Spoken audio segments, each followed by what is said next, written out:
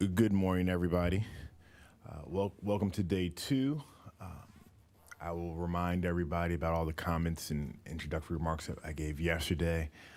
In terms of decorum, cell phones, please turn them off. But let's go ahead and begin. I believe witness Yakis was on the stand, and it was DCG's opportunity to cross-examine. So if you will call your witness to the stand. Certainly at this time, Your Honor, Washington Gas recalls Wayne Akis to take the stand, please.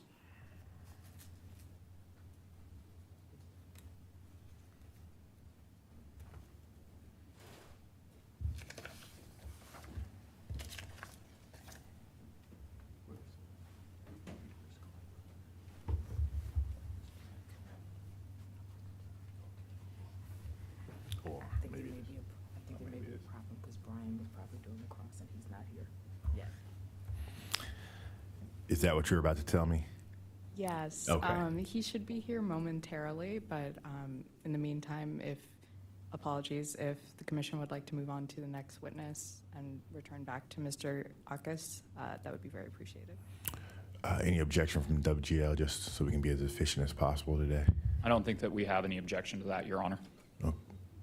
Oh, never mind. No problem.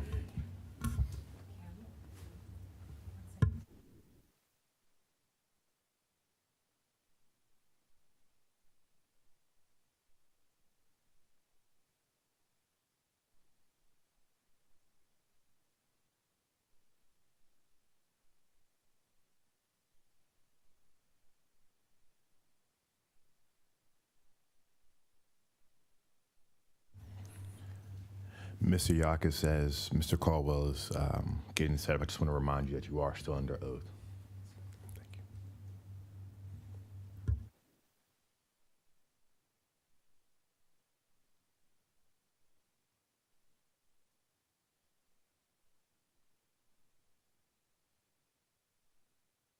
My apologies, Your Honors. No problem. Take your time.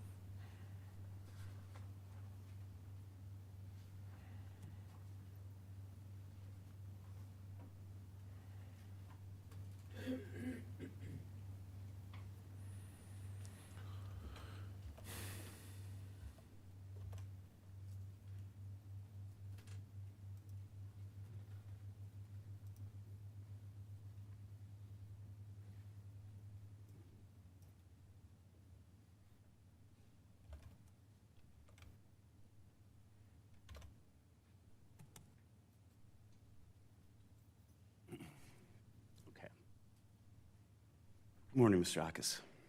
Good morning. Can you please confirm your role at Washington Gas? I am the Director of Construction Program Strategy and Management. Okay, and as Director of the Program of Construction Management, can you describe your responsibility for developing the annual project list under the district SAFE plan? So my responsibility in this role is to oversee the governance of the program, develop new programs, and to guide and work with the cross-functional team of engineering, operations, and so forth in developing the project list. Are you also the witness that's sponsoring the cost projections? Yes. How about the cost per mile data? The cost per mile, yes. And prioritization methodology in the district SAFE plan? I speak to the prioritization at a higher level, but yes, I'm partially yes. Okay. Who at Washington Gas compiled the cost per mile figures in Table 4 of your direct testimony? Give me 1 second here. In the attachment, WGA 1? Yes, I believe so. No, actually, your actual direct testimony. My apologies. Okay.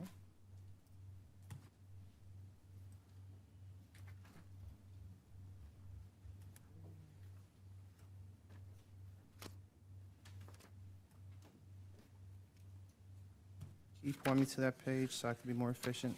I'm sorry. Yes, certainly. All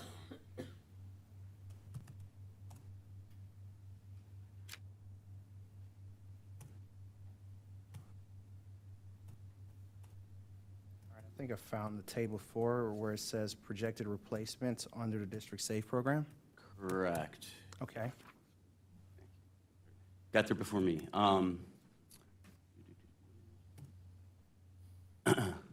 So who at Washington Gas compiled those figures? My team is responsible for putting together the program, so my team did. Who is on your team? Excuse me? What does your team consist of when you say my team? My team consists of regulatory analytical. I have 2 portions of my team, analytical and project and program development side of the team. And we work closely with our engineering, our distribution integrity management program team, and construction management. Okay. Is it fair to say your testimony relies substantially on Washington Gas's own internal cost data rather than an independent benchmarking study? I would say this table 4 does not show costs, it only shows units. So I'm trying to get my bearings around where the costs you want me to talk about.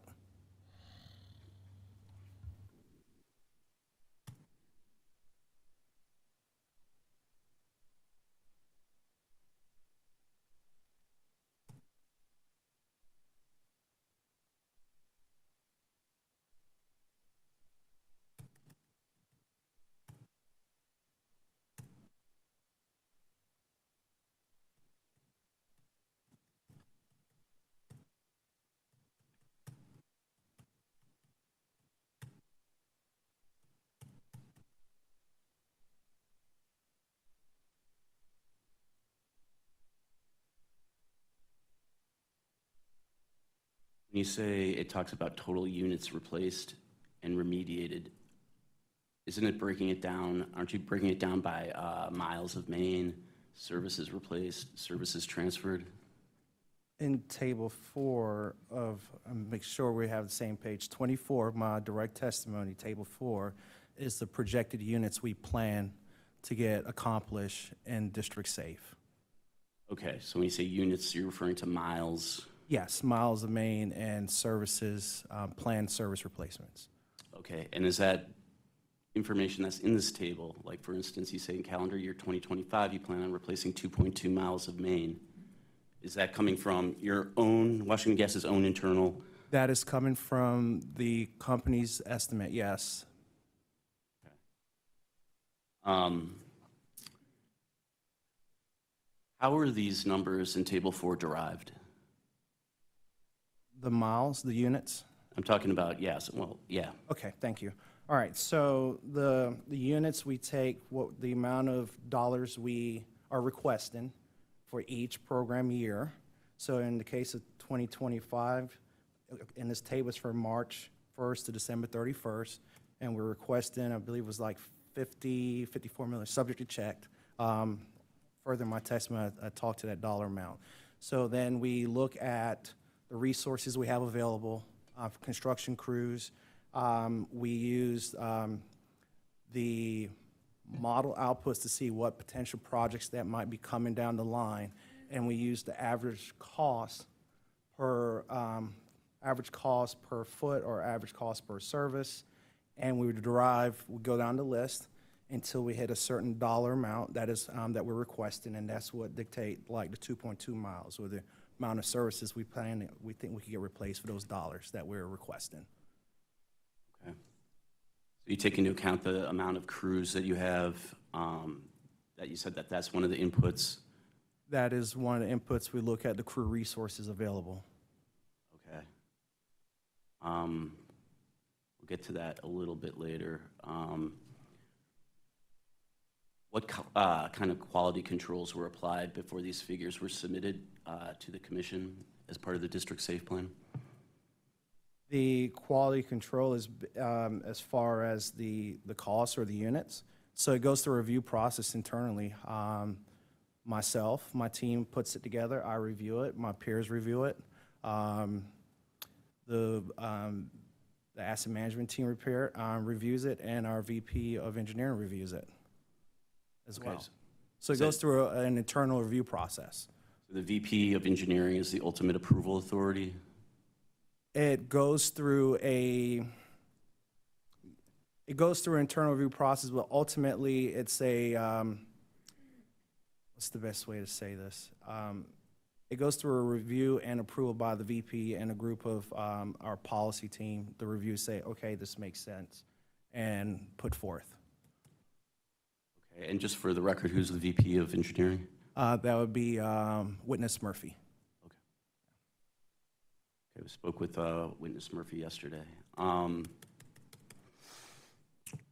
Order number 22003, paragraph 50, states that Washington Gas reported in 2022 that the average cost per mile of replacement was $7.8 million. Do you agree with that?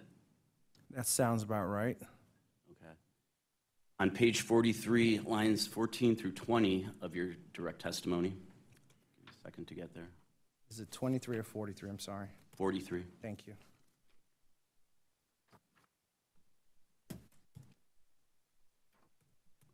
Which line number? 14 through 20. Okay. You appear to take issue with the $7.8 million, stating that in 2022, quote, the company replaced each mile of main, which included replacing and transferring all attached services and their associated costs for $6.4 million per mile. You see that? Yes. Okay. Just now, or earlier, the last question I asked you, you said you agreed with the $7.8 million. So which one is that you? There is a table where we say the average. Give me 1 second.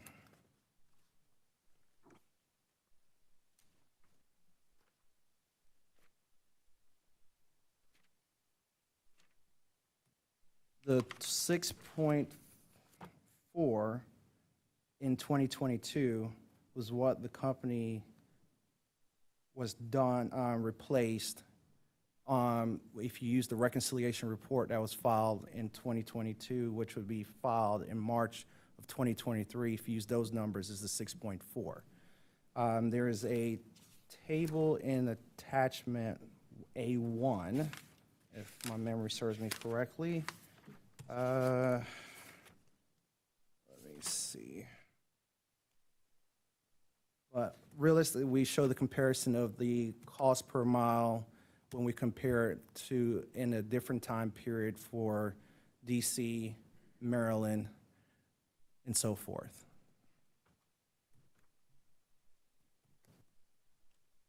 I'm a little confused. So it's because it's a different time period? It's a different time period where you get the different numbers. Okay.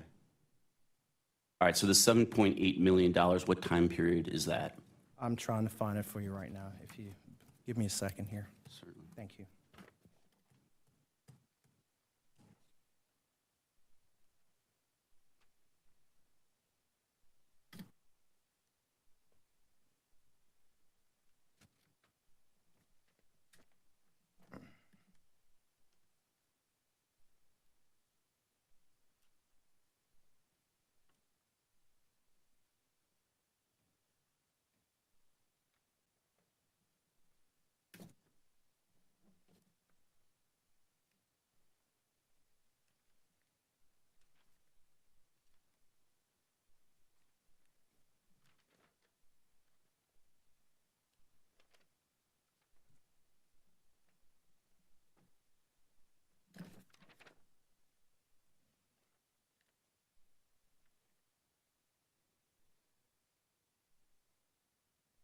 You know what, maybe I'll just withdraw that question. I'll ask you a different question. Sure.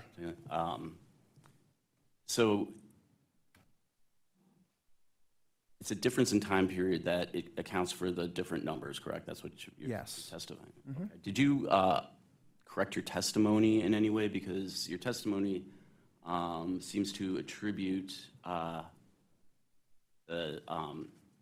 seems to characterize it as an error and attribute that $7.8 million figure directly to Commissioner Beverly when it's actually in. Sorry, let me ask you that. Did you update your testimony, or you filed any sort of like? No, my testimony is correct. At the time period for which it was, the response was written for, in regards to the response, the calculated number is 6.4 million.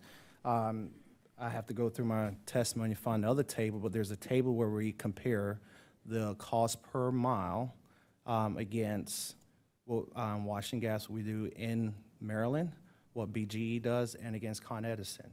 And that subject to check is about 7.8 million per mile. It's the difference in the time period. Okay.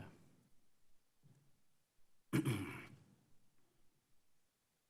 right, so you don't qualify your testimony in any way by explaining that it's the difference in time period that accounts for that.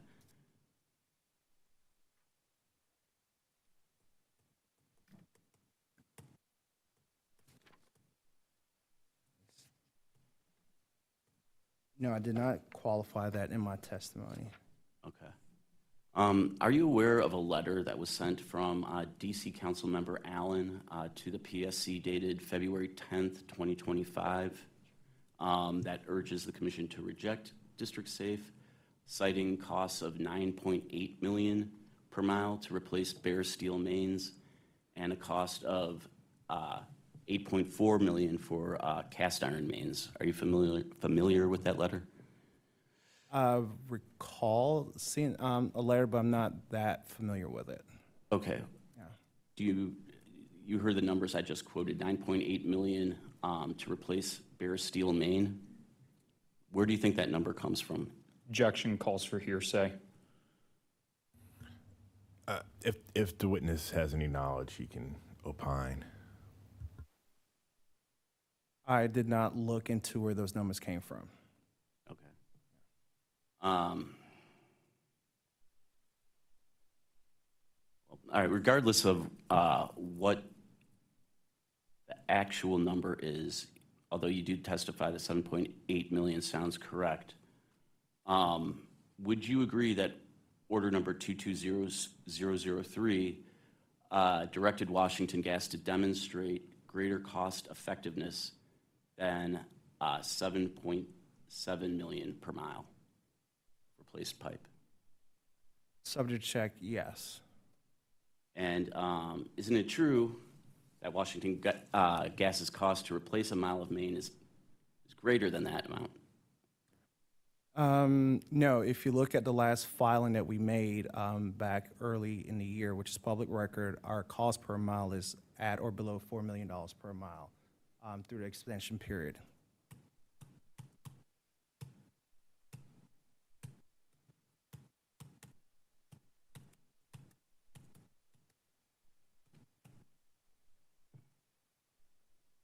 Through the extension period?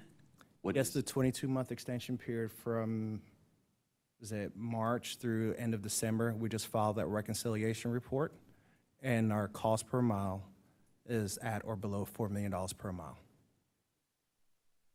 From March through December of The 2020? 22-month extension period we just filed that ended in December, our cost per mile through that period is $4 million, at or below $4 million per mile.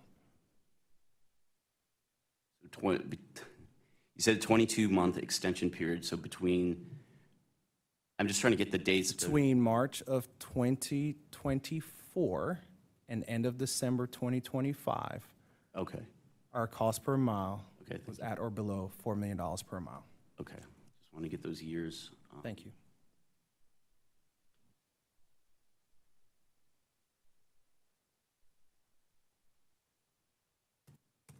Now, is that the cost of just to replace the main, or is that the cost of the main and associated service lines? That is Maine with associated services.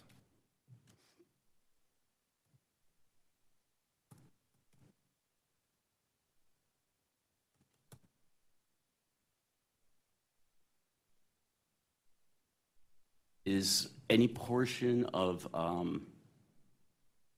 that amount that you said 4.4 million is the I said at or below $4 million per mile. at or below $4 million per mile? Is any portion of that miles that you're measuring, is that abandonment pipe? That does include the retirement or abandonment. We measure our cost per mile with abandoned facilities. So when we file reconciliation, we file it on facilities that are retired out the system. If you take that retired mileage with the dollars associated with that, you get to the under $4 million a mile. And how many miles were abandoned during that time period? About 12.3 miles.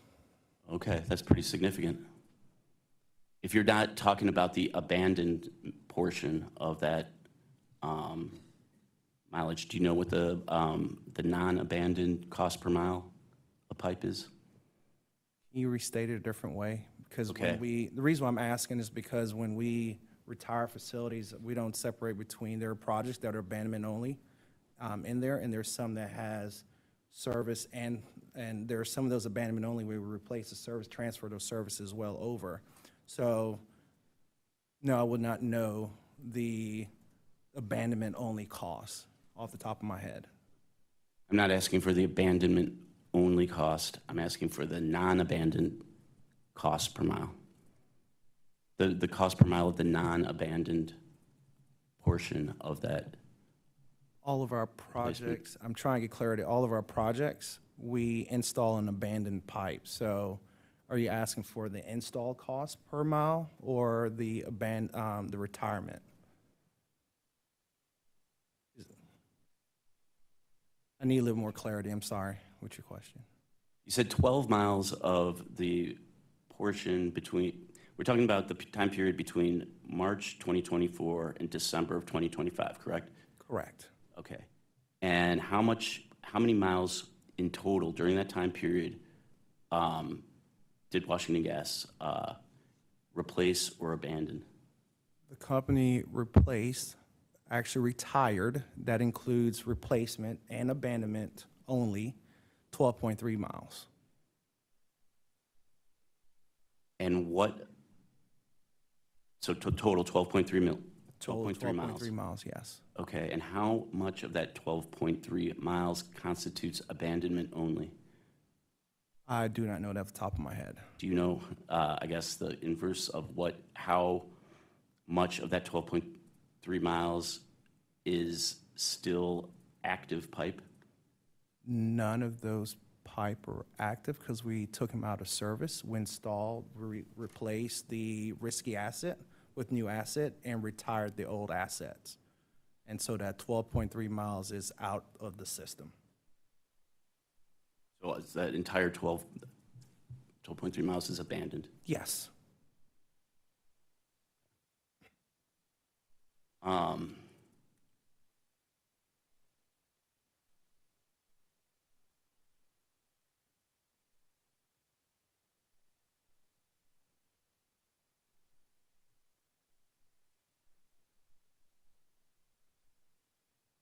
So aside from abandoning portions of the system, what specific engineering or procurement changes has Washington Gas made since order number 22003 was issued to try to bring costs down below that $7.8 million benchmark?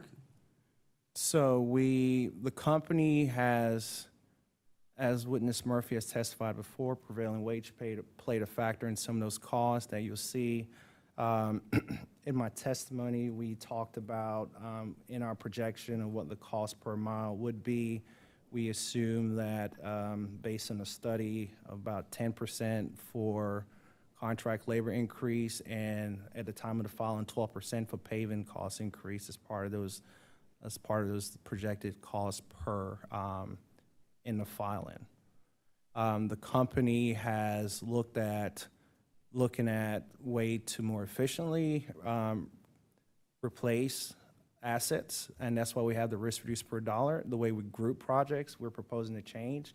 For instance, the service-only projects, we used to look at just the program and say, okay, we're going to replace bare steel.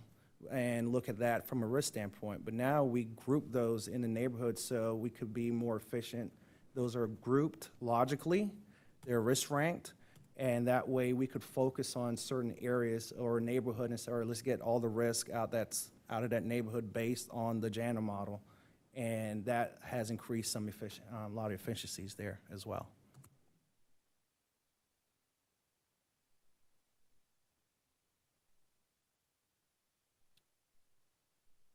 That's,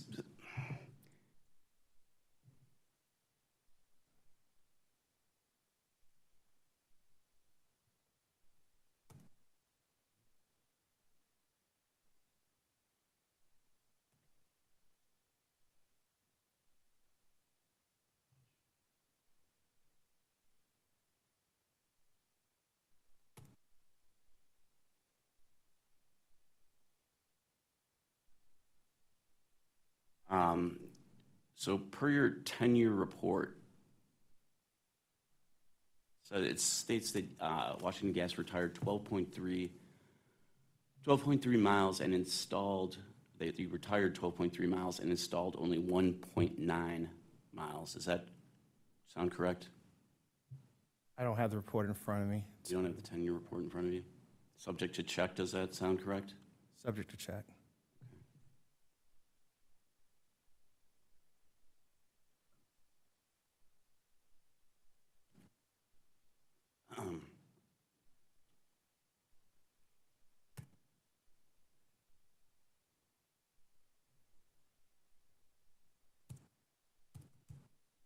So I'm sorry, can you please repeat what it was that Washington Gas did in terms of grouping services that lowered cost? So what we have with the JANA risk model and what we're proposing and what we have started to look at is the logically group, like for instance, from a service standpoint, they're geographically located in the, like if you use a neighborhood and we say we're looking at the assets in that neighborhood, we JANA risk rank those assets. And so we use the risk reduced per dollar metric. And so if that comes up and populates up, those are done. So the geographical location of those projects, instead of looking at bare steel or just looking at copper services, and it could be in two different areas, we look at services, and I'm using this example, in a normal geographical area for construction efficiencies. Okay, so that allows you to not take into account material type, correct? Yes.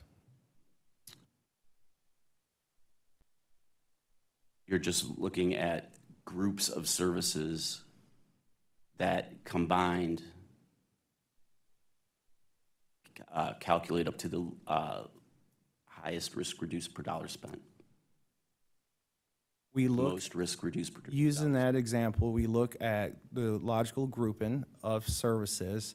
Its risk comes from the model, the risk model, and they're grouped together where it makes construction, more sense construction, but it's based on risk. So if it's up based on the risk reduced per dollar spent metric, it gets completed.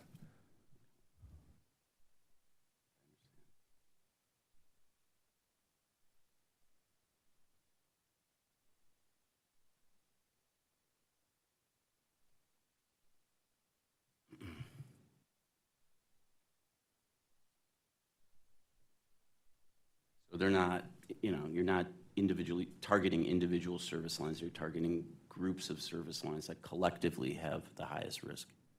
From a project perspective, there are, yeah. So doesn't that result in some services that don't need replacement to be replaced, or might individually have a low amount of risk being replaced? No, because it goes through the risk ranking tool. So if the risk ranking tool, which is JANA that's being used, say it's a high mitigatable risk, and you apply the cost to replace those services, and then you do the math to get your risk reduced per dollar spent, then it would, to maximize the amount of risk and be more efficient construction-wise, no, it would not do that. You just said that it doesn't, that methodology doesn't account for individual service lines, it accounts for groups of service lines, correct? They are grouped together logically by the SME, so by the engineer, This is me. subject matter expert. Okay, but that's still, that doesn't really answer my question is, within those groups that are grouped together, and what is a typical amount of service lines that might be in a group like that? It could be from around 10 to 30. Into 30? Yeah. 30 is like a maximum amount? No, it could, on average, it could be around that, but we try to increase, to be better efficient with the funds that we have. We try not to group anything less than 10, Right. but it could be less. It depends. Well, what would be like the maximum amount of services you would group together? That I don't know. You said 30 is about average? You would see, if you look on the project list, subject to check, you would see some, there's 30, there's some that's 20, there's some that's 10, and so forth. And some that are more than 30? Say it again, I'm And sorry. some that are more than 30? Maybe. I have Okay. to check the list again. but Okay. Subject to check. Could be Okay. some that's more than 30. Okay, but what's driving that risk reduced per dollar metric is the average of all of those service lines. It's the mitigatable risk associated with those service lines. Then you add the cost for replacement. Well, not add, but you estimate the cost for those service line, and then you divide the risk by that. You get the risk reduced per dollar spent. Okay, so it's an average though, correct? Among the group? Subject to check is not the average of, you say the average cost, there's the total risk Not necessarily the average. divided by the total cost for the replacements. Okay, but it's the total amount of risk divided by the number of replacements, By the total cost for those replacements. divided by the total cost for those replacements? Yes. Okay. But the total amount of risk, and we're talking about 30 service lines, let's say, that total amount of risk is the collective amount of risk for all the service lines, right? Yes. Okay.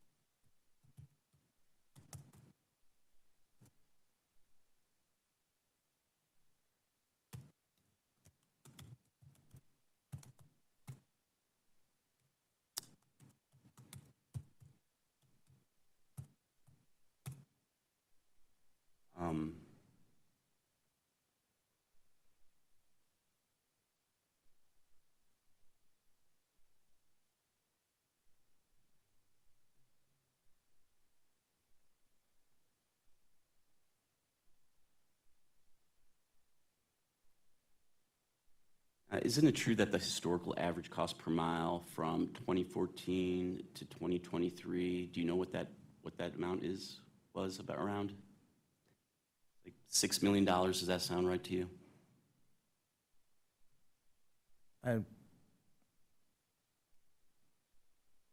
Could be, I'm not sure. I'd have to run the numbers.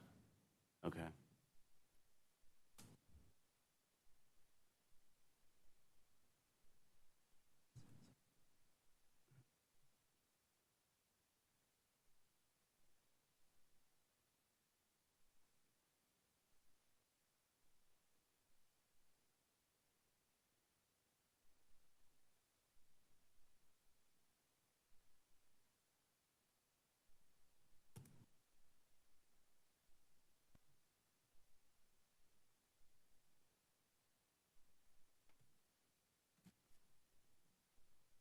Now, you mentioned in your testimony, you compared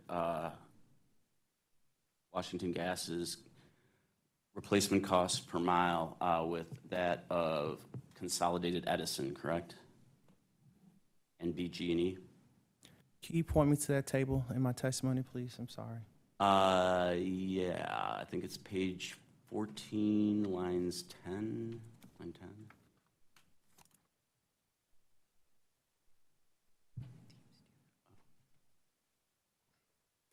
In my rebuttal testimony or in A1? In your direct testimony, Direct testimony. which is Exhibit C. Exhibit which one? C. Yes, but page 14 does not mention any cost on it in my testimony.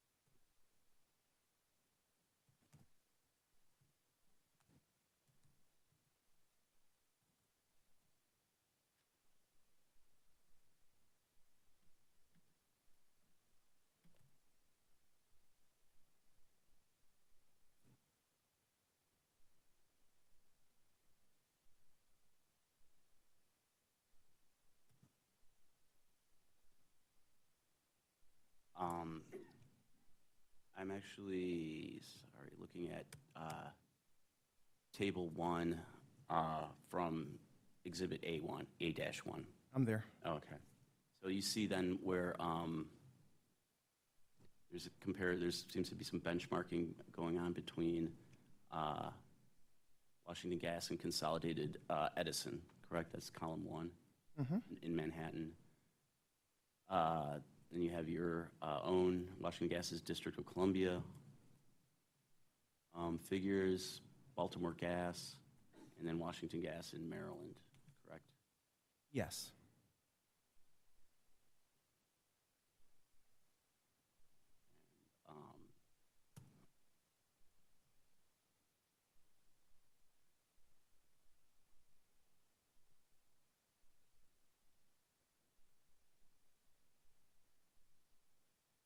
This just has the Manhattan portion of Consolidated Edison's replacement costs. But in your testimony, and I'm trying to find the site, don't you state that the overall cost of replacement for Consolidated Edison in New York is about $5 million per mile? It's about. Yes, that sounds about right. And the reason why there's a difference is if you look at footnote 18 in my testimony on page 21 of WGA-1, we only did Manhattan because the work completed in Queens, the Bronx, and Westchester County, which is majority of the work that Consolidated have done, does not, you're able to split those costs out and compare a more apples to apples cost of the cost for replacement in Manhattan, which is a concentrated city like the District of Columbia. Okay, I understand that, but what about for Baltimore Gas? It appears that Washington Gas's cost per mile come in about $1.2, $1.3 million more per mile than. That is correct, but they're also not having the same restrictions we're having here in the District of Columbia as far as construction is concerned. For instance, in Maryland, if you look at our Maryland price, it's $3 million per a mile at that snapshot in time. For instance, in DC, in Maryland, we could replace a service in 1 day. In the District of Columbia, it takes 2 to 3 days to replace one service, which increase your costs in traffic control and et cetera.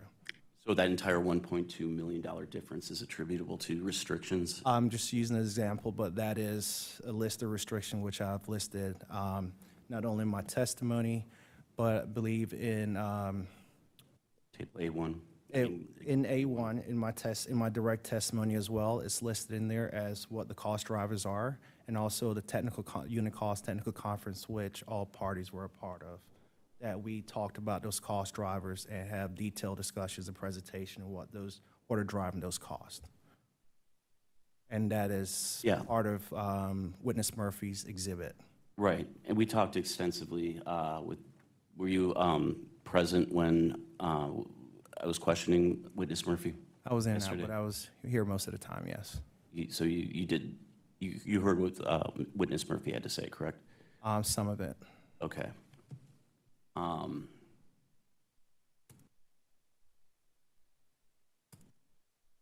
you agree with what he had said? Objection vague. Well, all right. Is there any portion of the testimony the Witness Murphy's answers that you think were inaccurate? Objection vague and lacks foundation as well. He said he heard some of it. Of the portion that you heard, was there anything that you disagreed with? Thank you. Please answer the question.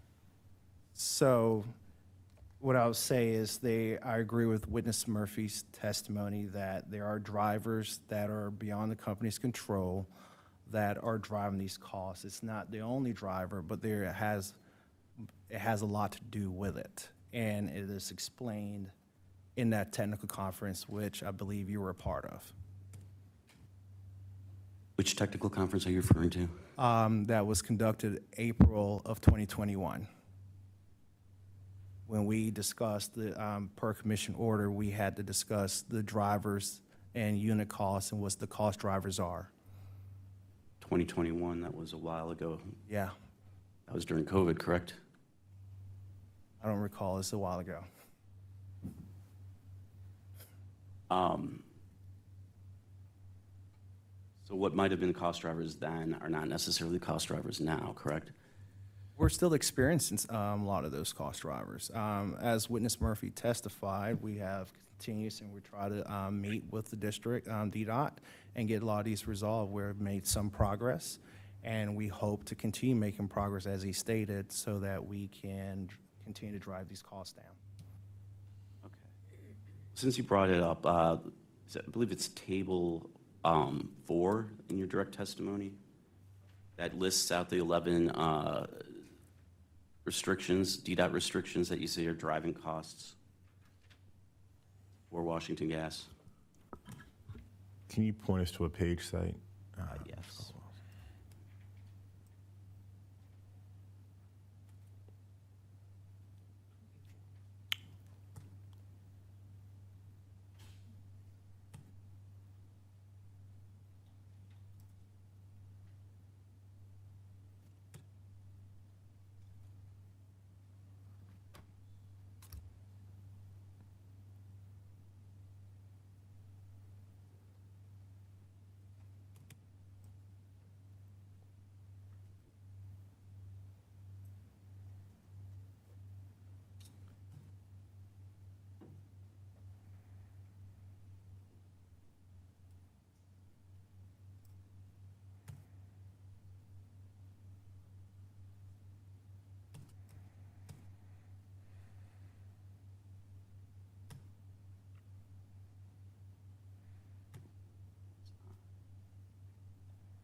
Sorry, it's not in your direct testimony. It's in the attachment A1. And that is, and it's, sorry, it's table 2 of exhibit A-1 on page 22 of exhibit A1. Yes, I'm there. Now, the table's entitled Operating Restrictions Impacting Washington Gas Costs with Corresponding Authorities and Enactment Year, correct? That's what the table stated, yes. Okay. And did you hear the exchange I had with Witness Murphy yesterday about when DDOT started enforcing its restrictions versus when the restrictions were enacted? Yes. Okay.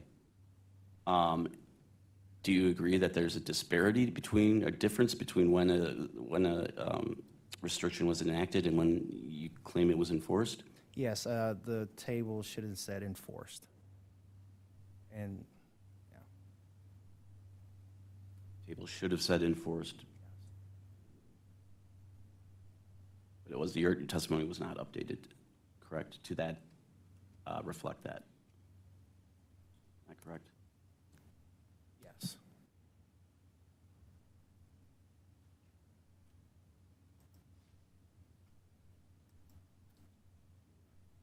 But you would agree that many of these restrictions on, listed here on Table 2 were enacted, the date that they were enacted predate the dates that are listed in Table 2, correct? I don't know when they were enacted because I did not read or see. This is just the dates that I have when they were being enforced. So I'm not sure if they were or not. So you But I'm didn't not- read any of the DDOT's comments that were filed? No, I did not read those.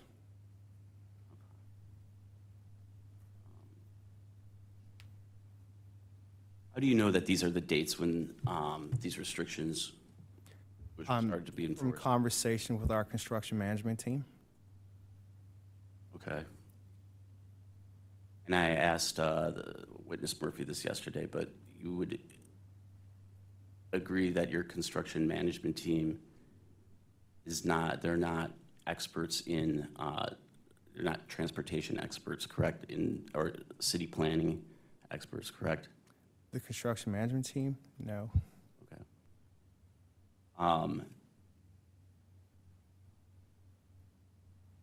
So through conversations with your construction management team, you determined that these are the dates when DDOT began enforcing these restrictions.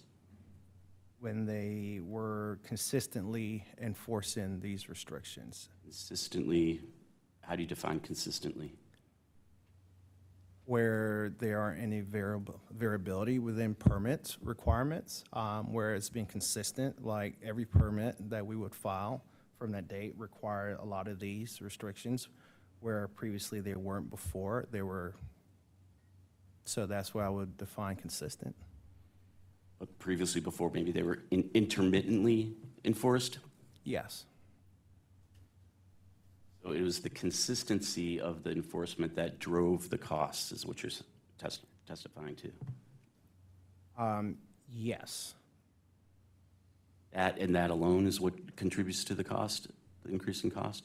Overall cost, no, as witness Murphy testified to that already, what goes into that.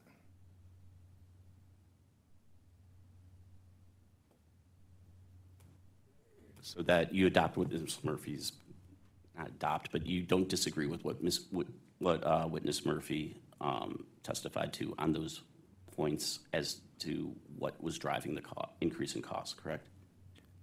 No, this is a part of the cost, so no.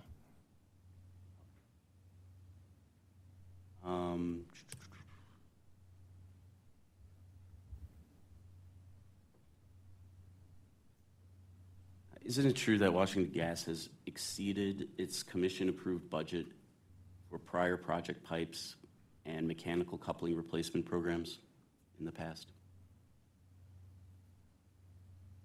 Which case are you referring to?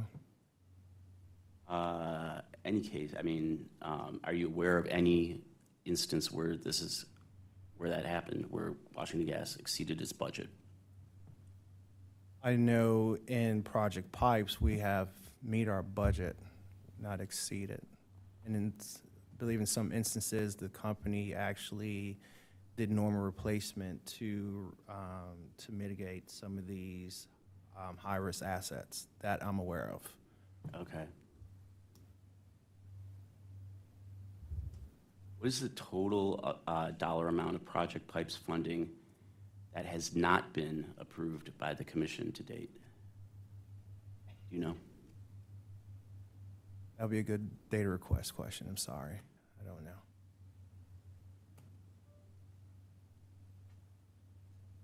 So you just testified that you had to recoup some costs due to, via base rate case as a normal replacement that would have otherwise been subject to accelerated cost recovery, correct? So let me explain it a little bit further. Thank you for that question. In Program 10, which has to do with AOP, there were caps on the recovery of those projects that could be recovered in advance of payment. And the company, because of the level of AOP work that the company had to complete, the company exceeded those caps and recovered those dollars in, or seek to recover those costs in normal replacement. Correct. Or in non-accelerated. Yeah, I understand. Okay. So those are the cost caps for the programs Washington Gas exceeded, and so had to recover them through normal base rates. You had no other choice, correct? If Correct. You were going to recover your costs. Mm-hmm. All right. What sort of mechanisms or accountability mechanisms, as opposed to narrative commitments, has Washington Gas built into District Safe to prevent this type of overspending? Objection, vague. I don't see what's vague about it. Narrative commitments, are there specific commitments that are being referred to here? That term is not defined for this witness to be able to respond. By narrative commitments, I'm talking about testimony or assurances versus actual operational mechanisms that have been incorporated into Washington Gas's method of doing business to ensure that costs do not exceed budgeted amounts. So the company has a project management team that's in place that manage the projects. So that's one assurance you have as far as that's concerned. We also have inspectors on the site, construction supervisors, construction managers that manages the project in the field as well, with our PMs that work hand in glove with our project managers. They also they don't just automatically approve stuff when there are changes. There's a electronic change log that if a contractor wants to seek changes to the contract or a pay item, they have to get approval before they can move forward with that work. And so those are some of the controls we have. We have meetings, closeout meetings that provide lessons learned to help us estimate better if we miss something on the estimate. So those are a few of the changes that we've made and have implemented to have the right controls in place.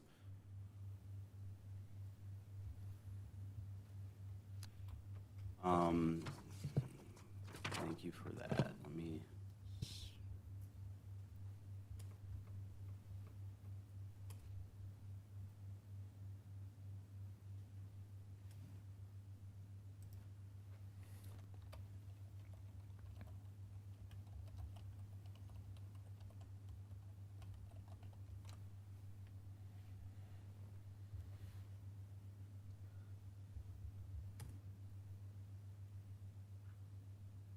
All right, just bear with me one second.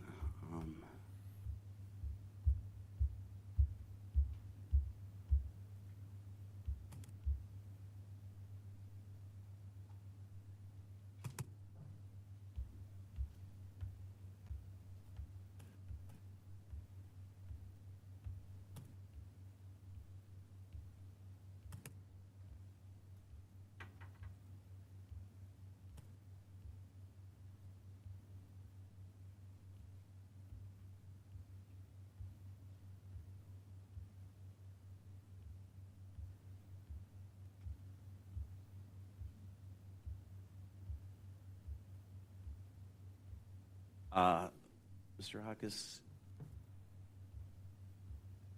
you have in front of you the updated exhibits that that the district government filed this morning. I'm not aware of what you filed this morning, so I have nothing in front of me.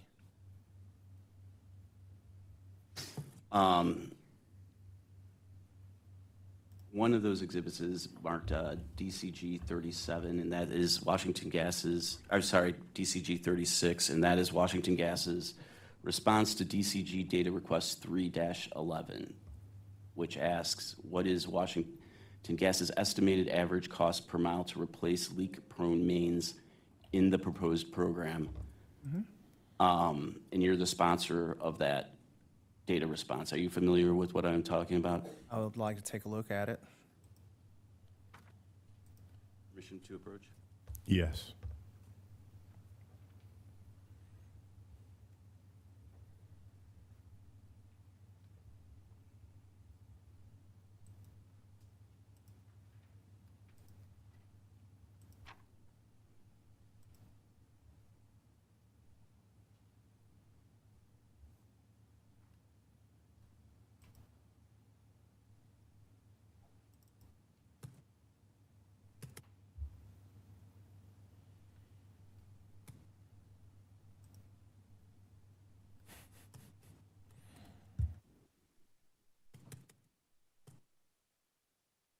Yes, I'm familiar with it. Okay.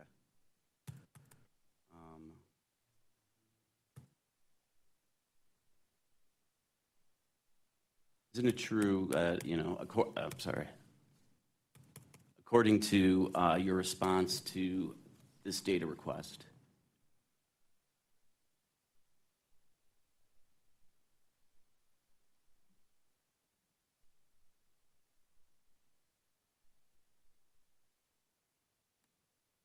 the estimated average cost per mile of main with affected services is 10.7 million?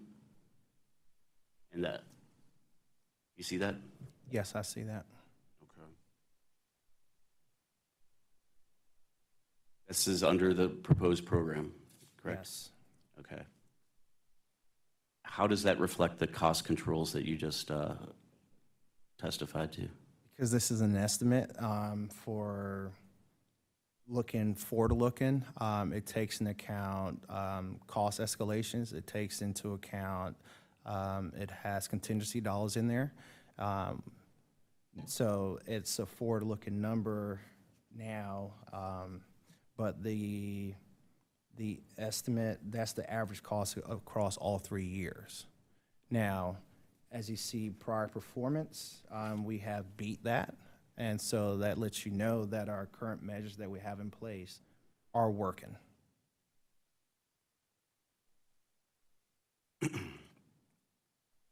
Also says that the average cost per service only replacements is $35,300. You see that? It's the same process, estimating process that was used to create the cost per mile, that was used to create the cost per service.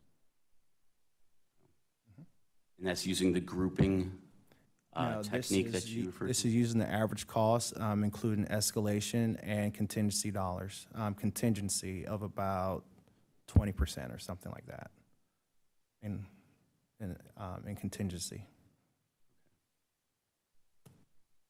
Does Washington Gas replace service lines that may be ranked high in terms of risk reduced per dollar spent outside of project pipes currently and going forward if the district safe is approved? Are there instances where Washington Gas will recover the cost to replace high risk reduced per dollar spent asset service lines through the normal cost recovery base rate process? Yes, there are instances, a lot of instances where the company recover costs for service replacements outside of pipes, or in this case, I'll just say pipes because we don't have a district safe program approved yet. So, Is that what it's called, service orders, or? there are, we call them scattered services, so there are various locations around the district. And so, yes, the company have replaced services that are not associated with the BCA. They could have leaked, or have an active leak, like it could have leaked or have leaked previously, and those will be replaced. Are those replaced at the request of the customer? Typically? No, those are replaced based on risk or safety concerns by the company. How are those safety concerns brought to the company's attention? So, for instance, if we go out and, in this case, a service, let's use the example you're going with. Say if there's a grade one, we found a leak on a service, and it's a grade one leak, we would repair, and then depends, it could be referred for full replacement based on the condition of the pipe, the service pipe.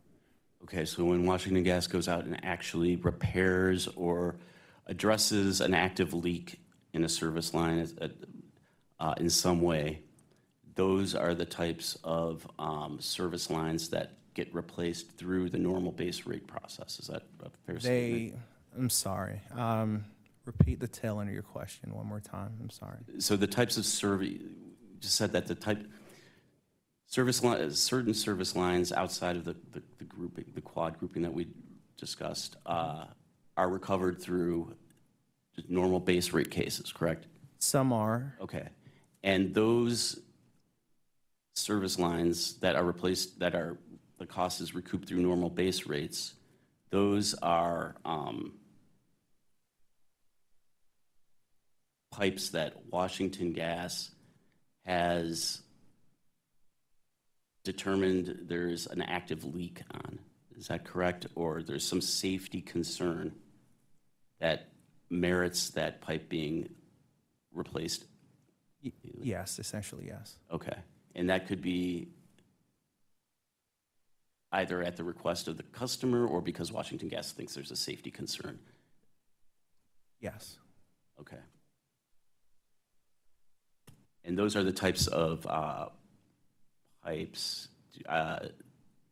in normal base rate cases that the costs are recouped. Are they normally recouped through base rates? I mean, or have those costs been determined to be imprudent at any point in time? Not, I don't know the prudency question, whether imprudent. I know that from a safety perspective, what I'm in control of is the accelerated replacement part of that program, the replacement of services. So if there's an asset that meets the requirements, eligible material requirements, it's recovered in the rider, and that's what I'm responsible for. If I'm responsible to make sure that if there discrepancy between the estimate and the actual cost, we have a variance explanation why there's a variance. That's what I'm responsible for as well. I understand that that's what you're responsible for, but are you aware of you're not aware of any instance, are you, when an actively leaking pipe that Washington Gas replaced, a scattered service, as you refer to it, was denied recovery in a base rate case, correct? I assume some are, or they are recovered in the base rate case in some shape or form. Right. Why doesn't Washington Gas try to recover these grouped service lines that we were discussing through base rates as opposed to accelerated cost recovery, since it seems like these service lines are costs that are being replaced through base rates are being approved? Objection, speculation, relevance, and then also vagueness as to the types and materials at issue in the question. The witness has already explained there's eligible materials, there's ineligible materials. So are we talking about eligible materials? Are we talking about ineligible materials? Doesn't seem to matter under the district safe plan because any material is eligible for recovery. The reason it's relevant is because if it's an actively leaking pipe, then it seems that Washington Gas is assured of cost recovery through normal base rates, whereas if it's not, if there's a risk that Washington Gas won't receive recovery through normal base rates, it groups it into accelerated cost recovery through this grouping process. To the extent the witness can speak about why Washington Gas prefer seek recovery through project pipes or district safe versus normal. He can speak to that if he knows.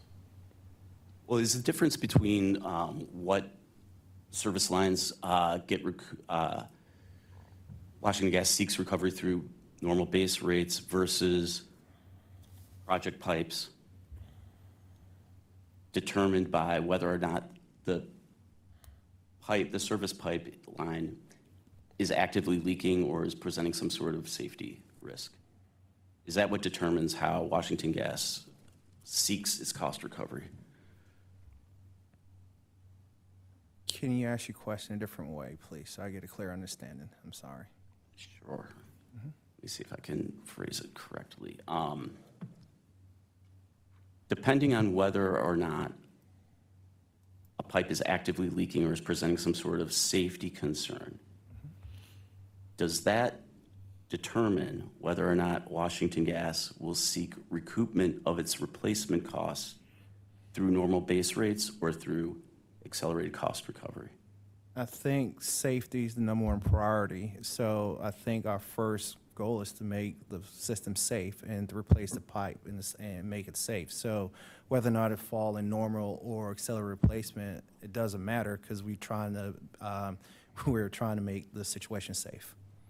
Isn't the purpose of district safe to replace pipes that are not actively leaking but may leak in the future? So project pipes or district safe is the proactive. I think the commission already made a ruling on that already, so I don't want to opine on it or a decision that the commission already made on that point. Okay. Is that why Washington Gas groups its services together in the way that it does? Because there may be some some service lines within those groups that may not actually present a safety risk in the future or fail in the future? No, the pipes that are grouped are eligible material, they're leak-prone pipe, and they're high-risk pipe. So we're proactively replacing them. So every service line that gets replaced through this grouping process is an eligible material? Are eligible material. They meet the criteria set forth in Order 17431. Right, that's for pipes too? Recovery, what about for district safe? They meet the requirements that were previously approved by the commission as far as eligible materials are concerned. We have not introduced any new materials.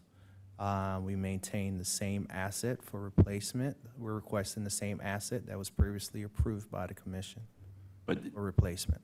But district safe doesn't have a material eligibility requirement or restriction. Any material could potentially be replaced if it meets this risk reduced per dollar spent metric, correct? No. The assets we're requesting for replace are cast iron, bare steel, unprotected steel, copper services, I think there's black plastic in there, but they were previously approved by the commission. We're not asking for any other materials that were not previously approved by the commission. Can you point to somewhere in the district safe plan where that restriction is laid out? It's in my direct testimony that we're not asking for anything new. It's in your direct testimony, Yes. So that's a narrative assurance. Is there anything in the plan itself that requires that outcome? The plan itself lists out the eligible material as well. It's right there in Table 3. Table 3 of WGA1, page 29.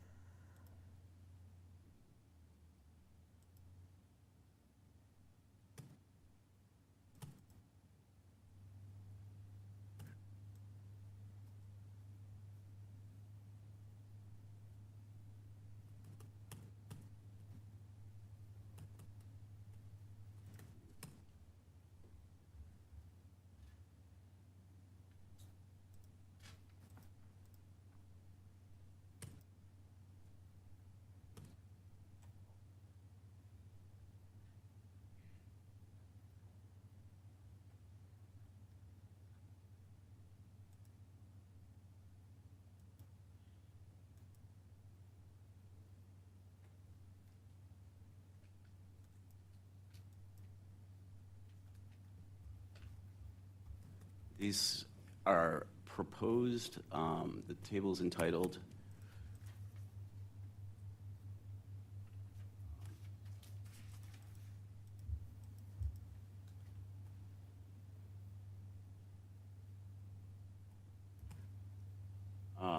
the table is called Proposed Asset Quantity and Strategy in Washington Gas's District Safe Program. Is that the table you're referring to? Yes. And these are being proposed as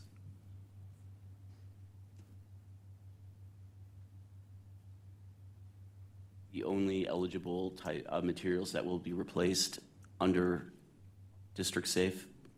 Yes.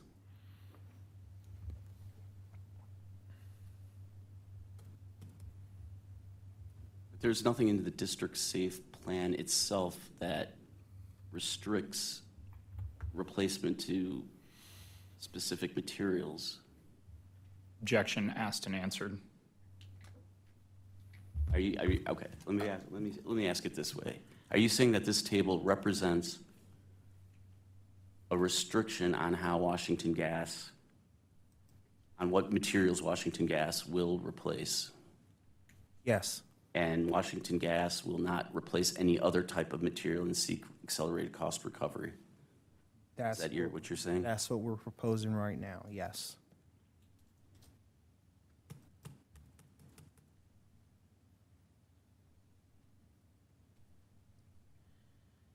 But what about the risk reduced per dollar spent metric? Isn't that what drives what assets get replaced, regardless of material type? Absolutely, and those assets that comes up that are not eligible that meet these material requirements will be completed under the company's normal replacement activities.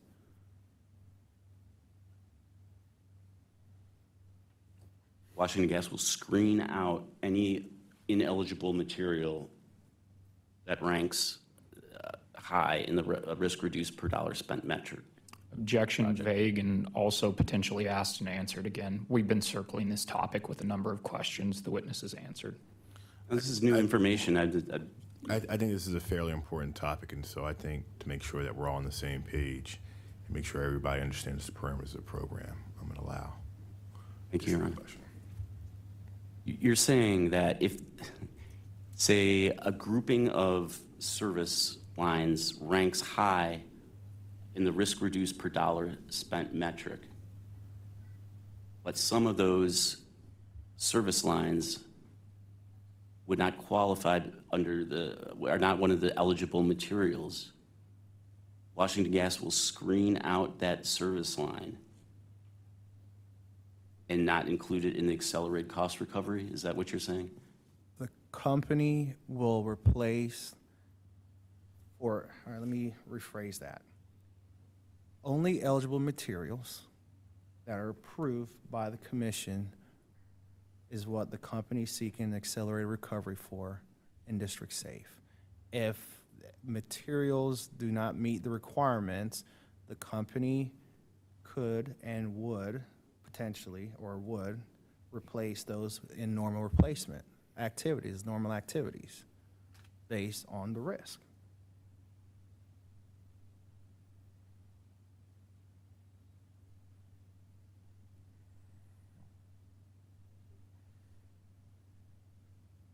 This is new information, because I don't see this offer commentary.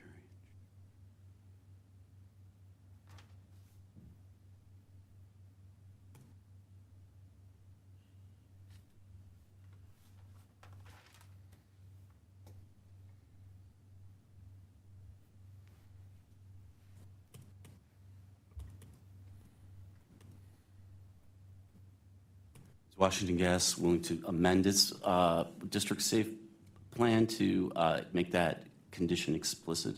Objection. That assumes a fact, not in evidence, that this is not explicit, and also is asking the witness to make a legal determination as to whether an amendment is necessary. If the District Safe application is meant to establish the parameters under which Washington Gas will seek accelerated cost recovery, then this type of assurance that witness Hawkins is making on the stand right now, I do not see contained within the current version of District Safe, and I'm asking if that is actually a condition of District Safe, whether that would be incorporated or the plan would be amended or revised, whatever the word is, would be changed to incorporate that condition. I understand what you're asking, Mr. Caldwell. Given that the commission is the final decision maker and we would authorize whatever program is ultimately implemented in this case, the commission will take into account all evidence heard here today. And if Washington Gas chooses to amend their application to make some parts either clear or more explicit, they can do that. But the commission is certainly taking note of all testimony here today, and here is what people are saying. Thank you, Your Honor. I turn to the issue of the skilled labor. And sorry, before you ask that question, Mr. Caldwell, I noticed on the cross-examination matrix you said M. Sorry, no, you did have an E. Sorry, you had an E. But yesterday you said about an hour, so I'm just kind of want to gauge for courtroom and everybody's staff about how much time you have cross-examination. Maybe. No pressure, but just trying to estimate. Yeah. Maybe another half hour. Okay. Thank you. You're correct in your observation that when somebody says an hour, that usually means more than. Okay. So turning to the issue of skilled labor, is WGL's internal crew utilization rate documented anywhere in this proceeding? As far as crew utilization, meaning, can you explain a little bit further or clarify your question, please? Well, let me ask you this, because Commission Order 22003 directed Washington Gas to provide the results of the formal assessment of internal versus external crew usage. You familiar with that? I stand by my answer yesterday that I provided OPC attorney.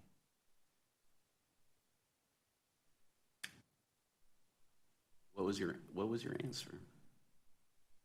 I could have the. Well, there wasn't a question there. Well, the question was, that's what the order says, correct? You agree that that's what the order says? Mm-hmm. Washington Gas did not comply with this directive, did it? The company provided a response in my testimony as C1, and the commission previously made an order to that, and the company would abide or will abide by the commission previous order.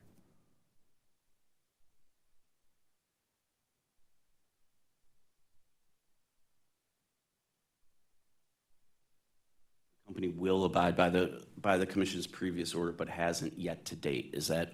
No, there was an order back earlier in the year that laid out what the company shall do, and we're going to abide by that order. Has the assessment been undertaken? And if so, how much progress has been made?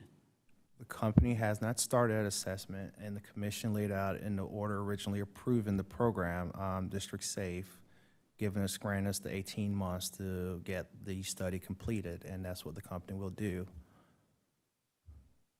18 months from when? From the approval from the order. From the order. Yes.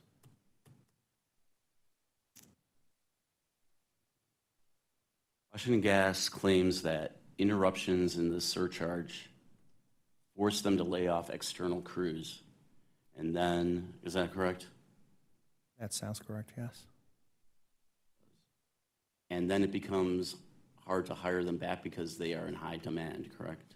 Yes. You also claim that external crew are hard to replace because it takes approximately 5 years worth of training before they can actually perform the necessary work. Is that correct? I believe that is correct, subject to check. Okay, given that the crew is in such high demand and difficult to replace, why wouldn't Washington Gas just hire them to work directly in-house?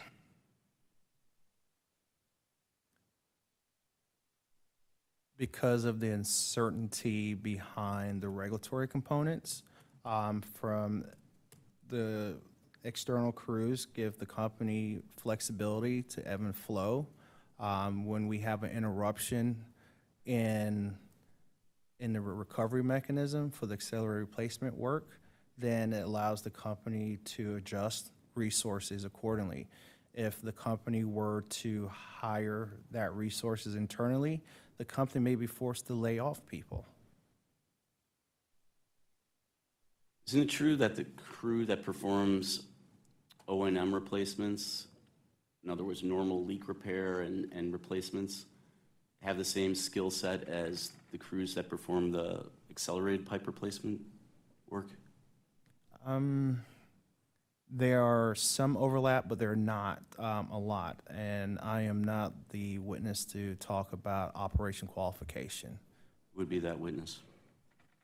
That I don't even know the person's name, but there's not a witness here. Maybe witness Murphy might be able to talk about it a little bit more, but that Maybe witness Murphy? maybe. I don't. But there are different skill sets that are needed for each activity.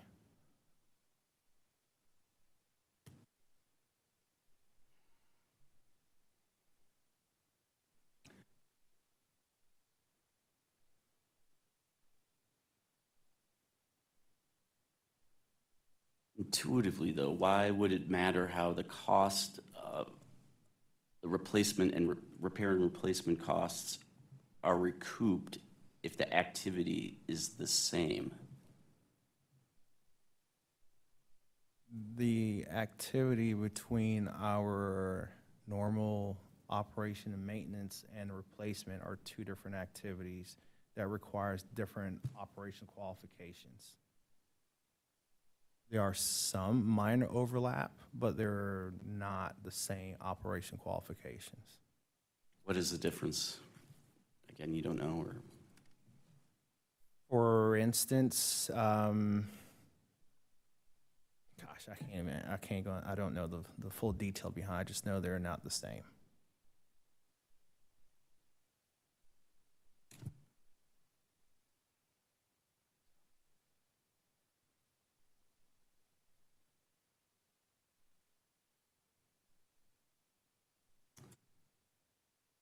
How many crews will be needed to expand the program to meet the targets that are set in District Safe?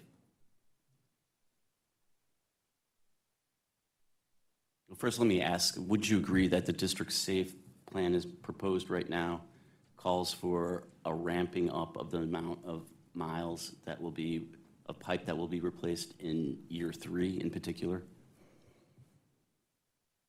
You mean the ramping up of crews or the ramping up of miles? Yes, the plans show an increase in miles in year 3. An accelerator, yes, that's what I'm referring to. Okay. Okay, so given that,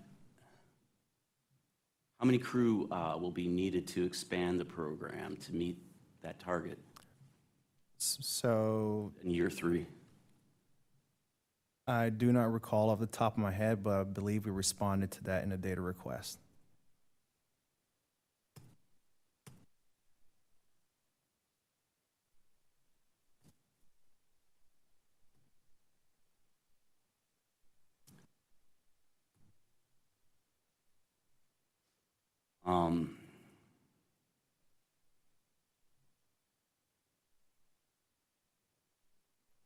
Washington Gas has a duty to maintain a safe and reliable system regardless of whether it receives accelerated surcharge recovery for pipe replacement, correct?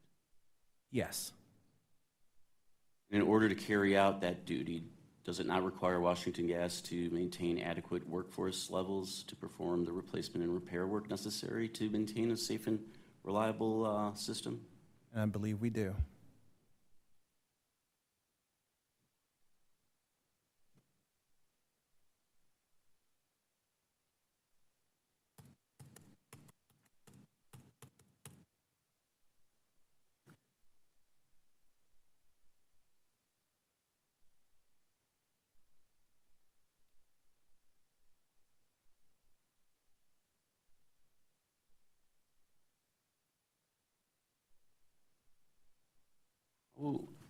How does Washington Gas intend to meet its year 3 replacement target, which is, well, first of all, would you agree that the year 3 replacement target is roughly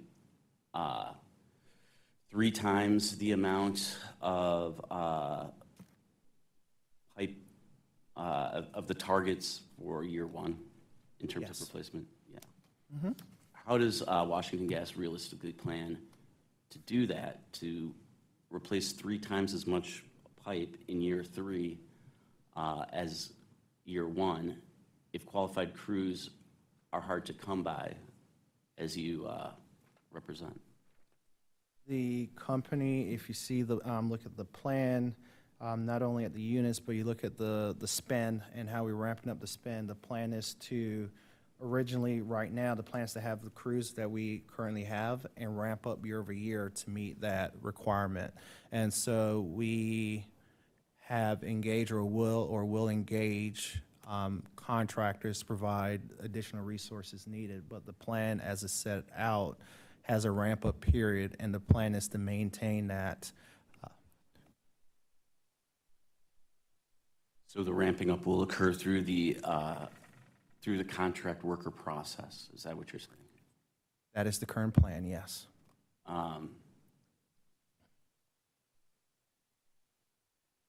So is there enough, are there enough of these skilled workers out there that Washington Gas feels that it will be able to contract that many workers to perform the year 3? Our supply chain has begun engaging, and our construction performance management team has begun engaging contractors with the resources. Now, it has been difficult because of the up and down of the program with the start-stop and some of the spending limits. So it's a little bit difficult, but we're engaging to get that there. So we have, that's why you see the ramp up year over year to get us to that point.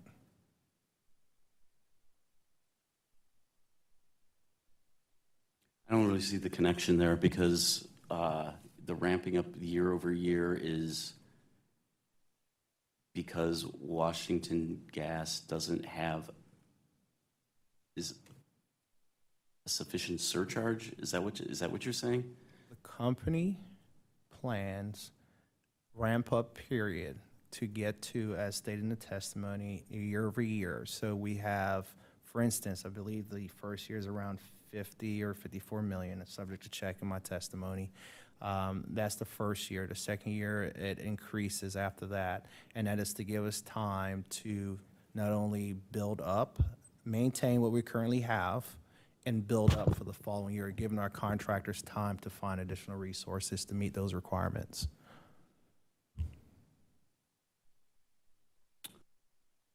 What if the surcharge ultimately doesn't increase over the year, but is flat? It stays the same over the 3 years that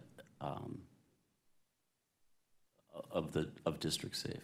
Well, we'll have to adjust the units that we present that could be attained, and we'll match it with the resources available. So it's possible then that the year 1 targets will increase and the year 3 targets will decrease? Is that what you're saying?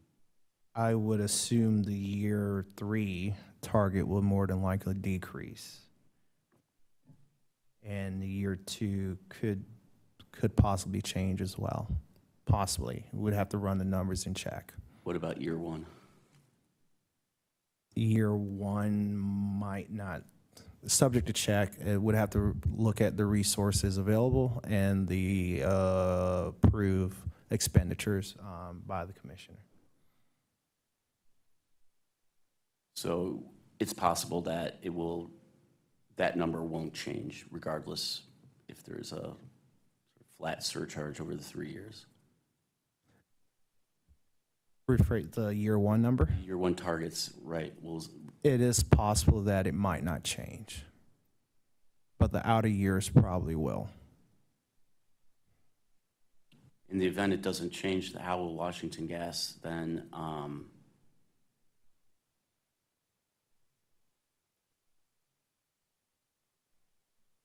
it seems like there will be an excess amount of surcharge revenue available if there's not enough crew to perform the targeted work amount. What will Washington Gas do with that excess surcharge?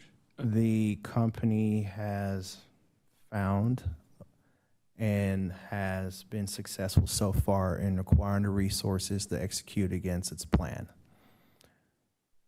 So I currently do not see that as a impediment to executing against proposed units, because we have successfully executed even with the prior, I call the current district pipes to performance. So I don't necessarily follow what, how the logic there based on what you had testified to previously, but I just want to ask whether you have your data responses up there on the stand with you. No, I do not. So do you have you don't have your response to District Government Data Request 118? Not on me.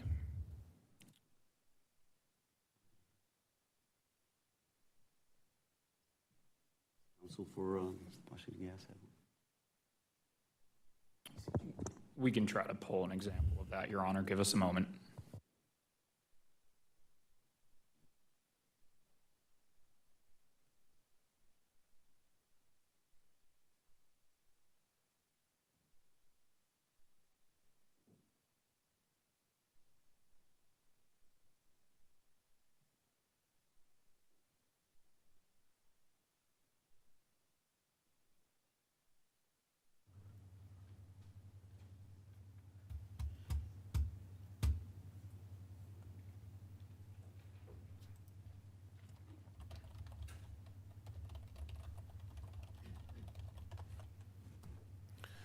Is this one of the pre-filed exhibits? It is. Okay. It's already in the record, Your Honor. Thank you.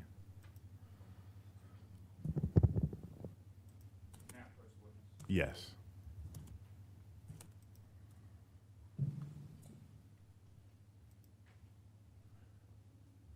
And which exhibit is this? This is Washington Gas's response to DCG Data Request 1-18. You are the sponsor of this exhibit, correct? So sorry, Mr. Cole, let me just make sure I understand. So this is not currently a pre-filed exhibit where it is? It is in the record, Your Honor. Right, but it does not have an exhibit. Doesn't have an number. exhibit numbered. Okay, so can we give it an exhibit number for the record?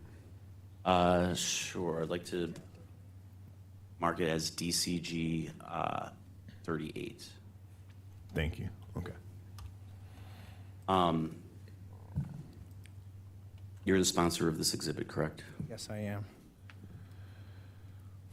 And the question asks, are there differences in terms of in-house versus contracted labor, skill sets and union membership in the contractors Washington Gas works with or individuals Washington Gas employs to carry out pipe repair activities versus pipe replacement?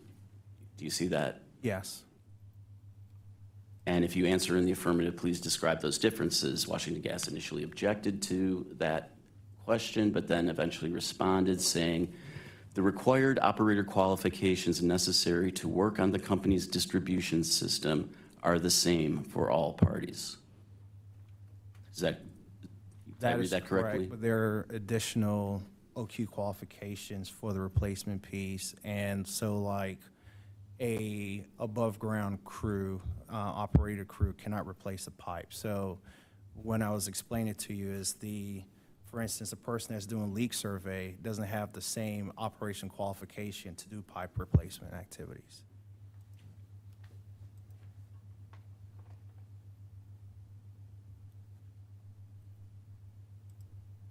But that conflicts with what your statement says. The operator qualifications necessary to work on the company's distribution system are the same. In the example I was providing, this is correct. The example where we were talking about is the difference between where we're using the example with the above ground finding leaks and actually doing pipe replacements. There are two different sets of crews and two different sets or different operation qualifications that have to be met to carry out the pipeline replacement activities.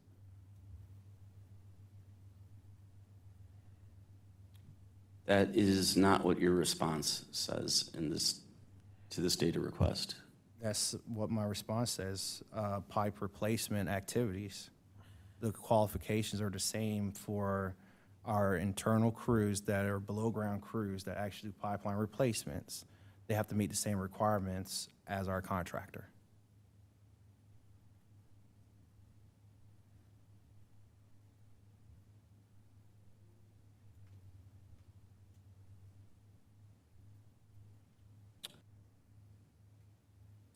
So does Washington Gas only contract out underground work? Or does it have in-house labor staff that does that? Underground Repeat your work. question one more time, I'm sorry. Sure. You said you appeared to draw a distinction between underground work and above ground work, and that there's different qualifications for each one? Yes, Okay. Does Washington Gas have in-house crew that performs underground work? yes, we do. And does Washington Gas have contractor crew that performs underground work? Yes, we do. And does Washington Gas have in-house crew that performs above-ground work? Yes, we do. And does Washington Gas have contract out some of that above-ground work? I believe so, some of it. The above ground work, some of it, yes. Okay, so the in-house crew that does both above-ground work and below-ground work has the same qualifications as the external crew that Washington Gas uses to perform above-ground work and below-ground work. Is that correct? So the operation qualification for above ground work is different than the qualification for below ground work. That's why I asked it as, Yeah. right. Yeah. Okay. So Washington Gas does maintain in-house staff to perform replacement work, and those that are qualified to do so, or as qualified to do so as contract workers that Washington Gas uses for that purpose. The company's operations maintains the system, and they're able to do small work, but the larger replacement activities, like what we're talking about here, they're not. I'm not going to say they're incapable. They're not able to do at this scale or even at this level of activities. They do small replacement activities. Is that because there are not enough in-house crew to perform the large activities you're referring to? I think it's to do with the equipment needed and so forth to support these type of activities, which would increase costs on the operation and maintenance side of the work.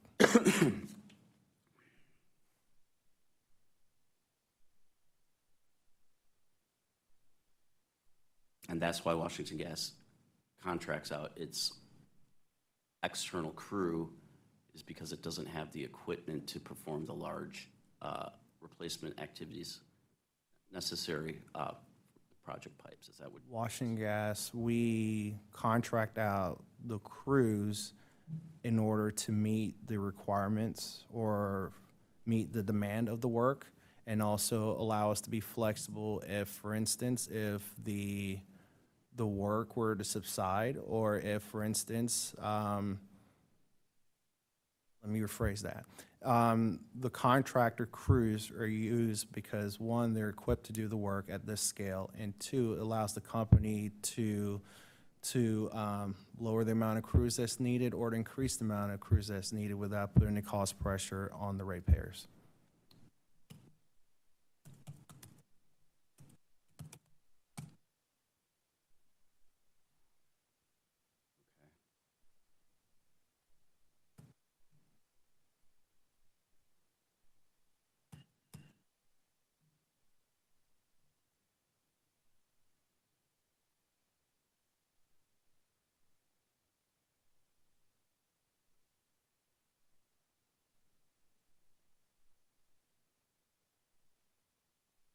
So to what extent is Washington Gas's ability to retain skilled workers to perform the necessary pipe replacement work dependent upon Washington Gas's receipt of surcharge funding?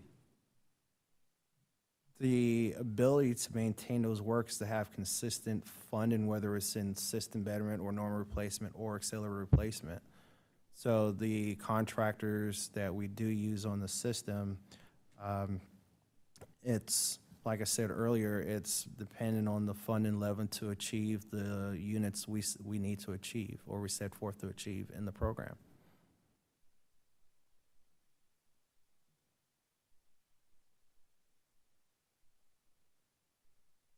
The amount of crews dependent upon the surcharge that Washington Gas receives to perform replacement work, is that what you're saying?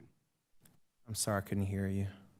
So the amount of crew necessary to perform the work is dependent, it sounds like, what you're saying, on the amount of surcharge revenue Washington Gas is authorized to receive. Is that? I don't think that's what I said. I said the crews are set. Paraphrasing, but yeah. Okay, I think, appreciate it. I think what I'm saying is what the company proposed, the company seeks the crew resource, the qualified crew resources to execute that we propose. It's tied to a overall budget. And so the two interplay with each other so that we could attain the targets that we set forth in the plan. Okay, but you said that you might not be able to attain the year one level of funding if it's year one targets, or I should rephrase that. Your year one targets would not increase if the amount of funding were the same as the year two and year three target revenue. The year one target, since the spend at which we're leveling, we have the units associated with those spends and the crew resources based on the plan that will level us out to where we are. The plan incrementally increases, so we need to attain more crews to achieve those other units. So if, for instance, if it stayed a flat like in pipes 2 at, say, $50 million a year, we have the crews already on hand to maintain that flat dollar amount. And I believe that's what I was trying to explain to you earlier. Okay.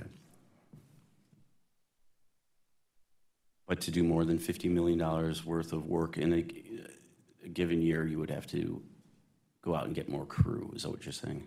That is what I'm saying, yes.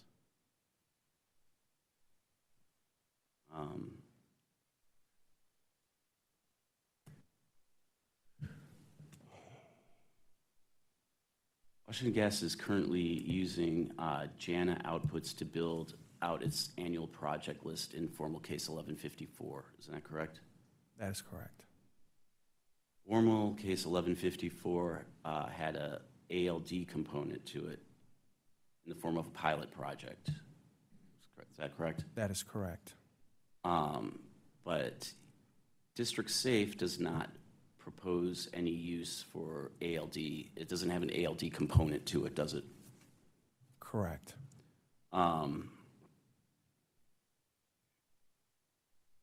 If the commission were to require Washington Gas to start using ALD as part of its regular operations by performing regular gas system mapping and or measure leak flow rates, would Washington Gas utilize the data collected from the ALD activities to refresh the JANA inputs related to the asset's leak history? Objection calls for speculation and also vague as to a number of terms. Which terms? Which terms is it vague? Refresh the JANA data. What aspects of the JANA data are you referring to be refreshed? All right, I'll rephrase. Would the results of the ALD be input into JANA to update the leak history of the assets? So the ALD, advanced leak detection, just identifies an emission right? That's there. The company then ground truth that to verify whether or not it's a gas leak or not. Once it's been verified as a leak, and as witness Stuber testified that it's been verified that it is an actual leak and repaired, those repaired leaks then goes into the model. That's what I was going to ask, because witness Stuber testified that only those leaks that are reported to PHMSA and this commission get input, only those leaks get input into the assets leak history, correct? The Objection. verified leak. Objection. Counsel is testifying at this point as to what another witness said on the record. That witness's testimony stands as it is. Commission's recollection will control in terms of witness Stuber's testimony and how leaks are inputted in.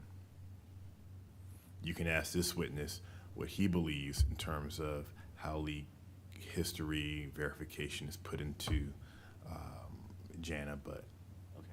So you're, let me ask you this. So if the Washington Gas ground truths a leak detected by ALD, but that leak is not repaired or otherwise acted upon, reported to PHMSA, that information would not be part of the JANA database. That wouldn't be input. That fact that has been ground truth would not go into the JANA database as leak history for that asset. The ground truth and is verified as a gas leak, that leak, to the best of my knowledge, is inputted into the JANA model. It is, Yes. regardless if it's reported to PHMSA? The company reports the leaks to PHMSA. So it's the leaks that are ground truth and verified as gas leaks are inputted into the JANA model, to the best of my knowledge. What if they're not repaired?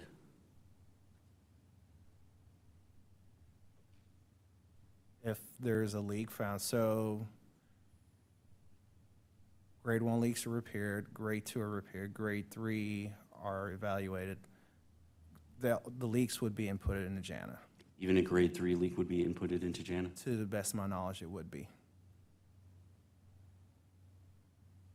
So it's not, so what gets inputted into JANA in terms of leak history is not dependent upon whether or not an asset is repaired? Is that what you're saying? If it's found to be a gas leak, it's, whether, to the best of my knowledge, it goes into JANA, but witness Stuber testified to the detailed process of that, and I would default to his testimony.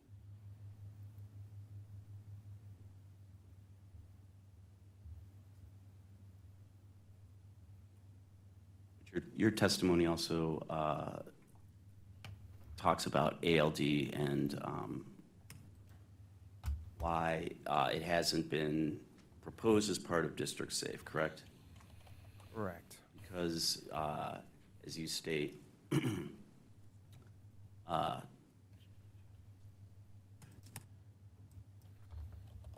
at the time you submitted your testimony, your direct testimony, there were regulations that were being proposed by PHMSA, correct? That addressed the use of advanced leak detection technology, and you were waiting for, is that correct? That sounds correct, yes. And Washington Gas was waiting for those regulations to be finalized before it proposed some sort of use for ALD as part of its District Safe protocol, correct? Yes.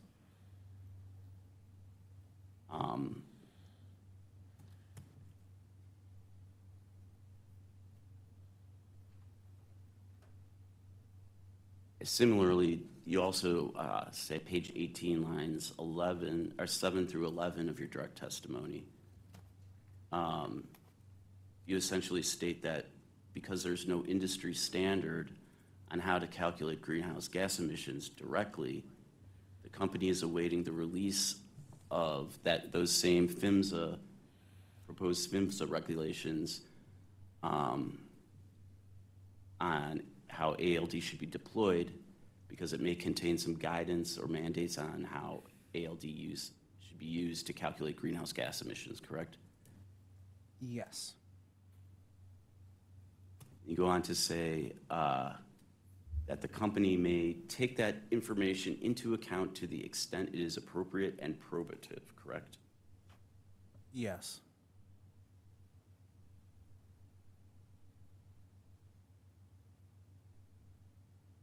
You say, your testimony states that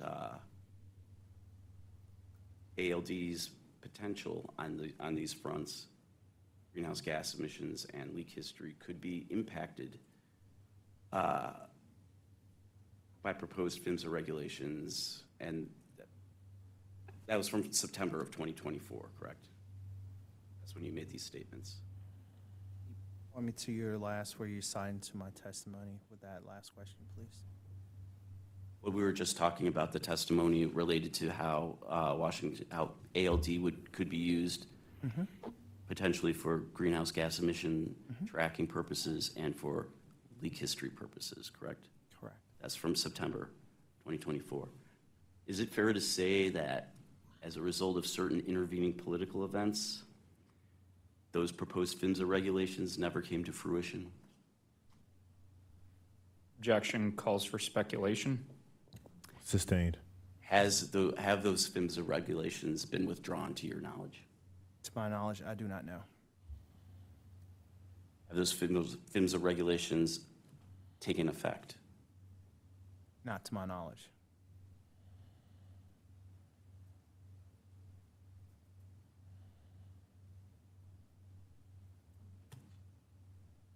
You do not know whether or not those PHMSA regulations have been withdrawn?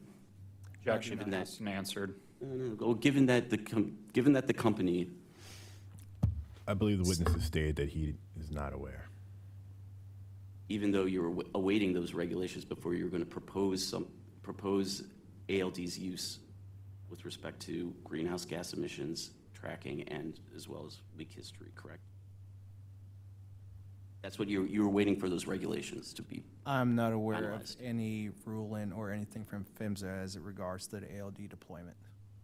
Thank you.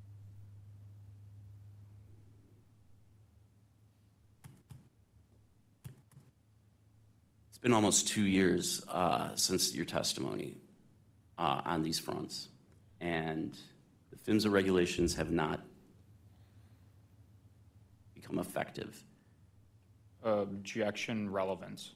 I'm not done with my question.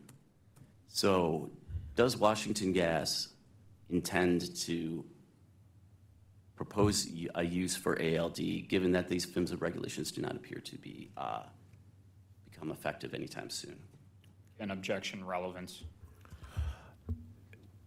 Your Honor, Whether or not Washington Gas intends to come up with their own guidelines for ALD usage, if the witness knows, he can answer. testified that he was waiting the regulations to be issued to. Right, Yeah. he said that he's not aware of them being issued yet, and I think the question now is Washington Gas going to do something internally? Yes, thank you. So to the extent that he's aware, he can answer that. Thank you.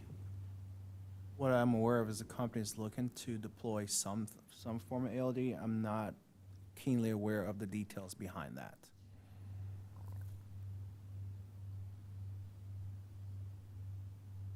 You're not aware of the details, but are you aware of the general purposes for which the ALD will be used as it relates to district safe?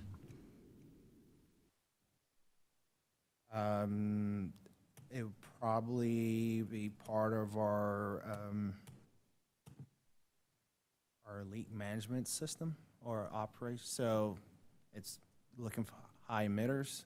We're going to ground truth them, and that's the far as I'm aware of what we're planning to do or might be doing. That's outside of my purview. You're not aware then if that that ALD's in the ground truthing process will be incorporated into the JANA model? Or Objection asked and answered. Sustained.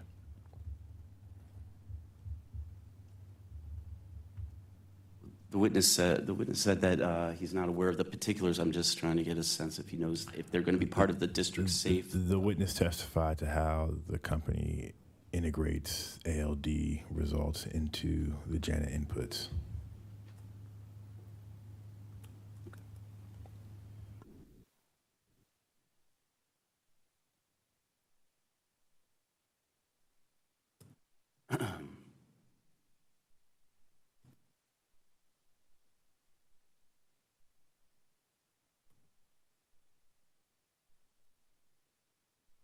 At page 19, lines 6 through 8 of your direct testimony, you state that there is approximately 15 miles of cast iron main segments without any active services attached that the company is evaluating for potential abandonment, correct? Yes. First, let me stop to ask whether Washington Gas has completed its abandonment evaluation for these 15 miles of cast iron main, or any part of that 15 miles. I believe we submitted documentation on the record in a filing with our proposed 2026 project list that details out those 15 miles.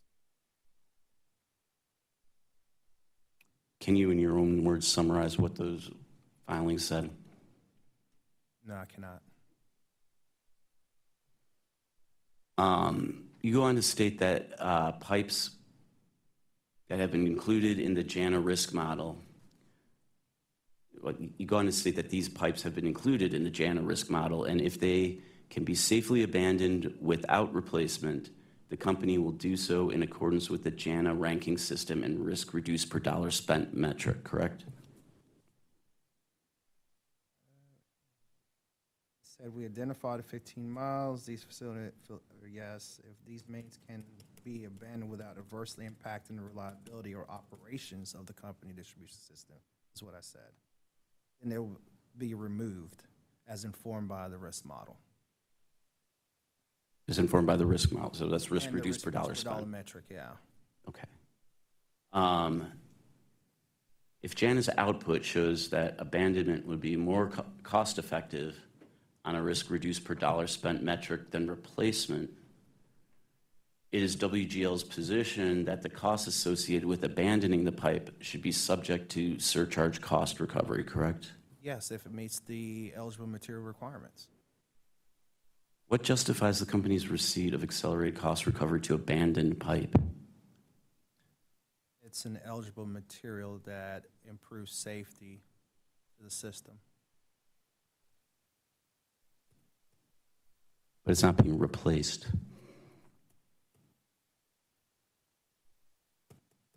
Is that a question? Yes, because isn't the purpose of the surcharge to accelerate funding for replacement activities? The purpose of Project Pipes for District Safe is to proactively enhance safety and increase reliability. And retiring that risky asset out of the system is increasing safety on the system. Isn't Washington Gas already being compensated through the depreciation process for costs associated with retiring its assets? Objection, outside the scope of this witness's testimony. It's not outside the scope because it's related to the cost of, if the company's receiving compensation for abandonment costs while also receiving depreciation, which takes into account the cost of retirement of the asset. Mr. Caldwell, can you talk to me? The objection is still on the floor. Yeah, Is there anywhere in the testimony where he talks about depreciation of assets? He doesn't talk about depreciation of assets, but it's related to the concept of abandonment, which is what I'm trying to establish with this question. Mr. Yakas, do you have any knowledge of depreciation and how assets are recovered, or the cost of assets are recovered through depreciation? No.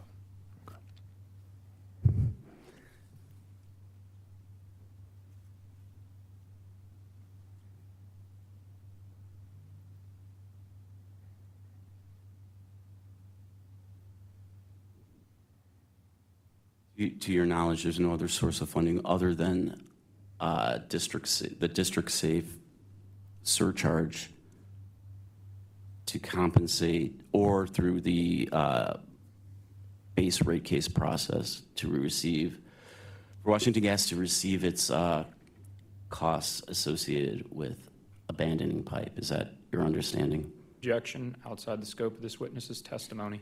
I'm just trying to get to. If the witness has any knowledge. No, I do not.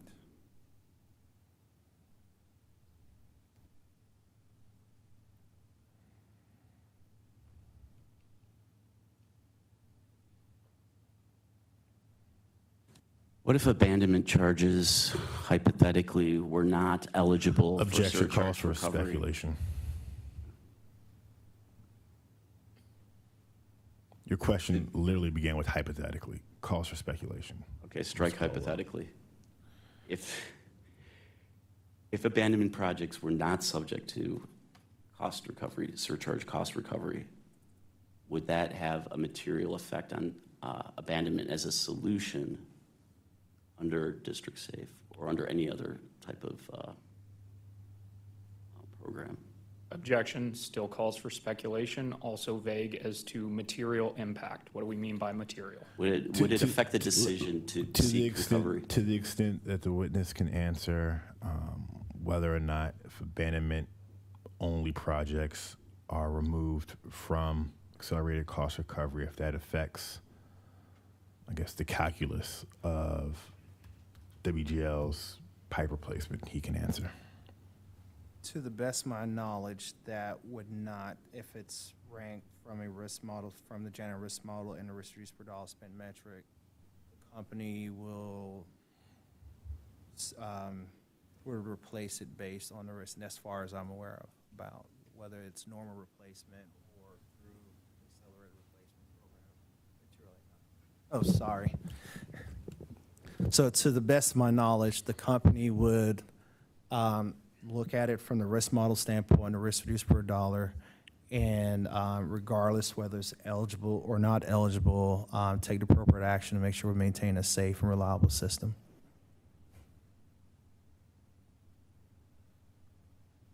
So the company runs everything through the risk reduced per dollar spent metric in its replacement decisions or abandonment decisions? The company, Decisions? the asset management, and the asset management, which is part of the DIMP, those decisions ran through the DIMP system, to the best of my knowledge. And so that helped drive those decision-making process.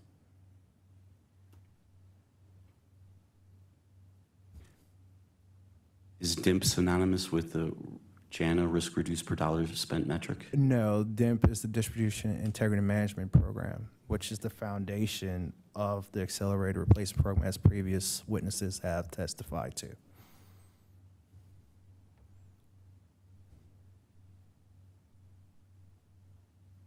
Do you know whether abandoned pipe is within DIMP?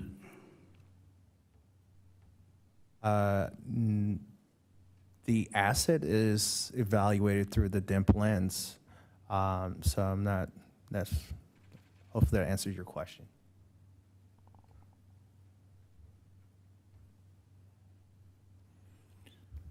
Is that because it's subject to accelerated cost recovery? The DIMP plan and program doesn't matter if it's accelerated or not. It's an assessment on the entire distribution system.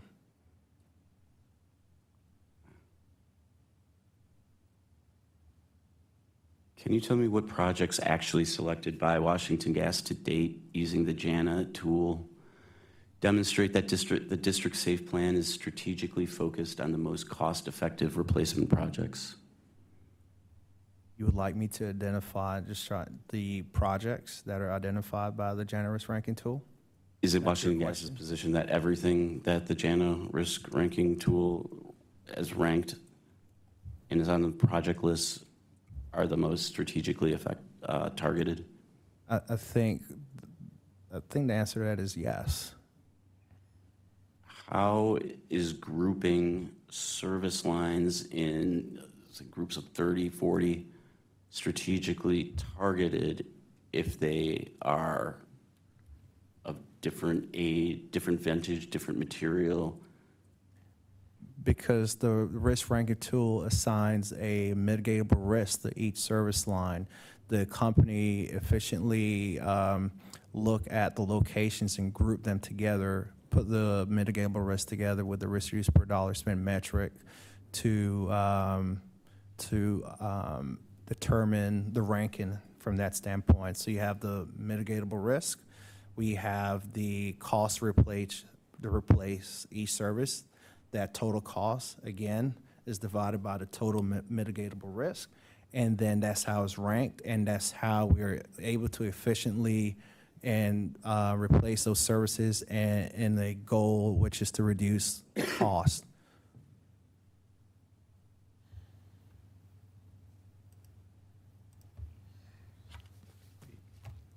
Mr. Caldwell, I'm just going to do another time check. We're at about 2 hours and 10 minutes of cross-examination testimony. I was about to say, I think I might be done. I'm just double checking. Thank you.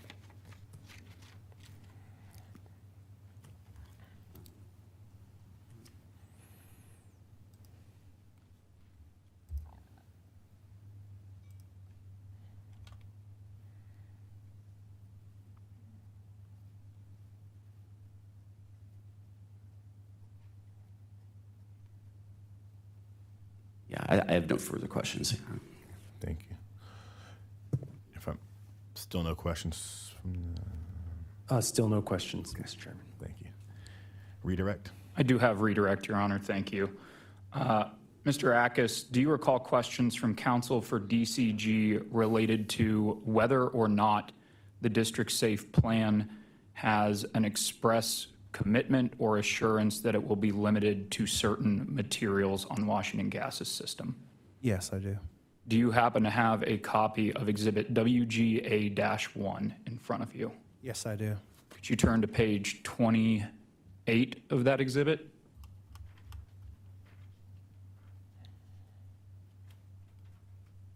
I'm there. Could you please read aloud here, for purposes of clarity about what is covered under District Safe, the full paragraph that starts with "the company proposes"? The company proposes one overarching program comprised of projects selected based on the system risk reduced per dollar spent, consistent with the Commission's order, with replacement activity reporting focused on 6 subcategories of identified assets. The District Safe program will use a risk-based approach to identify main and service replacements across the district, seeking to remove as much risk as possible with the dollars made available each program year. The program will capture the total accelerated replacement activity for each of the eligible facilities. Table 3 below shows the proposed strategy for each asset type to be fully replaced or assessed for retirement. Okay, so I just want to be clear about a couple of things here. When you say for each of the eligible facilities, does that refer to the 6 subcategories of identified assets in Table 3? Yes. Those are the only facilities that would be eligible for the company to obtain accelerated cost recovery for under the District Safe plan, correct? Yes. And the company has not proposed for accelerated cost recovery any other types of assets or facilities as a part of the District Safe plan? That is correct. Okay. Do you recall questions from council related to the experience of the construction management team related to transportation regulation and city planning? Yes. How much interface does the construction management team have with the entities responsible for the regulation of, let's say, transportation planning in the district? I would say daily, if not weekly. How much interface does the construction management team have with the entities responsible for the regulation of city planning within the district? They have a lot. Yeah, they meet with them a lot from a planning perspective. I think they meet twice a month. And out of curiosity, do you have specific knowledge or experience related to transportation planning or city planning? Yes, I do. Could you describe what that knowledge or experience is? Yes, I have a degree in civil engineering with a concentration in transportation. When I graduated, I went to work for North Carolina DOT, where I oversee traffic control planning, permitting, and so forth. Do you also recall questions from council about a statement in your direct testimony regarding the cost per mile figure presented there in 2022 versus the cost per mile figure presented in Exhibit WGA-1 related to main replacements in the district? Yes. Could you please first turn to your direct testimony, Exhibit WGC, page 43. Let me know when you're there.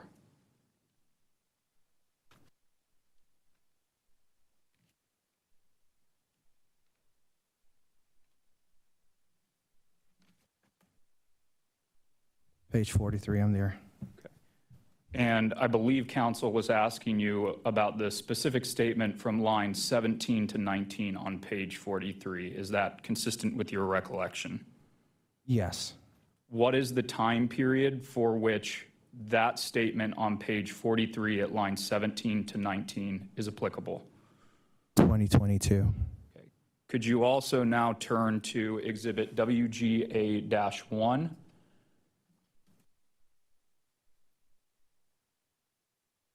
And page 21 of that exhibit, and let me know when you're there. I'm there. And are you seeing on page 21 the Table 1 comparison of accelerated replacement programs, annual spend, and cost per mile in Maryland and New York? Yes. With respect to Washington Gas's average cost per mile data presented in this table, what is the time frame that it is applicable to? 2023.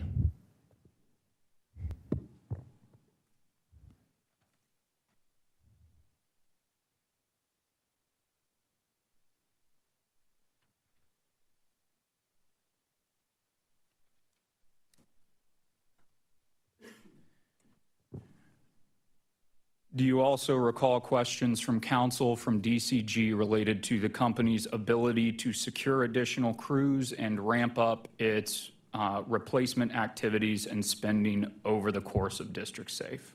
Yes. Without getting into specific confidential information, does your rebuttal testimony include information related to the company's ability to secure and maintain external crew resources due to stops or starts in the funding of the Project Pipes and APRP program? Yes, it does. And finally, Mr. Akis, do you recall questions from council about the use and incorporation of advanced leak detection, or ALD, into the JANA model? Yes. Are you responsible for the collection, maintenance, or reporting of leak data on behalf of Washington Gas? No, I'm not. Are you responsible for the reporting of any leak data to either the Public Service Commission or to PHMSA? No, I'm not. Are you responsible for the company's distribution integrity management program? No, I'm not. And are you responsible for the administration of integrity management across of all of the company's assets? No, I'm not. Who is the individual that is responsible for the company's integrity management program? Witness Stuber. Thank you, Your Honor. No further questions. Thank you.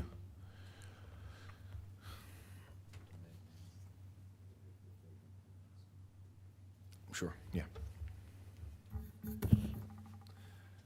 Mr. Yakis, thank you for your testimony this morning. I just have a couple of questions. I won't belabor this, but these numbers about the annual cost per mile seem to be jumping around quite a bit. I'm just trying to get some clarity around this concept.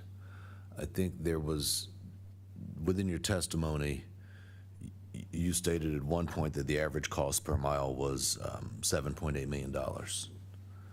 And then you said that from the period of March of '24 to December of '25, those costs had come down from $7.8 million to about, I think you said less than $4 million per mile. That is correct. Which is a reduction of almost 50%. I mean, it's a significant reduction. Yes. And I think Mr. Caldwell asked you what changed, what was done differently in order to account for this reduction, this, significant decrease in cost per mile. And your response, I think, had three levels to it. You said that there were increased labor costs that drove cost up by 10%. There were increased paving costs that drove cost up by 12%. But then you said you were doing some grouping of the mains that were being, so if cost went up by 22% due to these labor and paving things, that, are you saying that just the grouping of these mains was able to then slash cost by, I guess, much greater than 50%? Yeah, so what I'm trying to get across is that the grouping has a big part of it. We received some favorable permitting that allows to work more efficiently as well. The anticipated cost from a labor that we projected, some of those came down a little bit there. And we did some abandonment-only work that came up in the risk ranking. So that helped And lower the then- cost. And then I think he asked you, in year one of the plan, your projected cost per mile went from, I guess, about 4 million, what you're doing now, up to 10.7 million, which is almost a threefold increase.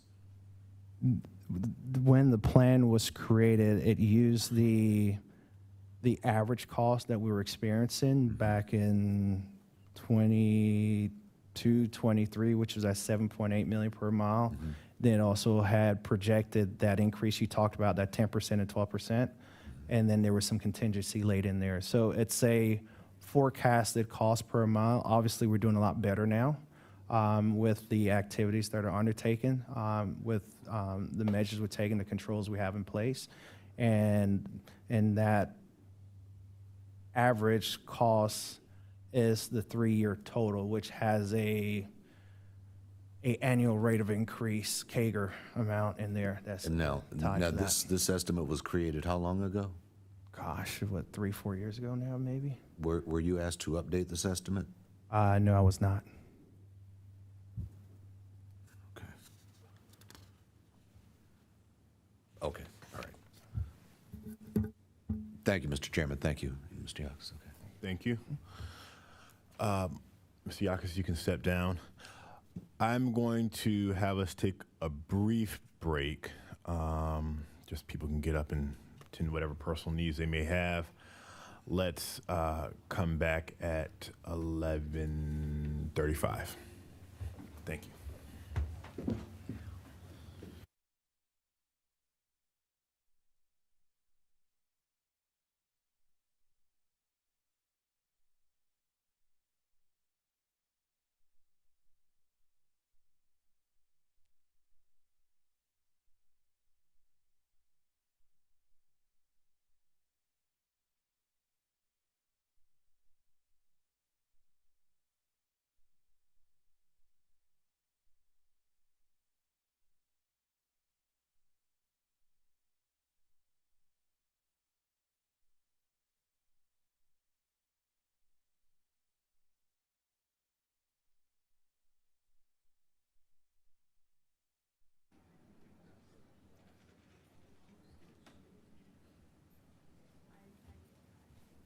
Testing 1 2.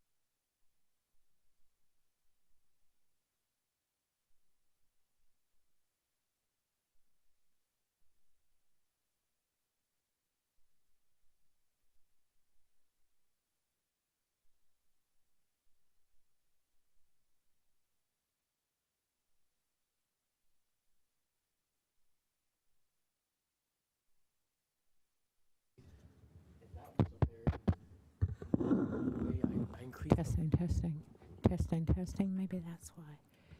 Yeah, I didn't know that mic was up there. So when he wasn't.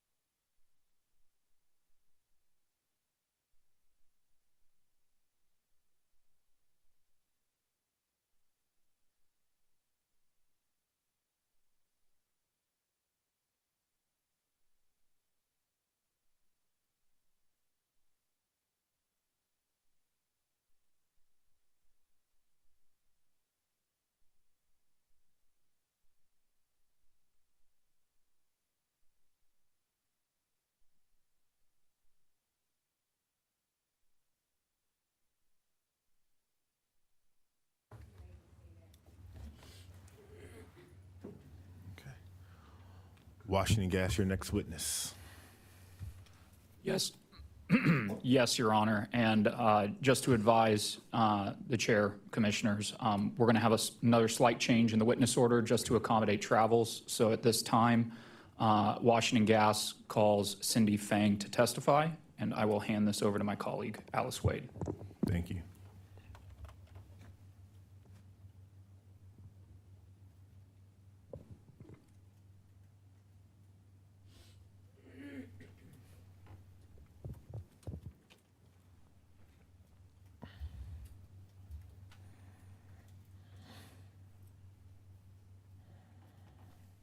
Raise your right hand, please. Do you swear or affirm that the testimony you're about to give in this proceeding is the truth and nothing but the truth? Thank you. Please be seated and pull the microphone close.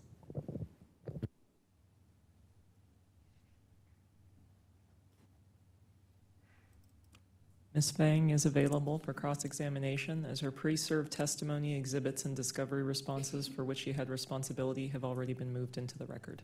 Thank you. Office of People's Counsel. No questions, Your Honor. Thank you. DC Government. Yes, Your Honor, we have some questions. Not 2 hours worth. Thank you. Good morning, Ms. Fang. Ms. Fang, you are not an employee of Washington Gas, are you? Not an employee, no. You're a consultant with Atrium Economics, Correct. and Atrium Economics is being paid by Washington Gas to testify in this matter, correct? Correct. Is it fair to say that your testimony addresses stranded asset risk and the pace and cost of electrification? It's primarily related to the stranded cost risk. Cost risk, okay. You're not offering an opinion on the company's risk scoring or engineering testimony on which specific pipe segments are prioritized, correct? I am not.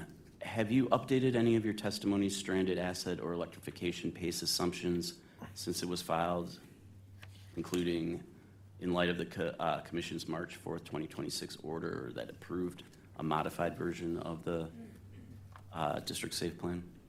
There are no updates to my testimony.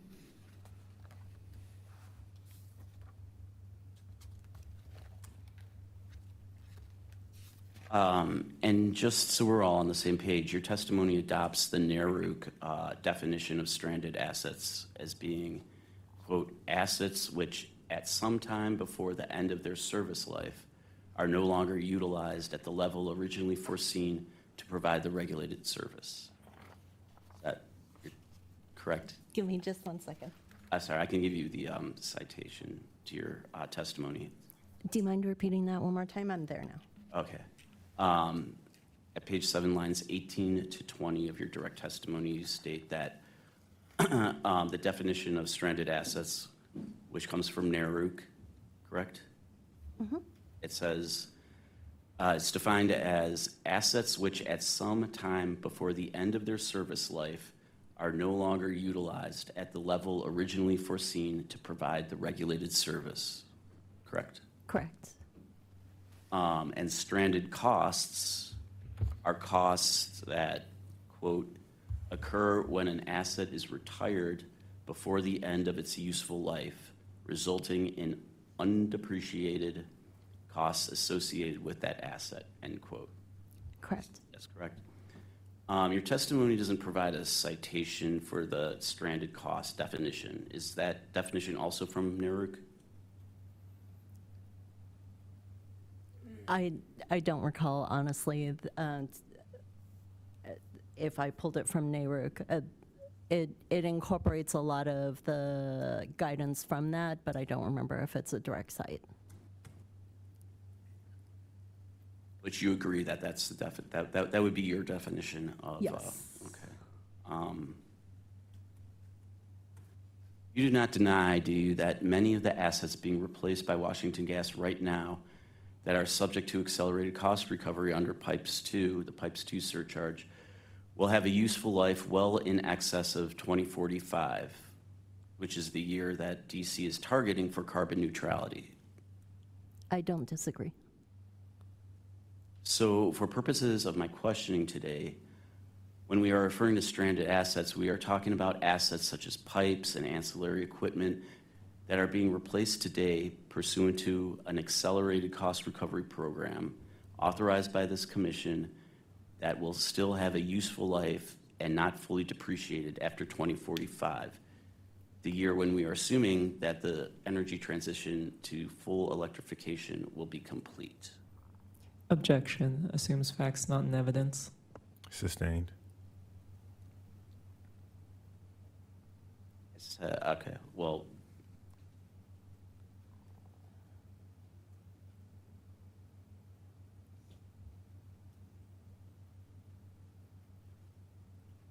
I guess I want to reiterate that the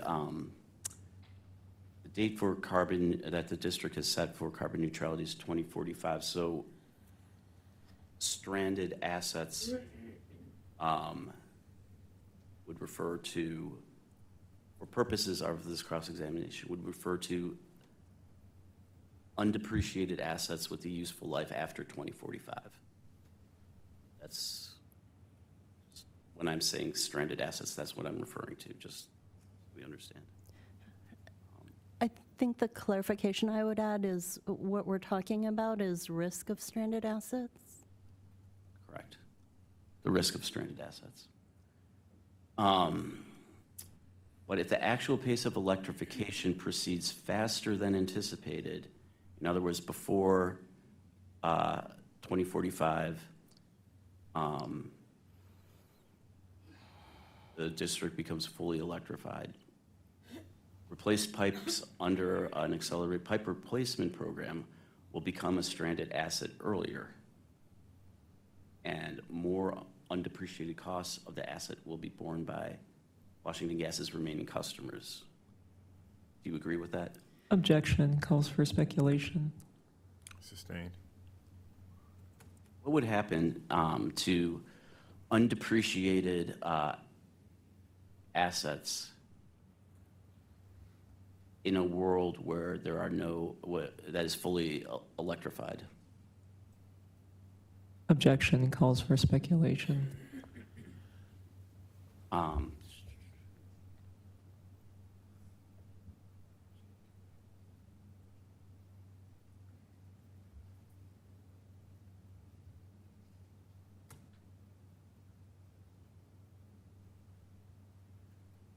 Can you explain the importance of the undepreciated aspect of the assets that you tacked onto the definition of stranded assets? Or, I'm sorry, was that stranded costs? I'm sorry, do you mind asking that again? Sure. When I quoted to you your quote, your definition of stranded costs, you said that you agreed with that statement, but that you would add and undepreciated, resulting in undepreciated costs associated with the asset. I'm sorry, I'm not sure what the question is. Can you explain the role of depreciation in stranded, how that the concept of depreciation, how that interacts with a stranded cost? I'm not a depreciation expert, but I can talk to, are you asking me to expand on my definition of stranded cost in this context? Correct. So when I think about the discussion that we're having regarding stranded assets, the risk of stranded assets and the risk of stranded costs, what we're talking about is assets that are being put in place to meet the immediate, the near-term safety and reliability needs of existing customers, and the physical life of those assets that might then differ from what can be considered the economic life when we think about the policies that are in place as far as potential changes in utilization of those assets. Thank you. Is the stranded cost essentially the undepreciated amount of the asset in question?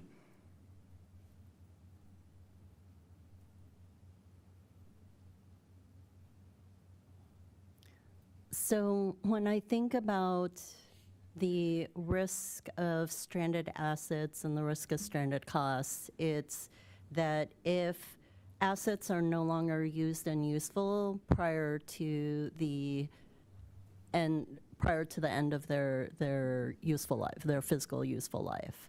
So I think the real question is, what is the expectation of when they are no longer used and useful? I guess I'm asking, what is the measure of the cost when it no longer is used and useful, when an asset is no longer used and useful? I think it depends on a variety of factors. It depends on the cost recovery that's occurred. It depends on depreciation that's in place. So it depends on a variety of factors, regulatory considerations that can influence that.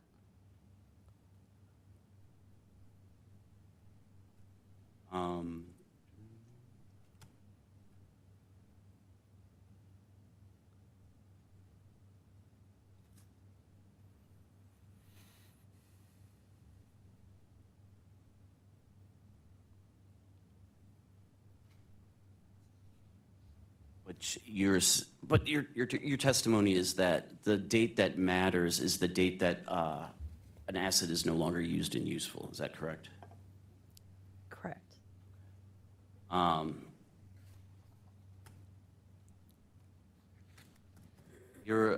you aware of that the district has a set of climate policies and targets that it's trying to reach? At a high level, yes. Okay.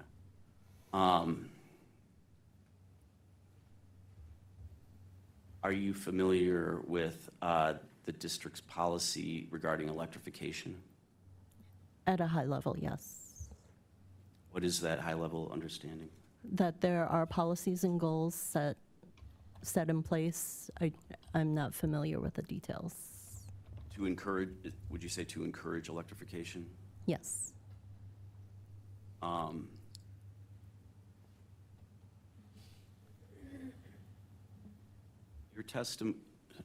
Your testimony and Washington Gas's final brief, characterize the party's assumptions about the pace and cost of electrification as flawed, correct?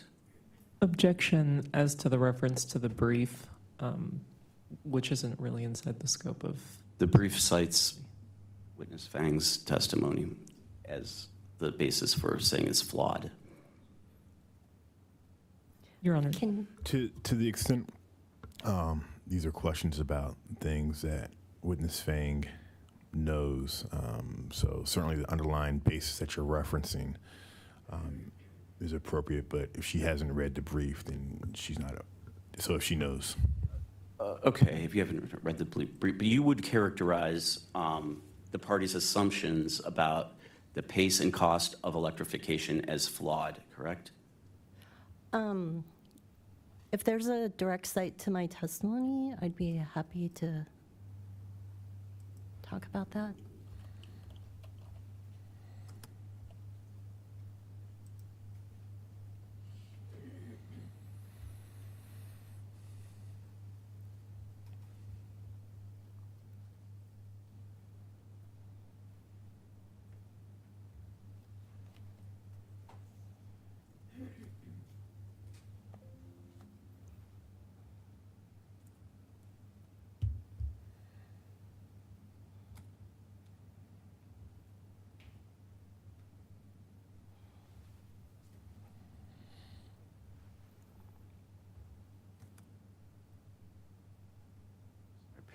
Bear with me 1 second.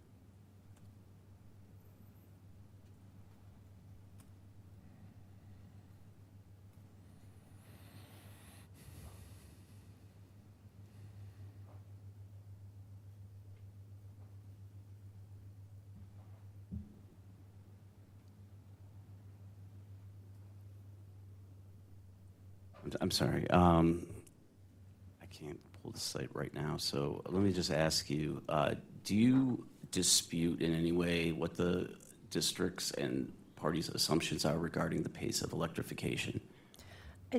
I think what my testimony talks about is that I disagree with the party's position that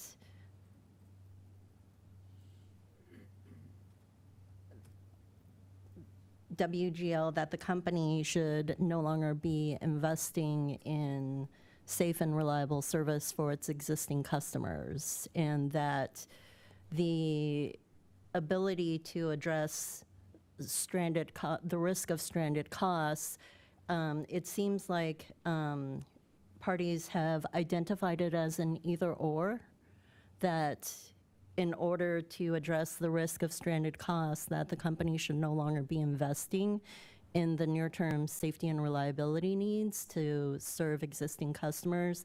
And that was the aspect that I disagreed with, that with this idea that because there is the drive to accelerate electrification and other clean energy transitions, that there should be any delay in investing in near-term safety and reliability needs. Is that based on your evaluation of other parties' testimonies and your understanding of the facts and operational circumstances? Let me ask you this: is that in part based on the evaluation of other parties' testimonies, including the district governments? Yes. And also, is this based on your understanding of the facts and operational circumstances? Can you expand on that question? Your understanding of how Washington Gas, recovers its costs. I think there are other witnesses that can speak more to that. Let's strike that part. Your review of the record leads you to concur with witness Rogers, who's now witness Whitaker's view, that there is no evidence to support a commission conclusion in this proceeding that the district faces an elevated risk of stranded assets due to customers departing Washington Gas's system. Is that correct? I'll refer you to page 18, lines 19 through 21 of your testimony.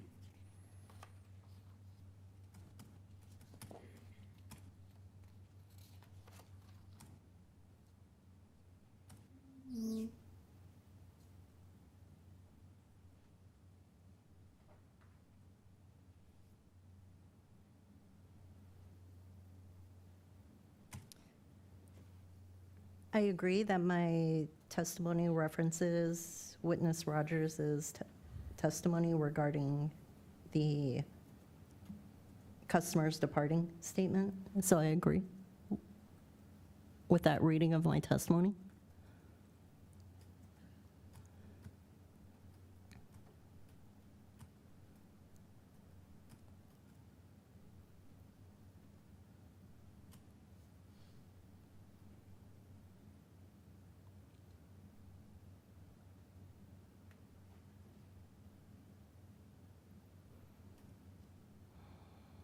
In preparing your testimony, did you perform or supervise the performance of any stranded asset cost calculation?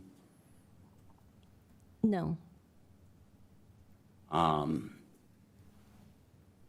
If you were to attempt to do so, would it be reasonable to consider the impacts from the rollout of the district's building energy performance standards? Let me ask you this. Are you familiar with what the district's building energy performance standards are? I'm not with any level of detail. I'm aware that they exist, but beyond that, no.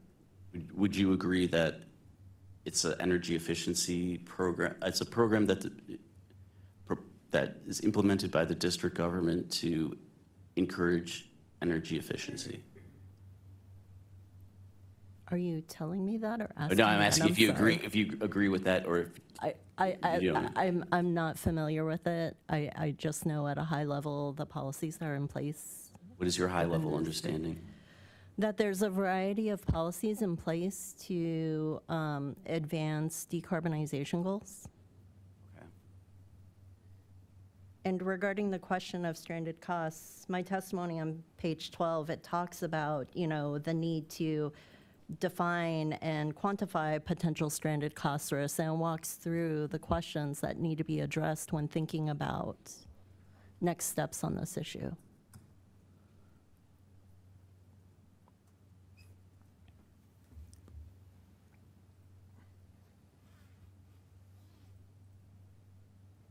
When you say you have a high-level understanding of various programs to encourage decarbonization, can you list what those programs are?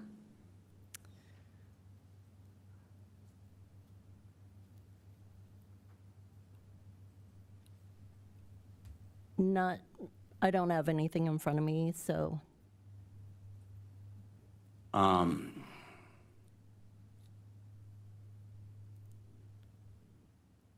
You would admit, do you not, that you did not account for the competitive position of electricity and gas to supply essential energy services when performing your analysis of whether district safe will lead to the creation of stranded assets, either in the near or long term, correct? Objection assumes facts, not in evidence.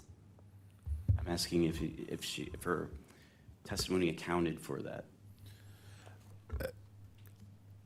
I'm not sure if I understand Okay, the parts energy. of that question. You say the competitive advantage. And I guess I could substitute that for the energy transition. Okay. Did you account for the energy? Well, do you understand what the energy transition is? Yes. Referring to? Okay. Does your testimony account for the energy transition when performing your analysis, whether district safe will lead to the creation of stranded assets in the near or long term? So my testimony speaks to the fact that when thinking about the case at hand, the company's district safe program, that we're talking about near-term safety and reliability needs. And when thinking about how to address the many issues that need to be addressed when discussing the energy transition, those issues, especially when we're talking about stranded cost risk, they're incredibly complex and incredibly controversial. It seems appropriate, from my perspective, to move forward with the approval of District Safe to be able to address near-term safety and reliability needs of existing customers while addressing the risk of stranded costs and assets resulting from energy transition in another proceeding. And my understanding is the commission has actually opened up that other proceeding to begin to address many of these complex topics.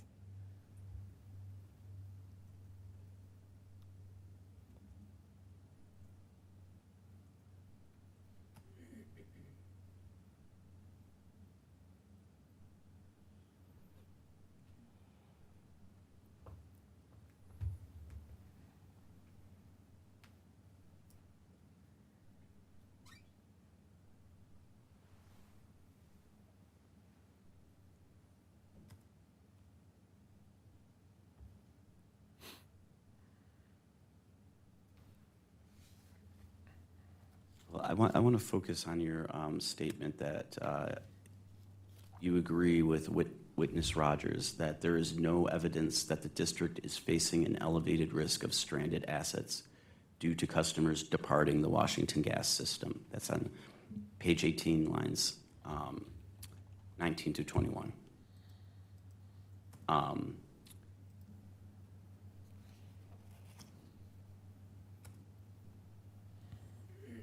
On what basis do you characterize that there's no evidence to support the intervener's assertions or electrification estimates as unsupported?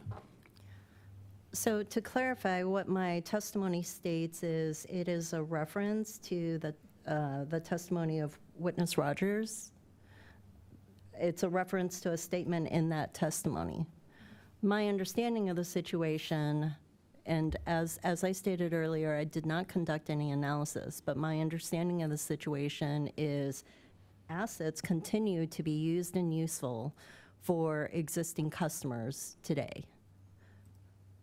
With that being the case, as policies related to the clean energy transition continue to roll out, there are various regulatory mechanisms and tools available for the commission to look at to address the risk of stranded assets and stranded costs associated with that energy transition that can be addressed, and my testimony references outside of this proceeding, but in a separate proceeding where you can deal with all of those issues.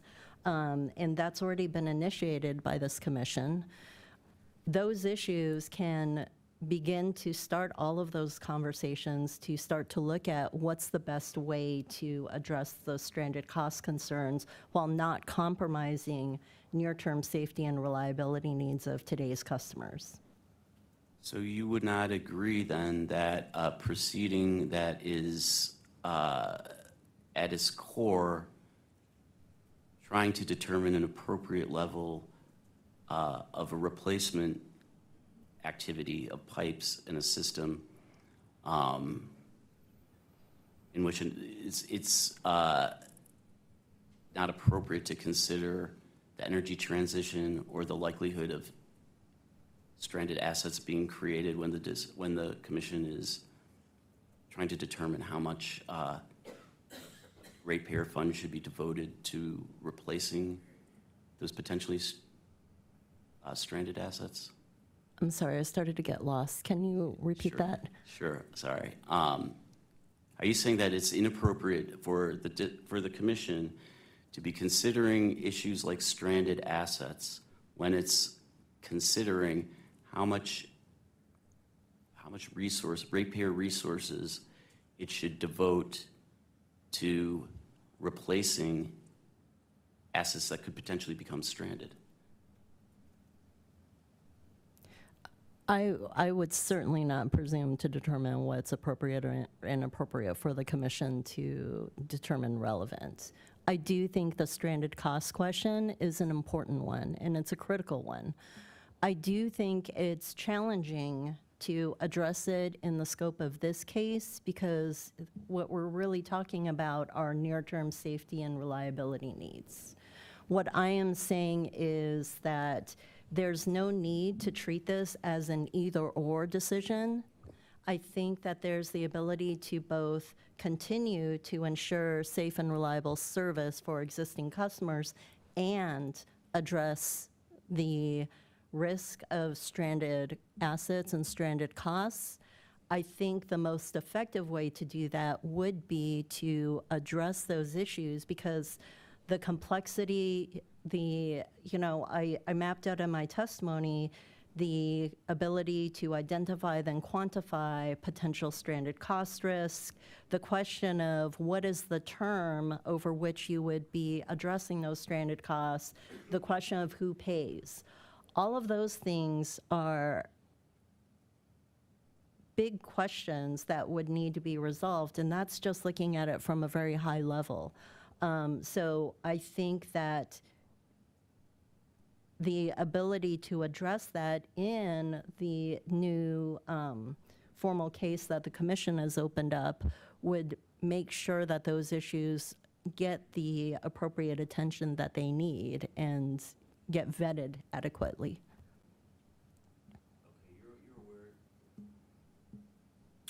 You're aware, have you read the Commission Order 22003, which is the order that opened this proceeding? Yes, though I will say it's been a while, and my testimony does speak to that. Okay, so you are aware then that the Commission did require Washington Gas to take into account the potential for stranded assets when making its proposal, which has become district safe, correct? That's an Yes. explicit consideration Washington Gas must make in this case. And my testimony speaks directly to that and advises that some of the complexity of those issues be addressed in a proceeding outside of district safe, and that it not result in delay in action in immediate near-term safety and reliability needs of existing customers. Okay, why can't the commission do both? Why can't it consider stranded assets in essentially a rate-making proceeding, and also in a long-term future of gas type of proceeding? Is your testimony that the commission can't do both? That is Objection not- calls for a legal conclusion.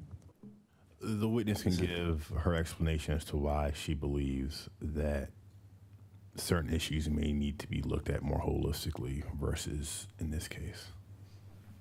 So, answer the question, please.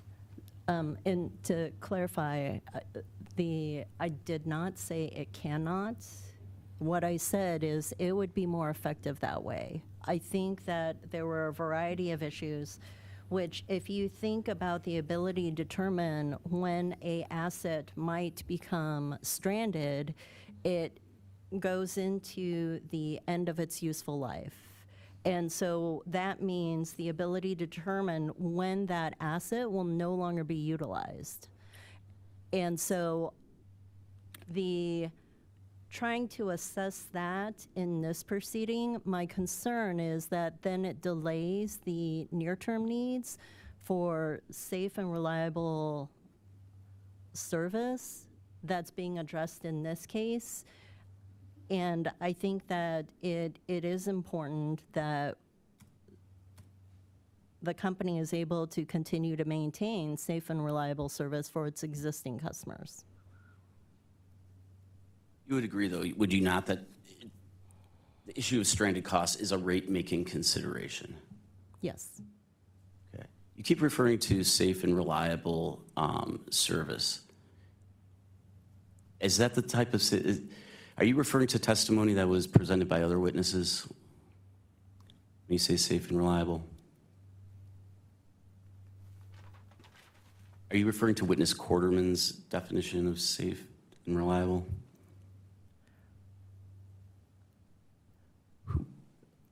Or is that your own consideration? That is my understanding of the purpose of District Safe. Okay.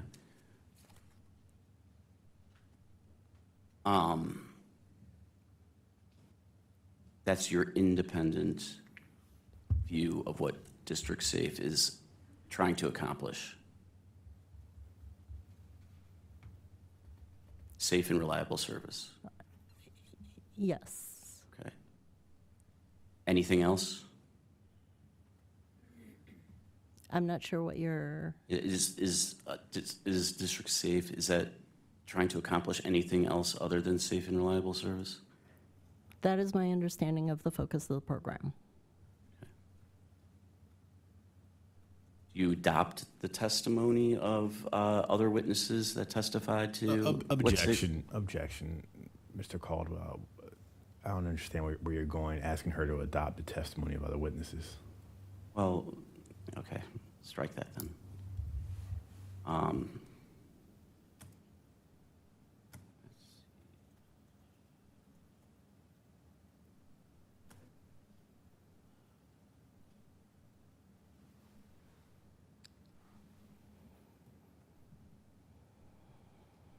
I just want to clarify, is it your testimony that the pace of electrification in the district will definitely be slower than what the district's witnesses project, or that the pace is uncertain?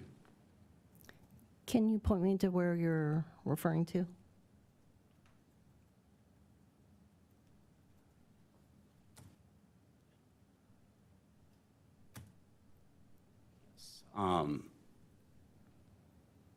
Referring to that pages 18 and 19 of your testimony, where you sort of discuss the assumptions that the district is making in terms of having an elevated risk of stranded assets. And we discussed the issue of electrification and its relevance to stranded assets. Specifically, So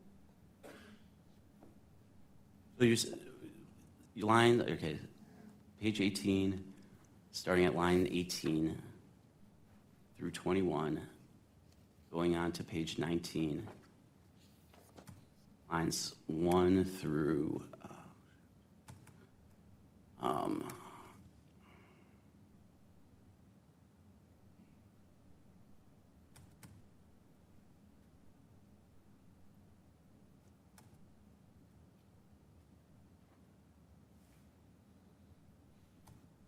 basically through 21.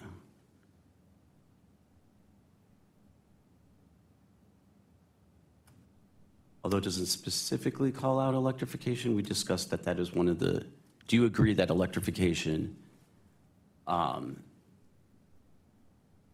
impacts or could impact whether or not stranded assets result earlier or later in this timeline?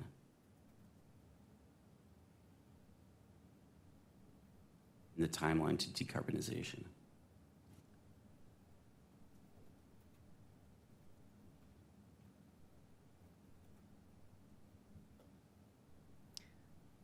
I agree, electrification can influence the risk of stranded assets, which is why in my testimony I talk about the importance of having a holistic, long-term planning effort and making sure that those efforts are coordinated between electric and gas so that there's appropriate coordination that will give you the ability to better assess. Okay, I didn't ask you whether, how to better assess it. I'm just trying to clarify that electrification is relevant to the issue of stranded assets. Do you agree with that statement?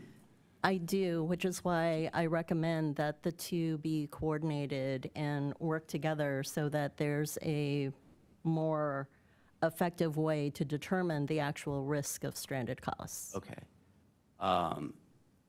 Is your testimony, though, that the pace of electrification in the district will definitely be slower than what the district's witnesses project, or that the pace is uncertain?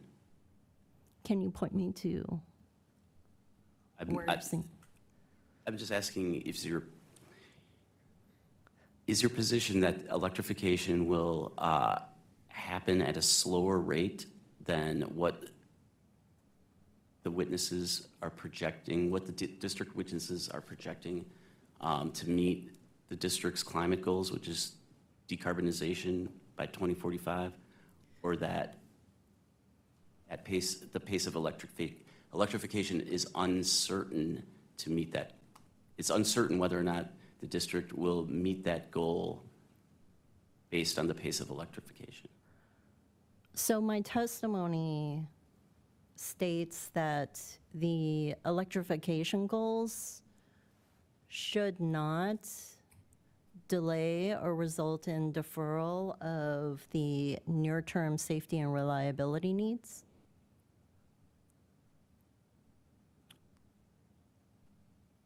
All right, but we're talking about stranded assets, and my question, and we agree that electrification, the pace of electrification is relevant to whether or not assets that are replaced now, when the relevant date, which is when they stop becoming used and useful, that electrification is relevant to the determination of whether assets put in place now will be used and useful, correct?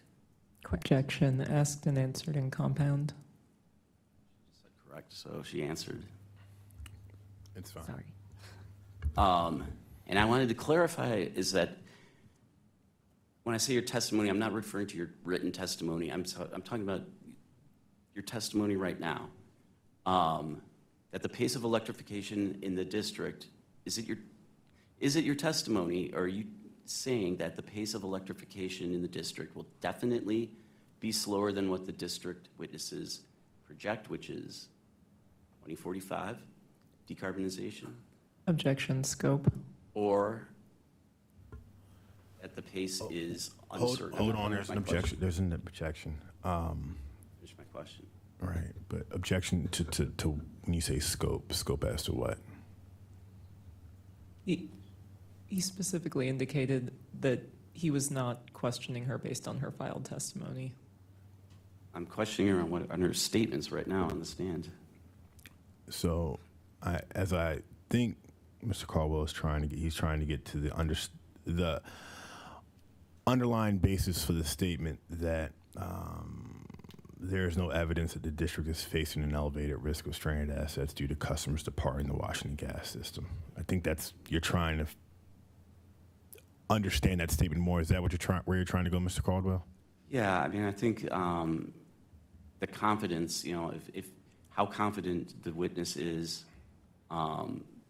that of the district at actually achieving decarbonization is relevant to whether replacement is premised on gas demand persisting. Then that's the question you should be asking. Thank you. Are you, is it your testimony that the reason that the Washington Gas's assets should be replaced, the pipe replacement program should be robust, we'll say, is because it's premised on the idea that gas demand will persist well into the future beyond 2045? My testimony does not make any assumptions about future needs or future goals or ability to meet electrification goals. And I have not said anything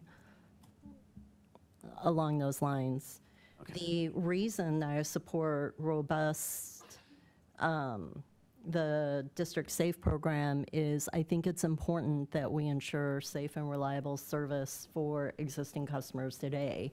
And I believe that there is the ability to address the stranded cost risk for all the versions that, for the expectation of meeting all of those goals, that can still be addressed, that there is still time to be able to address that, and it can be effectively done outside of this proceeding. Do you agree that your testimony states that concerns about stranded asset risk and the district's energy transition should not delay critical safety investments? Yes. Do you agree that framing your position this way assumes that the only two options are to either A, proceed with Washington Gas's replacement scope as proposed, or B, delay addressing safety? Are those the two options? Wait, can you say that again? Sure. Do you agree that framing your position this way assumes that the only two options are to either A, proceed with Washington Gas's replacement scope as proposed, or B, delay addressing safety? Are these the only two options? I think that's an overstatement of what's contained in my testimony. My testimony is responding to the other parties that discuss the need to delay because of stranded cost risk. My testimony speaks to the fact that the near-term needs for safe and reliable service should continue to be met, and the District Safe program is going through the full regulatory process before the commission to evaluate what is appropriate, what is prudent, and what is necessary. That process will continue to move forward. My testimony speaks to that there is still the ability to address the parties' concerns about stranded cost risk, but that they should not delay the near-term needs of existing customers. Can you identify anywhere in either District Witnesses Botnick or Hopkins' testimony where the position to delay safety is articulated? Because I couldn't. I don't have it in front of me right now. So you don't know whether or not they say that safety should be delayed. There's I apologize. If you can give me a minute to review my summary of the parties' testimonies, or I'm happy to review Botwick's again if you want to provide me a copy. No, I don't think that's necessary. I mean, sitting here on the stand, you can't point to a specific portion of their testimony or any part of their testimony that says that safety should be delayed. Saying right now, can you recall those two witnesses ever saying that safety should be delayed? My recollection, subject to check, is about deferral of cost recovery, deferral of approval of costs associated with the program, which I do think does compromise the integrity of the program and dismisses existing approved mechanisms.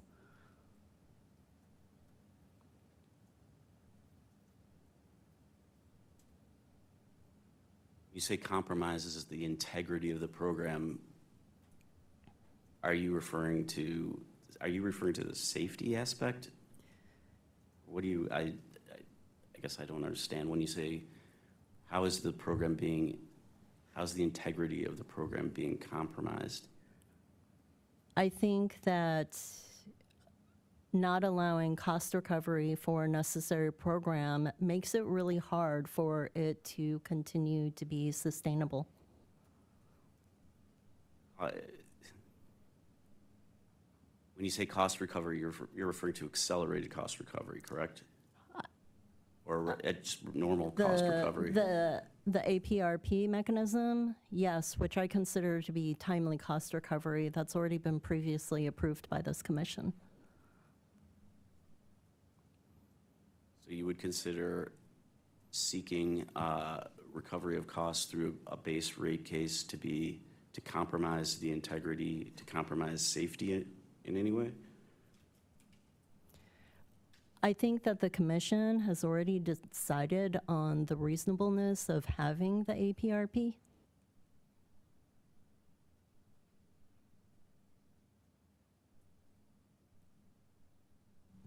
If I could interrupt for just a second, Mr. Caldwell. I'd like to get a clarification on the point of your questions, because I hear a thread going through your questions that seem to be you're trying to get whether or not you think whether Washington Gas complied with the commission's order. That seems to be an underlying thread that you pop back to. Every answer the witness gives appears to be that she thinks stranded costs, which was an issue in that order, that stranded costs is something that can be addressed somewhere else. So if you keep, from my perspective, asking her something that is off the track of her answers, you're just going to get the same thing over and over. And so in the interest of moving this along, I just would like to get clear where you're trying to go with your questions so that we can, kind of tie this up. I was about to conclude my testimony, my questioning, but that whether or not the company complied with the commission's order is definitely one aspect, but I'm also trying to clarify with the witness that cost recovery, the timing of cost recovery, and whether or not and safety are not necessarily synonymous. So, but anyways, I can move on. Okay. You can see we're getting tired of this line of questioning. So,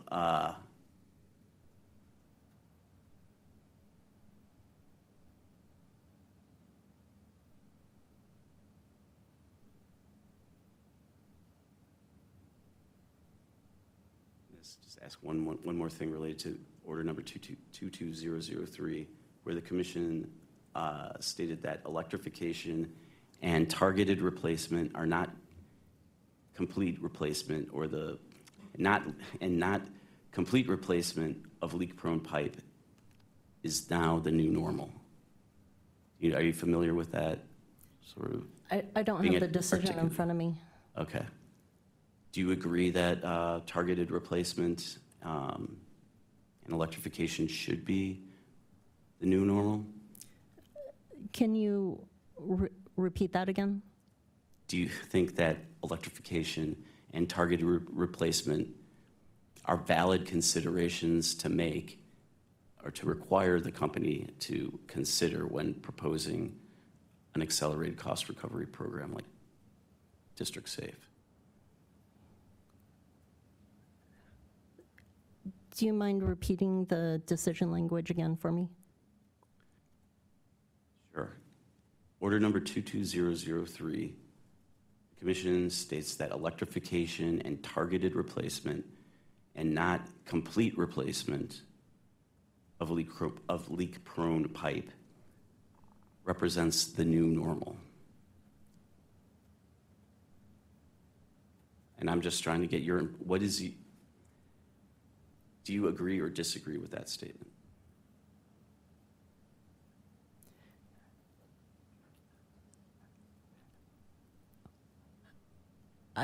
I guess I'm struggling because what you're reading to me is a commission order. Yes. Which directed the company to take into account certain factors. Mm-hmm.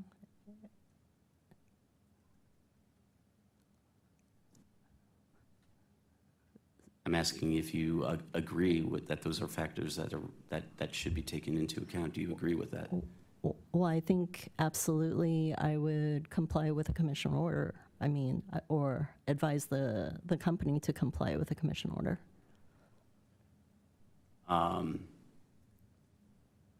This is the last question, the final question.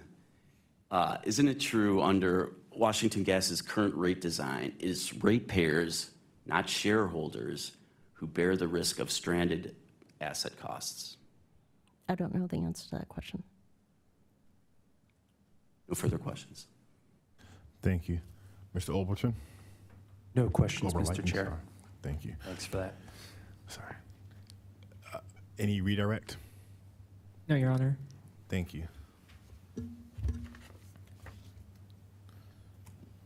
Thank you, Ms. Fang.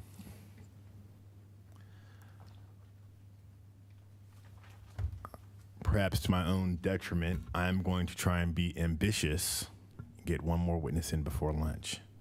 Is there a witness that Washington Gas is ready to call that could maybe be a quicker witness?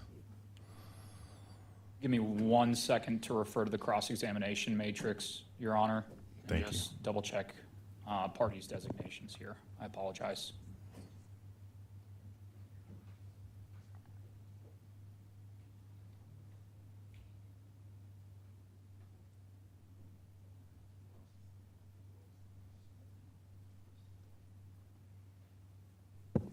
Just sidebar with counsel here, I think that we can handle Andrew Lawson here before we take our break based off of representations made. Okay.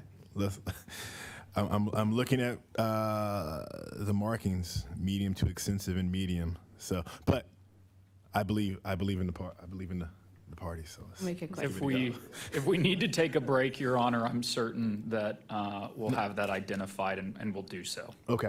Thank you. Let's. Certainly, Your Honor. At this time, the company calls Mr. Andrew Lawson to testify.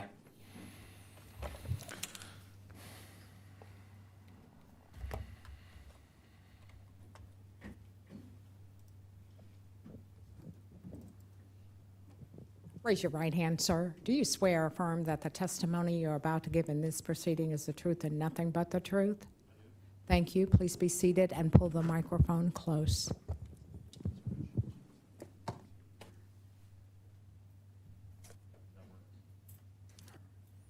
Is there a green light on? There we go. There we go. Good afternoon, Mr. Lawson. Oh, I would just confirm for the record, Your Honor, Mr. Lawson's pre-served and pre-filed testimony and exhibits, as well as the data request and responses thereto that he is responsible for, have been admitted into the record already. He is therefore available for cross-examination.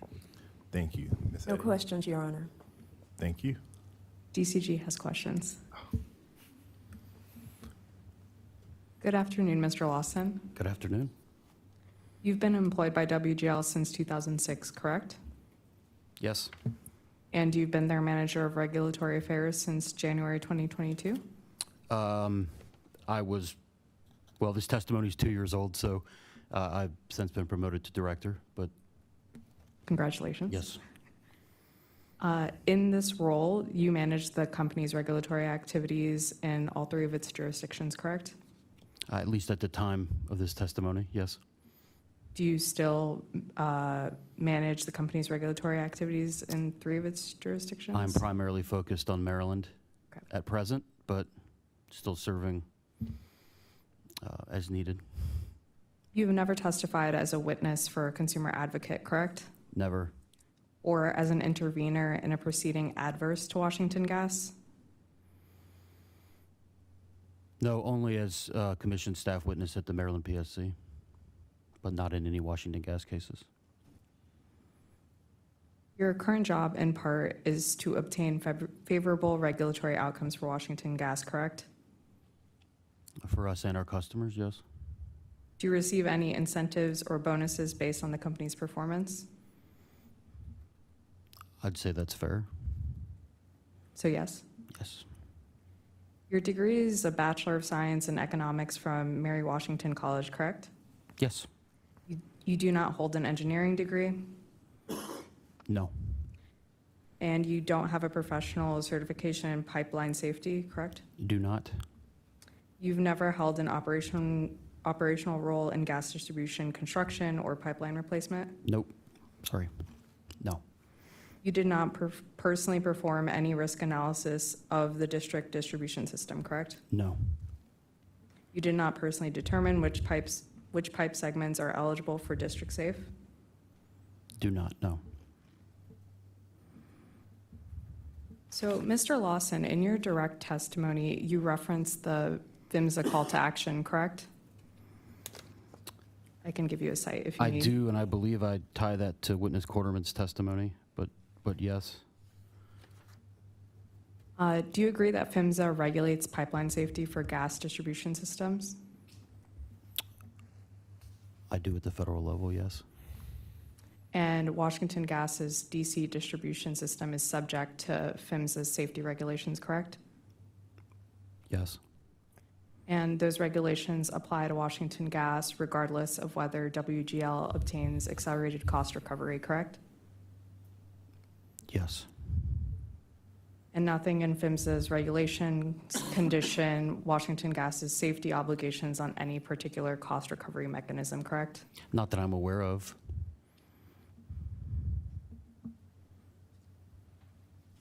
In your direct testimony on page 6, lines 3 through 4,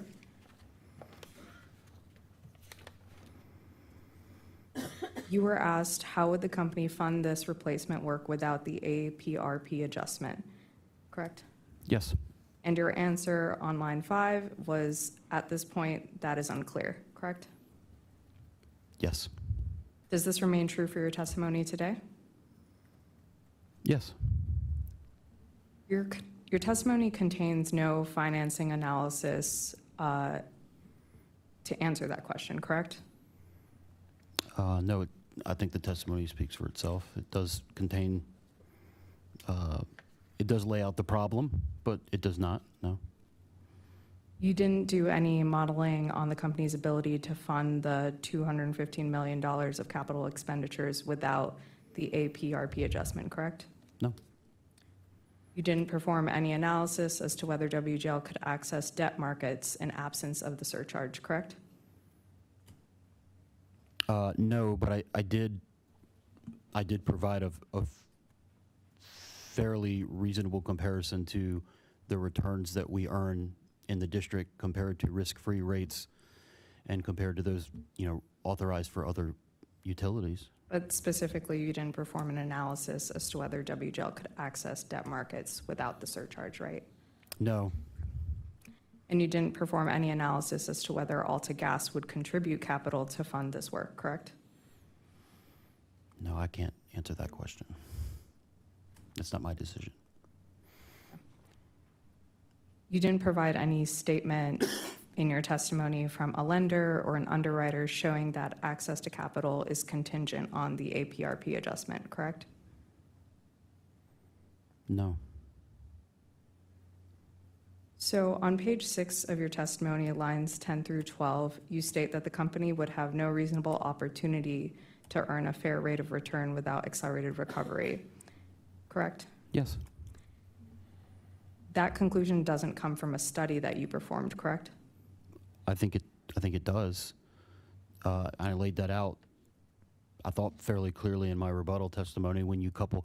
So I think what we're confusing is to earn a fair rate of return means a fair rate of return on operations, not access to capital. I think that may be where we're confused. This is not based on a study of debt market analysis as to whether WGL has access to such capital outside of the APRP surcharge. I don't think those two are related. I don't need a debt market analysis to determine whether I can earn on my regulated business. That's determined by the rates that we charge and the costs that we incur. It's not related to the debt markets. But your testimony does not account for the condition. Your testimony does not account for how the company would fund replacement work without the APRP adjustment in terms of access to debt markets, correct? Correct, yeah, and I was clear. I don't know how we would fund it. Understood. On page 8, lines 6 through 7 of your testimony, you state that there are 41 states and the District of Columbia have accelerated replacement programs or programs supportive of accelerated pipe replacement, correct? Correct. In your testimony, you don't identify those 41 states, correct? No. You don't describe these programs that you're referencing in your No. testimony? No, I didn't. Your testimony doesn't state whether any of these programs contain annual spending caps, correct? It does not, but I would posit that probably all of them contain annual spending caps. Okay, your testimony does not state whether any of these programs contain hard sunset dates at the end of the program? No.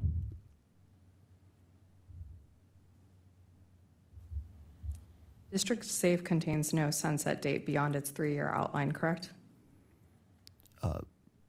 District Safe is a 3-year program.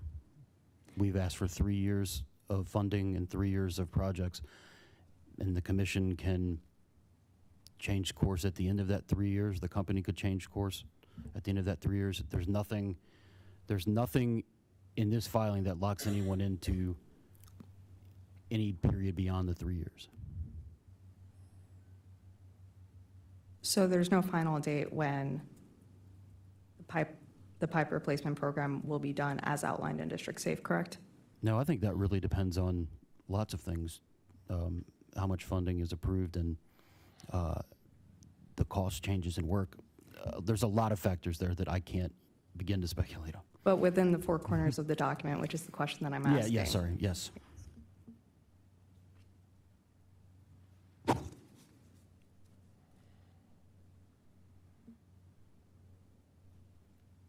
On page 4, lines 10 through 11 of your testimony. Direct or rebuttal? Direct, sorry. You said lines 10 through 11? Yes. Okay. You state that the only other cost recovery option currently available to the company in the district is through the normal base rate case process, correct? Yes. And then on page 7, lines 16 through 17 of your direct testimony, You testify that the most likely outcome of denial of timely cost recovery is annual base rate filings, correct? Yes. So more regular base rate filings More regular race bait filings reduce regulatory lag, correct? As compared to what? Accelerated cost recovery. No. If the company filed a base rate filing in absence of accelerated cost recovery and did so on a yearly basis, would that reduce regulatory lag that you mentioned in your testimony?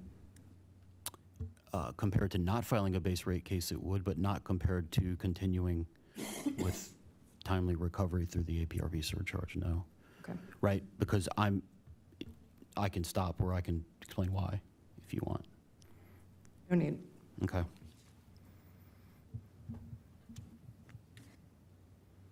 You testify in your direct testimony on page 6, lines 8 through 10.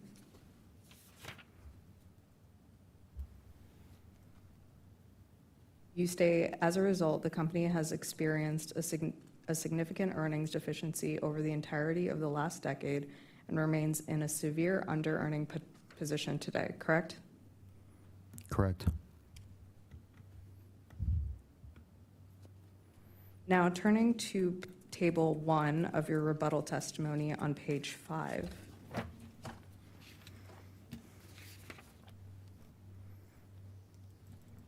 Column B of the table shows the company's earned ROE, quote, as filed on a rate-making basis from 2016 to 2023, correct?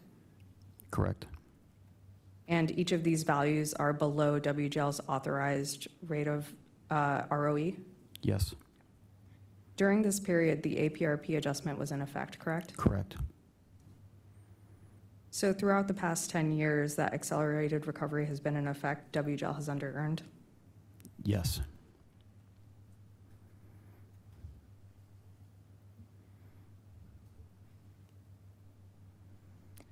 So with accelerated recovery, WGL recovers a return on the capital it invests in, correct?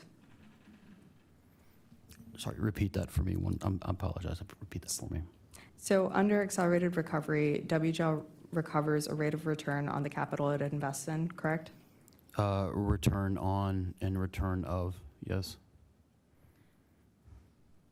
So the more capital WGL invests in, the larger the annual surcharge associated? Yes. And WGL proposes to increase spending from $150 million under Pipes 2 to $215 million under District Safe, correct? Yes. And you stated in your rebuttal testimony on page 5, 10 through 11, that this under-earning would be exacerbated in future periods as the company must make larger investments, correct? Yes. So larger investments increases the risk of under-earning, correct? Yes. And the increased risk of under-earning is the basis on which you ask for accelerated recovery, correct? No, not necessarily.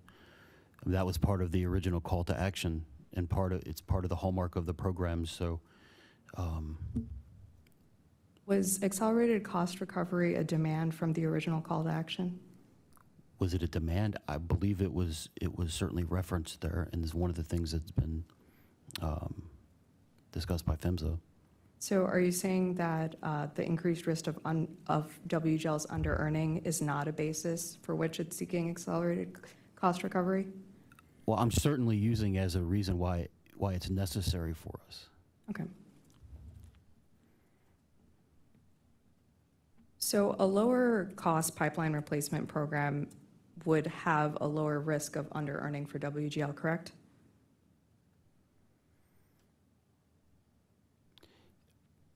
The less capital you invest, the lower the costs that you incur, and the fewer revenues you need to recover those costs. So there's a reason I'm not just saying yes. I think it depends on other things that are happening, but by and large, if I'm spending lots of capital and not recovering any revenues associated with that, it will cause me to under-earn, yes. Okay.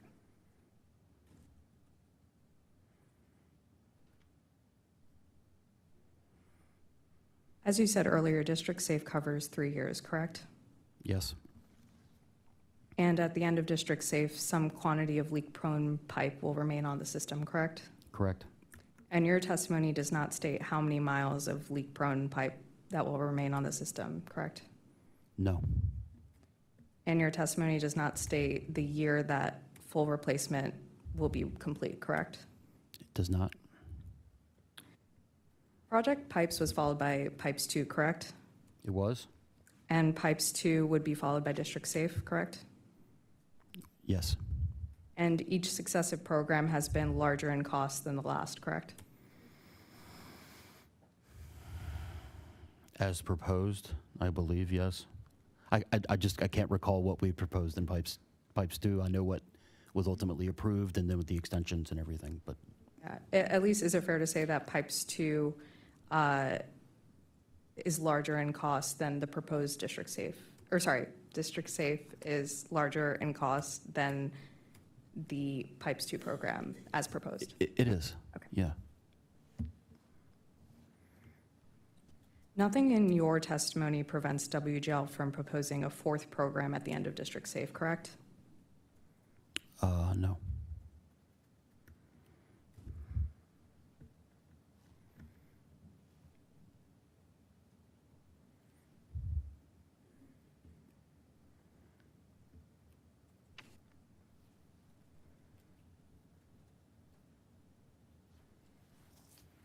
So you testify in your direct testimony on page 8, lines 1 through 2.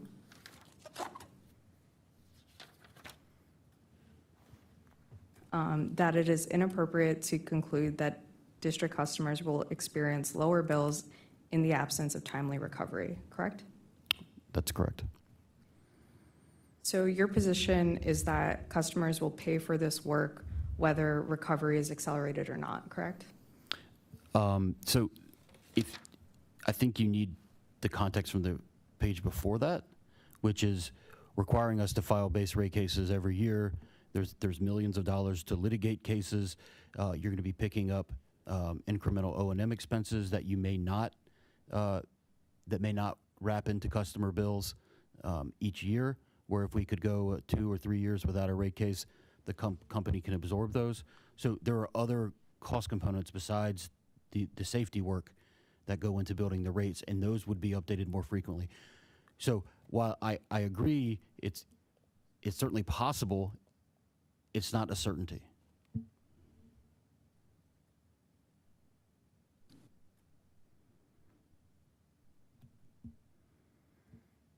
Do you dispute that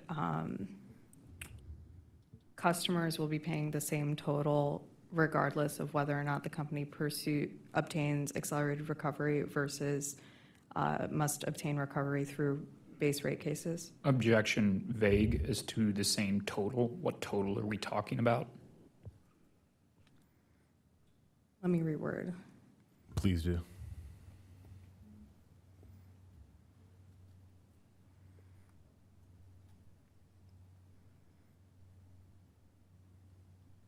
Is it your position that customers will have to pay for the pipeline replacement regardless of whether or not WGL has accelerated recovery on the program? Subject to the clarification that I provided in my rebuttal testimony, that's fair.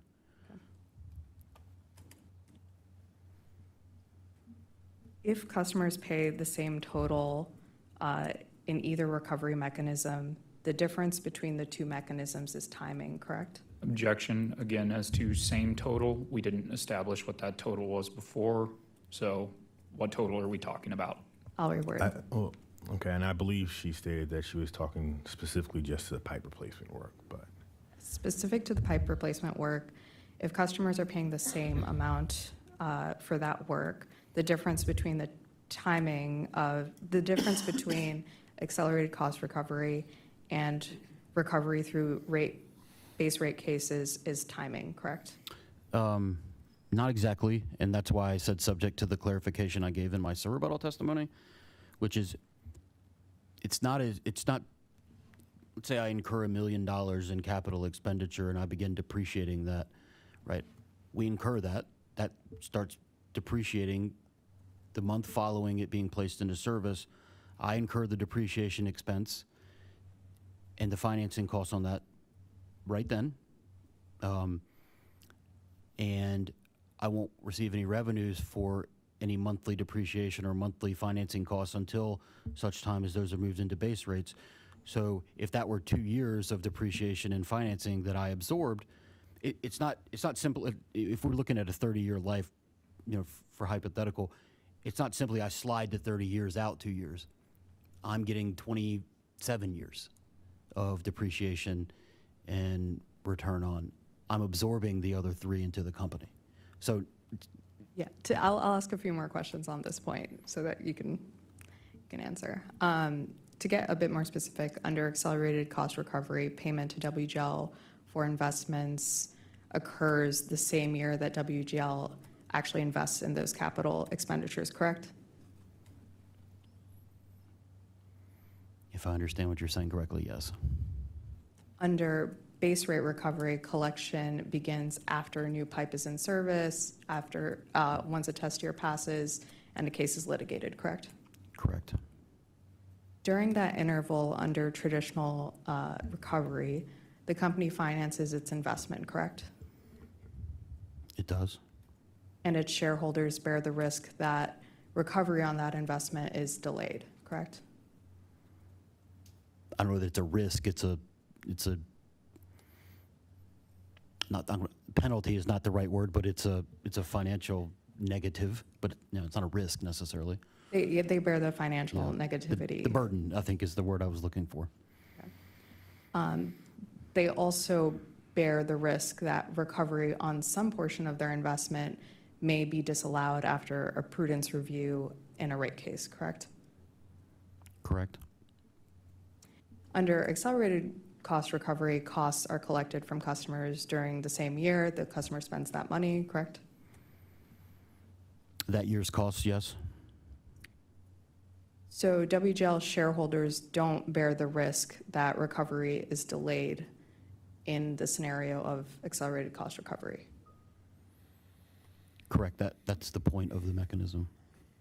And WGL shareholders don't bear the risk that recovery on some portion of their investment is disallowed after a prudence review in a rate case. I don't agree with that. So you dispute the fact that WGL shareholders may bear the risk that some of the investment WGL invests in could be disallowed during a prudence review in a rate case? Yes. It's possible. So you're saying you don't agree with that statement? No, I'm saying that under accelerated recovery, the company still bears the risk of having costs disallowed through a prudency review. I'm asking specifically in a rate case setting, the WGL shareholders risk recovery on some portion of the investment being disallowed after prudence review in a rate case.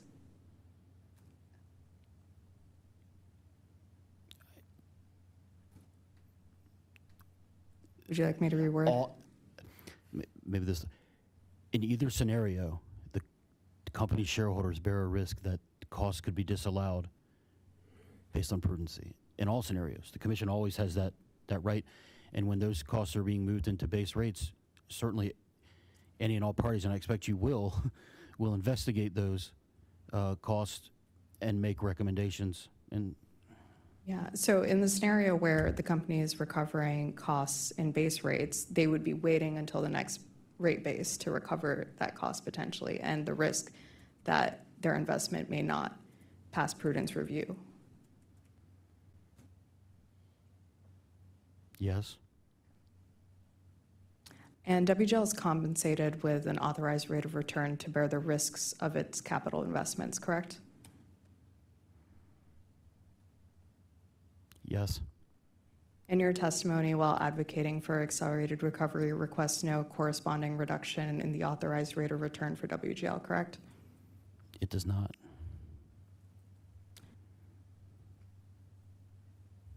Your Honor, I have no further questions. Thank you. Mr. Oberleiten. I actually do have a few quick questions. My apologies for deviating from the prior agreement, but really only a couple minutes. Good afternoon, Mr. Lawson. Good afternoon. Just a quick couple of questions for you. You had testified earlier in response to district government's questions that absent the APRP, absent accelerated recovery, rather, that the APRP could only be funded in a normal base rate case, correct? Yeah, I'm not aware of any other mechanism to do that, but. Okay. yes. And you testified earlier that you performed no specific analysis of access to debt markets to fund that program? I believe that's my testimony, yes. Is it your position that the program cannot be funded by debt, by funding access through debt markets? I have not said it cannot, but what I did show was that certainly funding this program would not be logical for anyone with dollars to invest when compared to what you could earn if you're going to invest that in another utility, compared to the risk-free treasury rate, all of those things. So, as someone who has money that I invest, to me that decision would not make sense. Well, sure. I know you had talked about the relative reasons for accessing certain funding, but I want to point you back to your pre-filed testimony at, let's see.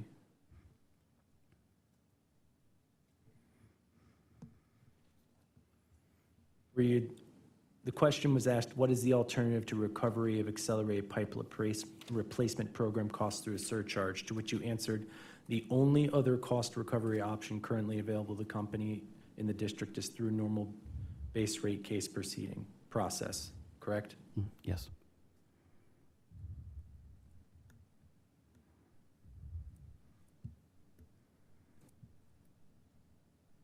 And the date of that testimony was September 25th, 2024, is that correct?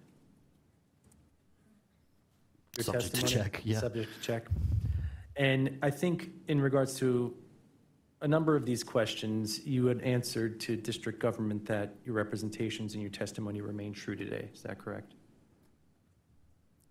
Repeat that? You would, when asked if there was a number of questions that district government had asked you about different areas of funding, different analyses you may not have conducted. Yeah. And you said it remained true to today. Is that correct? I'm going to say maybe. I would want you to give me a specific thing that remains true today. I don't want to misspeak. You were asked specifically how the company will fund District Safe without access to accelerated cost recovery. And you referenced your position in your pre-filed testimony, and you specifically answered to district government that your answers there remain true today. Is that correct? And that's objection asked and answered. We're retreading the same question and just asking it again of the witness. I'm laying a foundation for the additional questions I'm going to ask, and he has not answered it. I'll permit it. Repeat the question. The question to me is not clear. If you're asking whether I believe the only way to fund District Safe is through annual base rate cases, whether that's still true today? Is that the question you're asking me? I'm asking you if, based on, in your response to district government's question, in reference to your testimony, you were asked how the company will fund District Safe absent accelerated cost recovery. The only other option you had said in your testimony was possibly through a normal base rate case. That remains true today? Yes. Okay. Are you aware of Washington Gas's March 18th, 2026 application for authority to issue debt securities that was filed with this commission and docketed as formal case 1188? I'm aware that something was filed, but I have not worked on it. Are you aware who would be responsible for that application? I don't recall. You don't recall? Are you usually involved with requests for additional debt financing on behalf of the company? I'm not making those, sorry, I'm not making those requests. I'm aware that they happen. Fair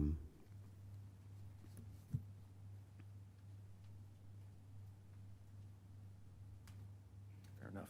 Okay, no further questions, Mr. Chairman. Thank you. Any redirect? Yes, Your Honor. Mr. Lawson, you've been asked a number of questions about the company's ability to access capital markets in the absence of the APRP mechanism by counsel from DCG and Sierra Club. Do you recall these questions? I do. When WGL goes to the capital market, is it competing against other entities for access to capital? Based on my understanding, yes. And that type of capital includes debt, correct? Correct. It also includes equity, is that right? Correct. And reference was made to recent securities issuances filings made by the company. Is the cost of the company's debt issuances incorporated into its revenue requirement proposal when it files a base rate case? Yes. So would it be fair to say that whenever the company seeks to issue new debt, the cost of that debt ultimately folds into a base rate case filing? Yes. And the company does not ultimately recover the cost of that debt unless and until that base rate case filing is approved. Is that correct? That is correct. No further questions. Thank you. Mr. Lawson, you are excused. At this time, we will take.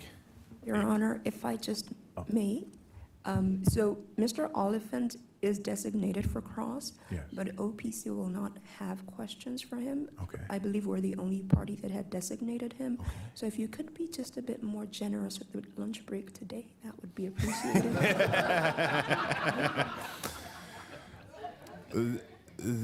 Well, let me first confirm. Will the other parties have any cross-examination for Mr. Oliphant? No. No, Your Honor. Okay. Well, it seems only fair. It seems only fair. So, what would you consider a more generous lunch period? 2 might sound greedy, but it might also be fair. 1:45 also works. 1:45, I like that. So, Mr. Oliphant is excused from testimony. We will take a recess until 1:45 for lunch, and we will proceed with haste when we return. Mr. Chairman, one issue, and I haven't had a chance to discuss with the parties yet, but I wanted to note that one of Sierra Club's witnesses, Michael Walsh, it shouldn't be an issue for this 1 to 2 time slot, but he will be unavailable after 5 p.m. to the extent that this could mean Sierra Club witnesses go before OPC or DCG. I don't know what the timing is going to be like from the company's perspective to question these witnesses. And again, I haven't discussed it with them, but I just wanted to note for the record there is unavailability of one of our witnesses. Okay, if you guys can just We can come briefly up, we'll discuss. talk and come with a proposal, Your Honor. Wonderful. Thank you. Thank you. You're right. I guess if we're all have additional comments before lunch, I just wanted to confirm that we are not required, if a data response is already, in the record, as all data responses I believe are, there's no need to move them into evidence again if they're used in cross-examination. No. Okay. It is considered as part of the record. Okay. Yeah. Thank you.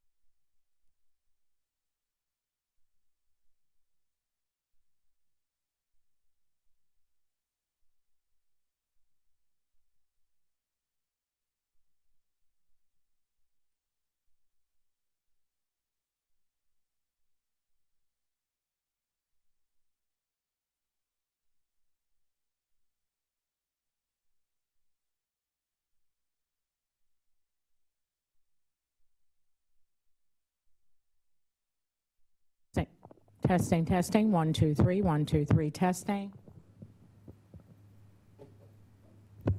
Testing, 1, 2, 3, testing, 1, 2, 1, 2, 3.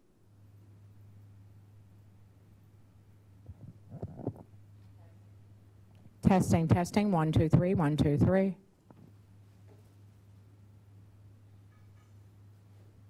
Testing, testing, 1, 2, 3, 1, 2, 3.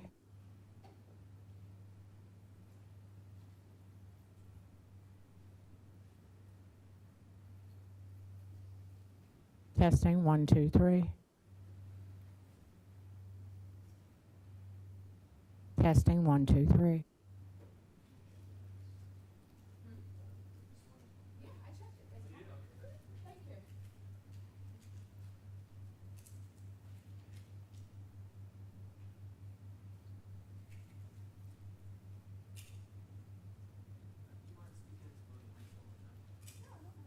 Testing, testing, 1, 2, 3, 1, 2, 3, testing, 1, 2, 1, 2, 3, testing, 1, 1.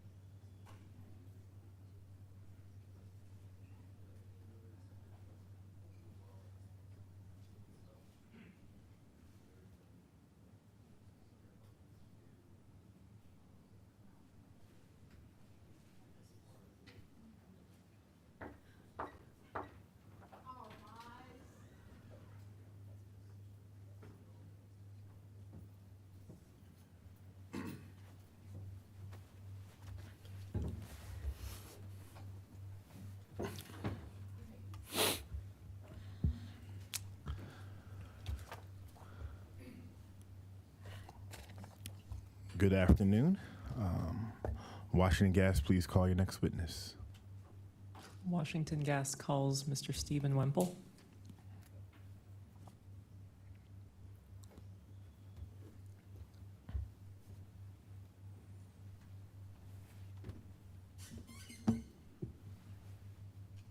Raise your right hand, sir. Do you swear or affirm that the testimony you're about to give in this proceeding is the truth and nothing but the truth? I do. Thank you. Please be seated and pull the microphone close.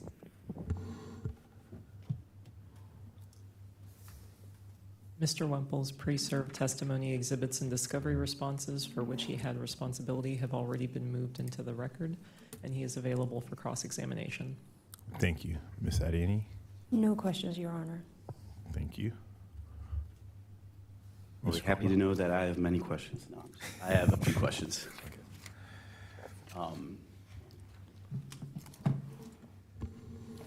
Good afternoon, Mr. Wemple.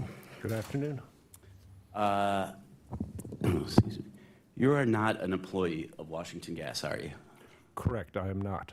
You are the Vice President of Concentric Energy Advisors. Yes, And Concentric Energy Advisors is being paid by Washington Gas to testify. yes. Testimony in this matter, correct? Is it accurate that your testimony responds specifically to the intervener's proposed non-pipeline alternatives, or what's called NPAs, the feasibility and pace of full electrification, and the associated cost and emissions impacts? Yes, that's a good summary of my testimony.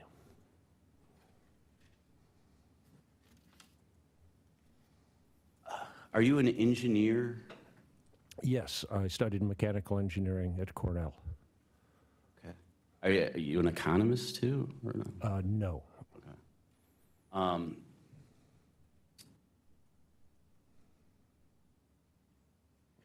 Did you perform independent modeling of electrification pace in the district? No, I did not perform any modeling of the pace of electrification.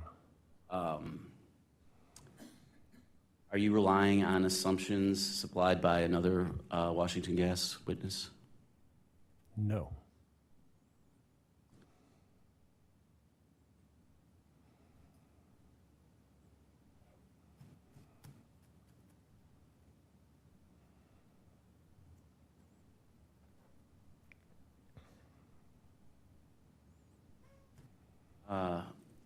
Mr. Wemple, do you have any corrections you'd like to make to your testimony that was filed back in January, I believe, of 2025? The January filing had a few corrected pages that were an errata from the December filing. December filing, okay. I think I have some questions about those, so we can get to that there. But those replacement pages are on file with the commission, correct?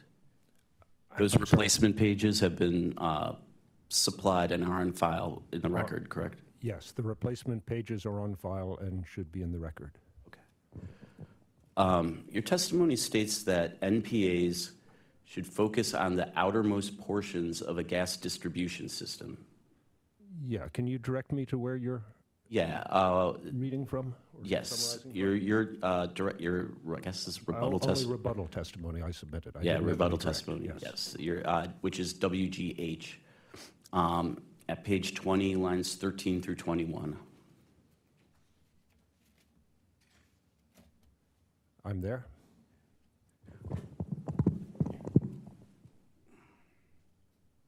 What is the technical or policy basis for limiting NPA considerations to the outermost portion only? My recommendation for starting on the outermost portions is where there's the greatest success based on NPAs being pursued in other jurisdictions, where there are fewer customers and therefore a higher likelihood of convincing all of the customers on the affected portion of pipe to agree to electrify. Sorry, 1 second.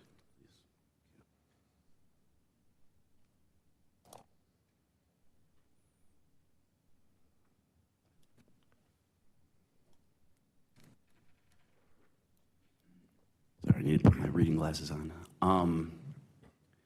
Isn't it true that Washington Gas itself identified approximately 15 miles of cast iron main not on the outermost fringe, but core system segments as candidates for potential abandonment?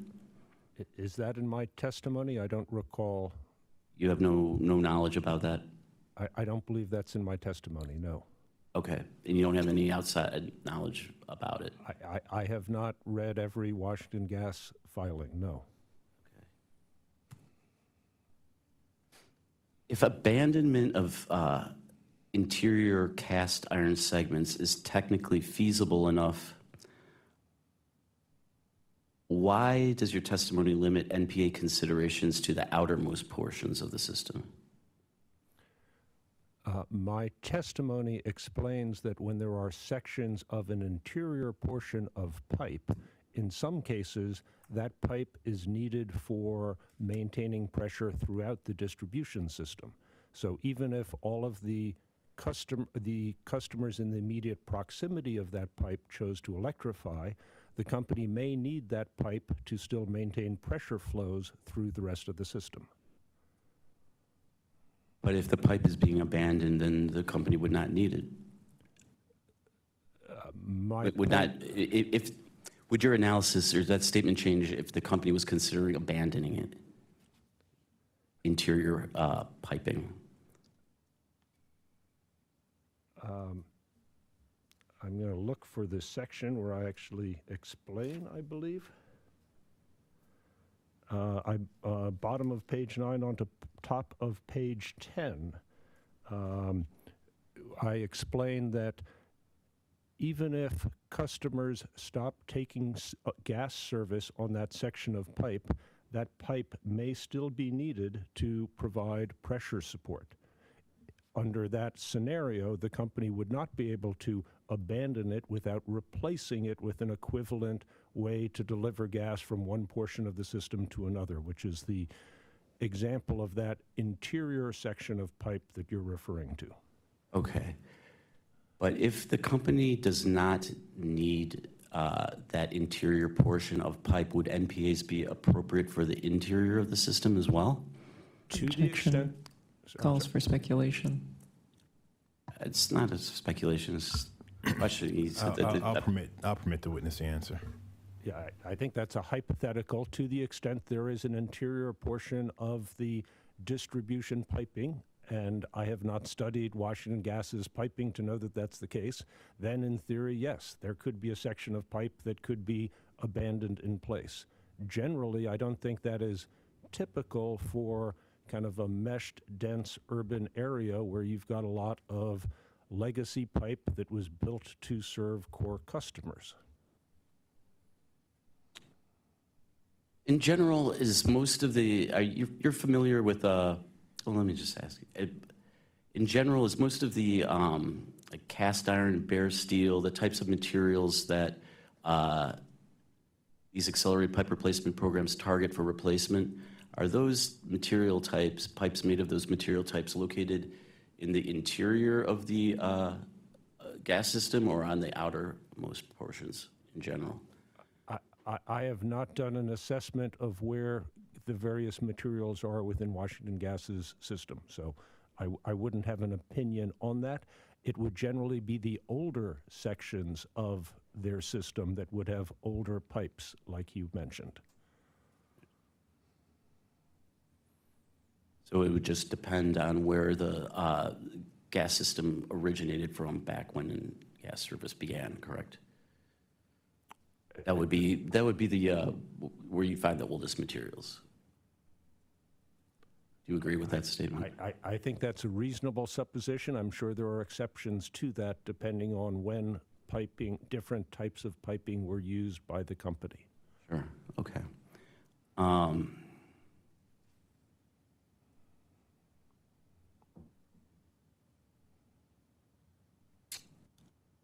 Does this outermost only portion, is that you testified to, position, I should say, for NPAs, is that a product of your own independent engineering judgment?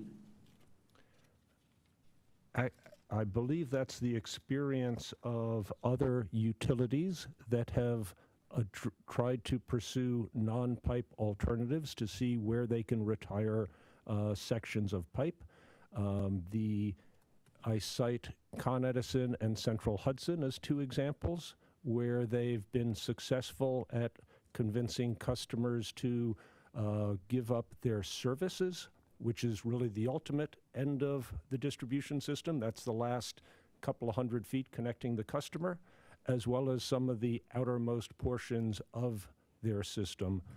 There was also an example in my testimony of National Grid convincing customers who were connected to the transmission system to retire and abandon their gas system, which were truly one-offs, large farms or industrials upstate. Do you consider abandonment to be an NPA?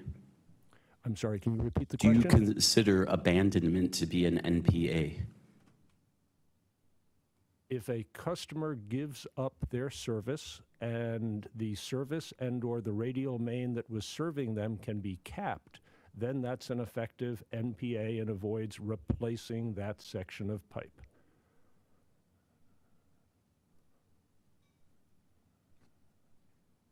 Do you have a definition for NPA?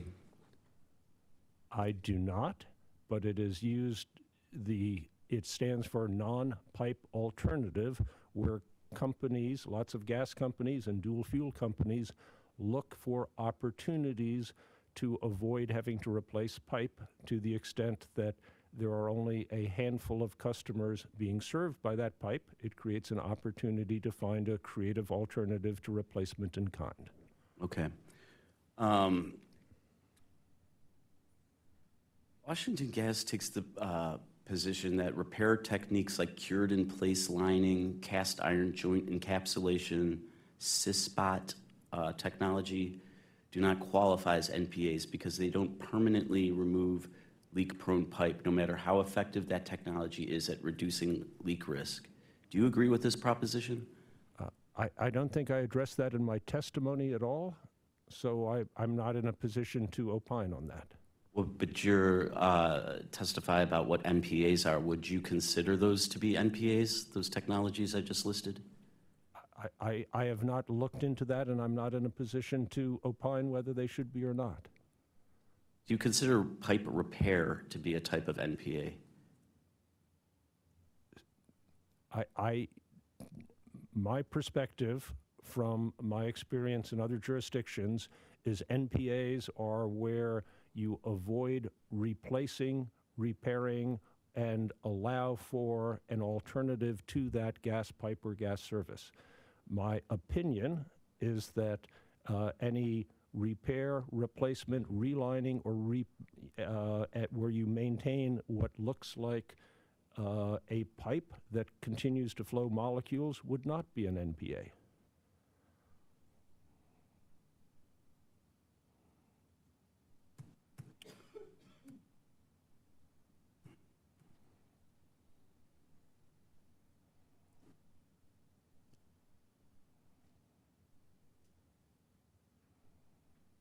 Do you agree that in order to be considered an NPA,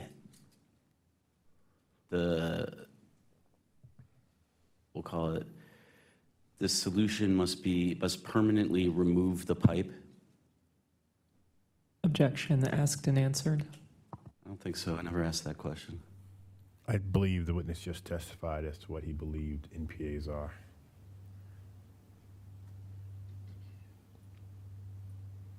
Does it require, I'm trying to ask him if it requires the permanent removal of pipe to be an NPA. Don't know if he answered that. I believe he did, but if you would like to ask it again, you can ask it again. Okay, thank you. Do you agree, is it your position that in order to be considered an NPA, it must be a solution that permanently removes the pipe? In order to meet, in order to not use the pipe has to be capped upstream, closer to where the supply would come from, to not have it have molecules flow through it, and therefore allow it to not be used and be a part of a successful NPA. I don't think it has to be physically removed. It just has to be taken out of service on a permanent basis. In lots of cases, utilities will go back to the main and cap where the service or branch came out of the main and leave the existing pipe in the ground.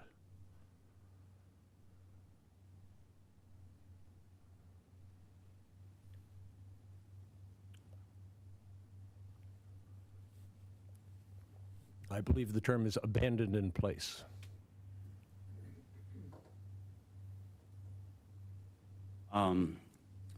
Sierra Club's witness testified that pipeline repair cost ratepayers roughly 1/10 to 1/100th of replacement cost.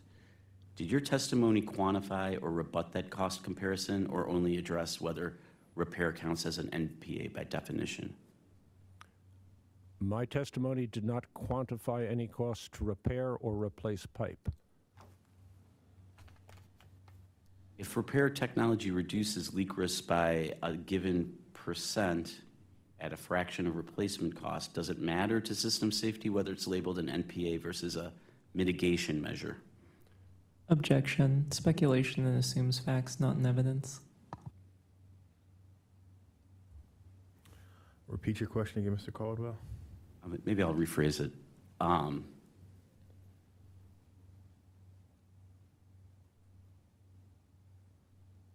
Would you consider an NPA to be a type of mitigation measure in terms of like greenhouse gas emissions? To the extent an NPA results in the permanent abandonment or removal of a leak-prone pipe, yes, it would reduce greenhouse gas emissions associated with the leakage through that section of pipe.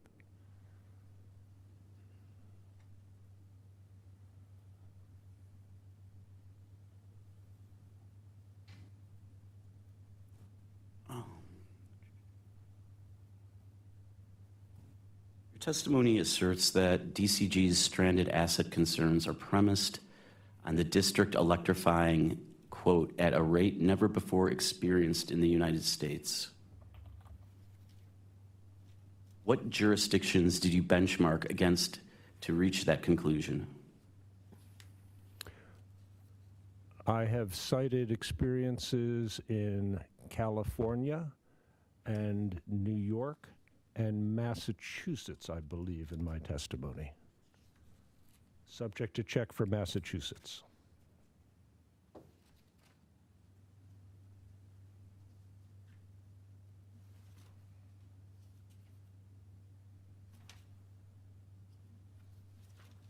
Oh, and also here in the district's own experience trying to electrify, trying to have customers convert to all electric uses.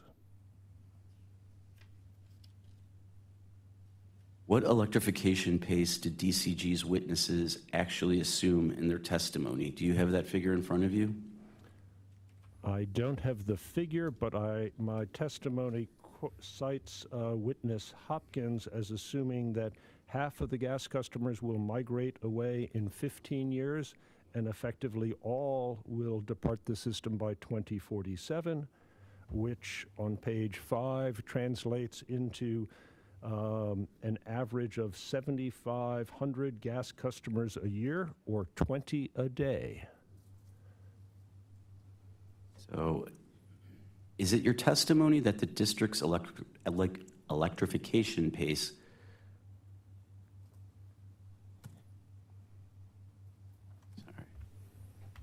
will definitely be slower than any jurisdiction has experienced, or only that it's uncertain whether it will be that fast? The district's electrification pace, as experienced through the current period, is probably in line with other utilities where the sales figures or the number of customers for Washington Gas have held relatively constant, and there has not been a large migration away from gas service to alternatives.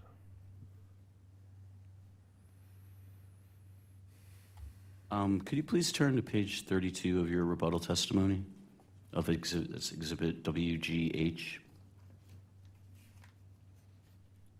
I'm there.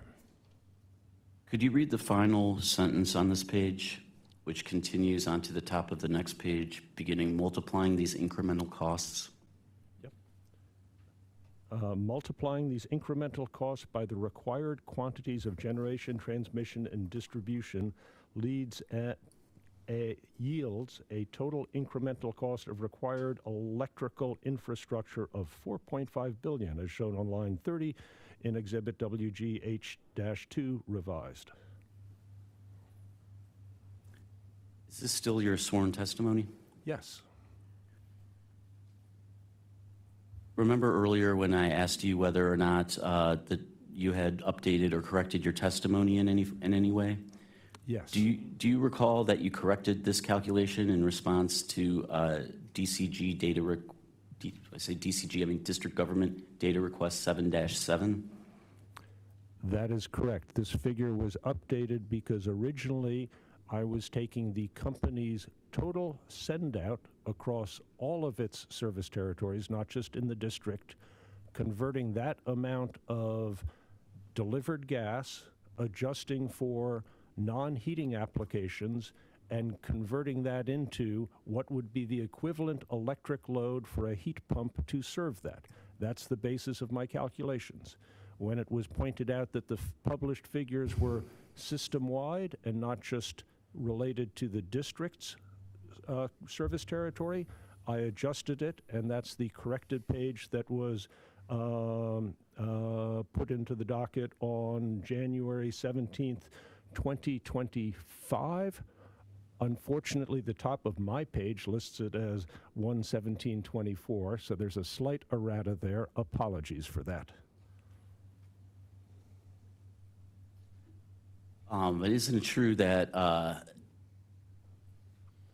the calculation that you performed was for Washington Gas as entire system, meaning including DC, Virginia, and Maryland? The original assumption for the electric infrastructure, yes, was done based on their total send-out, which was the original December filing. The replacement page from January 17th adjusts that figure only for the delivered gas into the district's service territory. So this is the estimated cost if one were to install heat pumps to replace all of the gas heating in the district. It would require $4.5 billion of electric infrastructure investment to handle the higher winter peak load, because the extra heating load served by heat pumps would make the district a winter peaking area, and the higher winter load as compared to the summer load is listed in that exhibit WGH2, and pricing that out at the distribution, transmission, and generation components, as that exhibit does, comes up to that figure of $4.5 billion. Okay. The $33.9 billion is for Washington Gas's system as a whole, including its operations in Maryland and Virginia, correct? Yeah, the 33.9 page that was replaced and substituted would have been the analysis for all of Washington Gas's service territories. Yeah, you could have just said yes. Okay.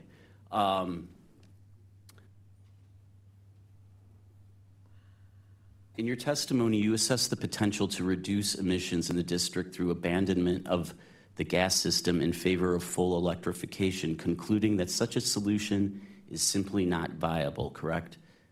And I can refer you to your testimony. That's at page 35, lines 6 through 17. You state that. Yes.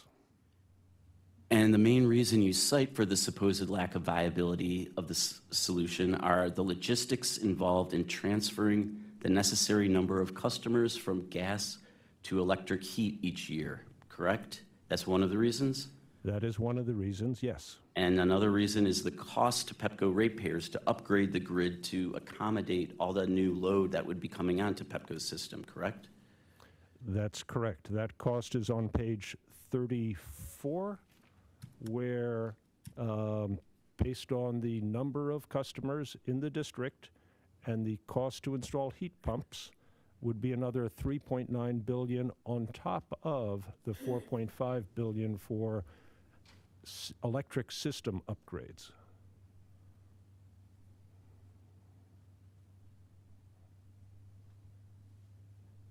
The 3.9 billion would be for For what? the customer costs of installing electric heat pumps to replace their gas furnaces. Okay, that's what I thought you said, but I just wanted to confirm. So with regards to the number of households, you estimate that 7,500 customers per year would need to exit Washington Gas's system and purchase heat pumps for home heating each year until 2045, which you describe as not feasible, correct? Yes. And you further state on page 35 of your rebuttal testimony that full electrification is infeasible in part because it would require, quote, installation of tens of thousands of heat pumps and other electric appliances each and every year over the next 2 decades. Is that correct? Yes. Do you know what the saturation of air conditioning is in the district? It's a pretty hot and muggy place. I don't have that number. I think that's publicly available. Are you willing to stipulate that the vast majority of buildings in the district are air conditioned? Objection. Are you willing to, can you answer? I have no basis to judge it. Hold on. Basis of the objection? I'm sorry. Sorry, there's been no foundation laid. I think to ask for a stipulate, that the witness stipulate is fine. If the witness is willing to do that, it's the witness's prerogative. Are you willing to agree that DC is a hot and muggy place?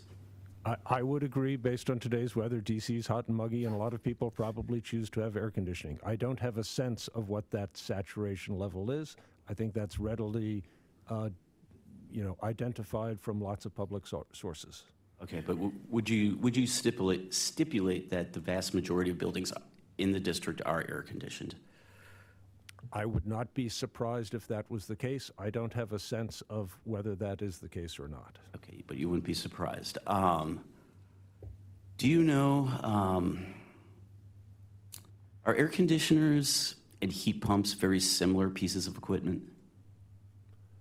Yes, they are. The distinction is a heat pump can operate its refrigeration in the opposite cycle, and instead of pushing the heat outside and providing cold inside in the summertime, it can do the reverse, provide heat inside and push the cold outside in the wintertime.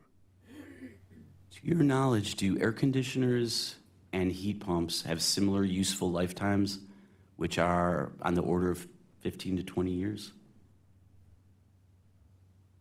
That seems reasonable. I have not done an assessment of the appliance life of either. Okay. So DC residents and building owners are already replacing thousands of cooling systems every year, right? They are replacing, in most instances, like-in-kind replacements, which are the easiest to do, yes. 320,000 households. The 20-year replacement cycle would be 16,000 per year. Do you agree with that, the math there?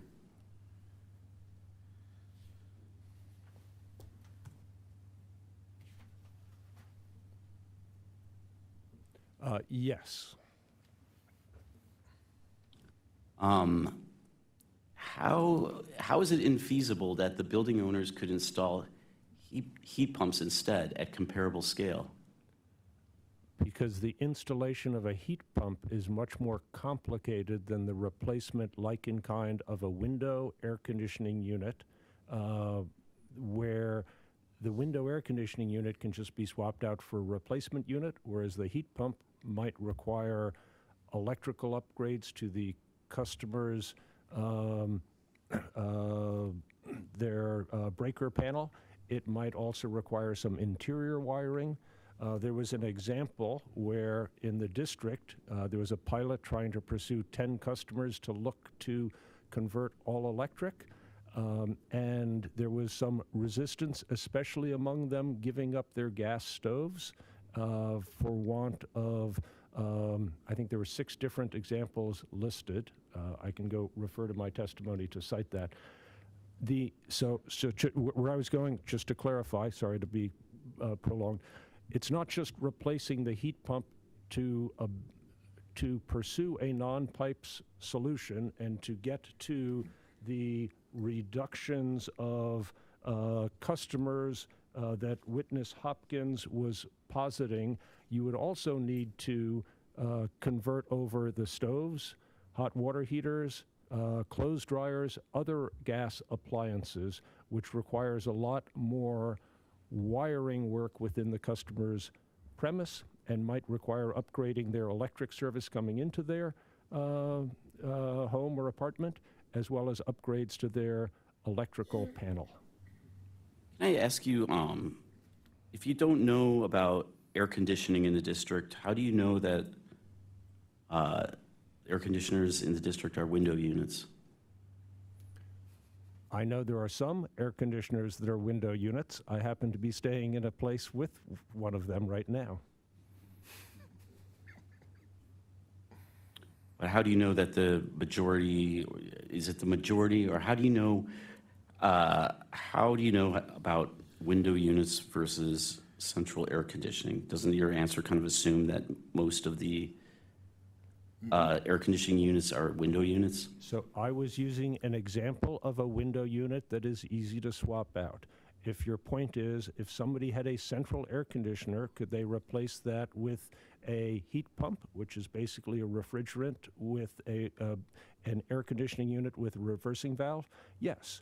To the extent they then had forced air, whatever areas are served by that air conditioner could then be served by heating. There are some issues of, is the ductwork sized correctly for the heating load, which could be higher than the required cooling load, so there could still be some retrofits for that type of customer, but that still does not address their gas stoves, gas clothes dryers, or gas hot water heaters to the extent they have those. Okay, but I didn't ask about those other appliances. We're just talking about Air heat pumps conditioning. and air conditioning, right? Yep. So there may be some retro fitting that needs to be done. What if there, if there were incentives in place, that would, well, never mind.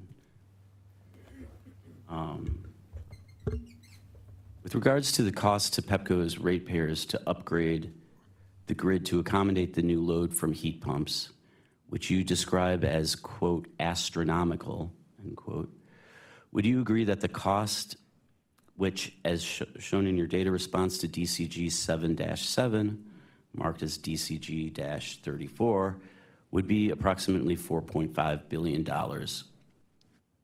Is that roughly, that's what your 7-7 shows, correct? The $4.5 billion is the external grid upgrade costs. In addition, the customer cost would be another 3.9. Right. So that's 8.4. But that 3.9 would be, includes costs that would probably be otherwise incurred just in maintaining gas air conditioning. Objection. Calls for speculation and is made. Well, if they're going to maintain, heat, not air conditioning, sorry.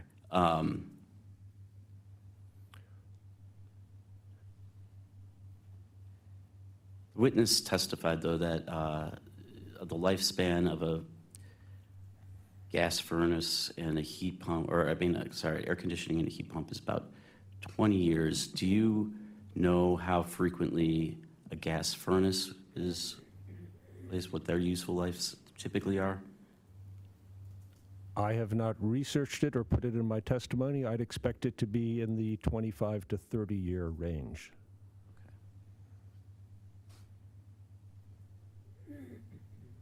So every 25 to 30 years, these gas furnaces would be being replaced. So that 3.9 million is really money that would be spent on another form of technology, either gas or electric heating, correct? It's not something that's not a cost that Pepco would incur. That's a cost that customers would incur to maintain their existing heating situation, correct? I would say that's incorrect. I have not quantified it, but the cost to replace equipment in kind is generally much less than the cost to change over and install a markedly different piece of equipment, which requires other upgrades to the customer's premises, including upgraded wiring.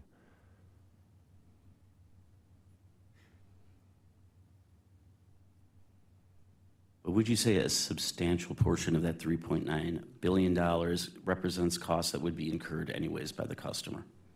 Objection, vague as to substantial. More than 50% of that. I have not quantified it. I have seen your witness, I believe, speculate that the cost, instead of in the 30 to 40,000 range, is down around 12,000, which I believe is their estimate of the end-of-life replacement in kind. So based on my recollection of your witness's testimony, I think it's more like a quarter is the replacement in kind versus the larger value for the replacement when needed to address either a non-pipes alternative or some other potential to retire leak-prone pipe in lieu of replacement. All right, well, setting aside the issue of the 3.9 billion, I'm sorry, billion, yes. billion, yes, with a B. Would you agree that the cost, which as shown on your data response to DCG 7-7 marked DCG-34,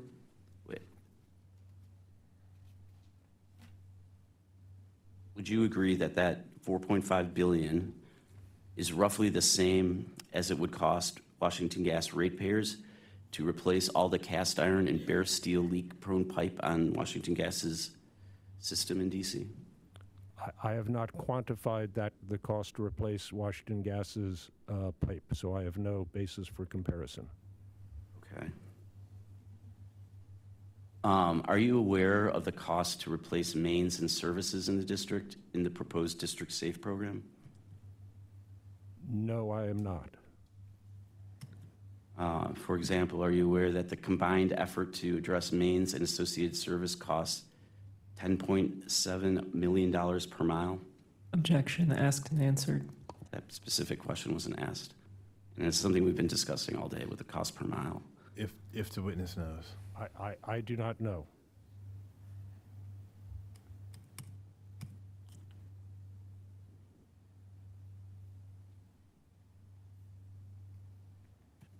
Do you have witness Hopkins' testimony, direct testimony in front of you by chance? I have only excerpts of it, so.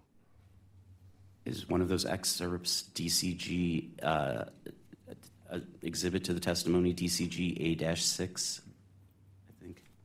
No, I do not have that.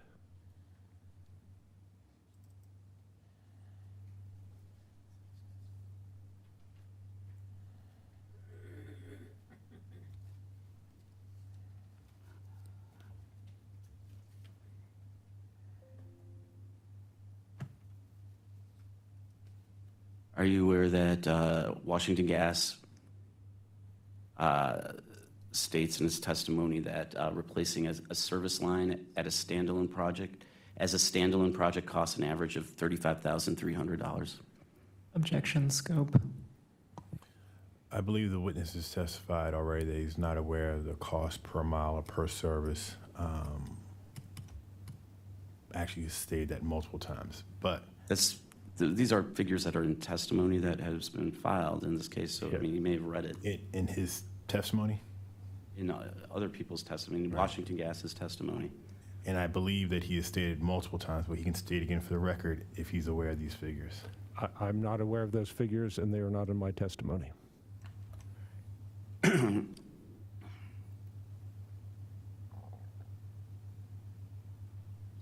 Then are you aware of how many miles of cast iron, bare steel, and other supposedly high-risk mains remain on Washington Gas's DC system? No, I'm not.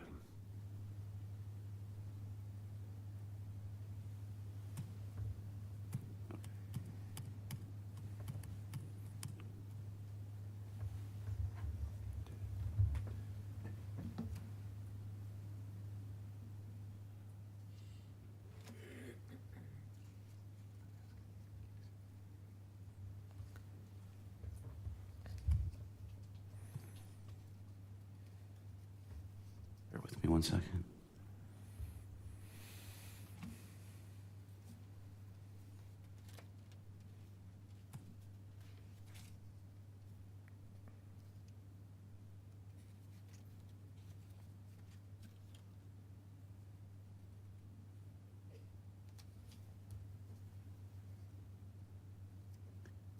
Witness Fang's rebuttal testimony states that there is no evidence of record that the district faces an increased risk of stranded assets.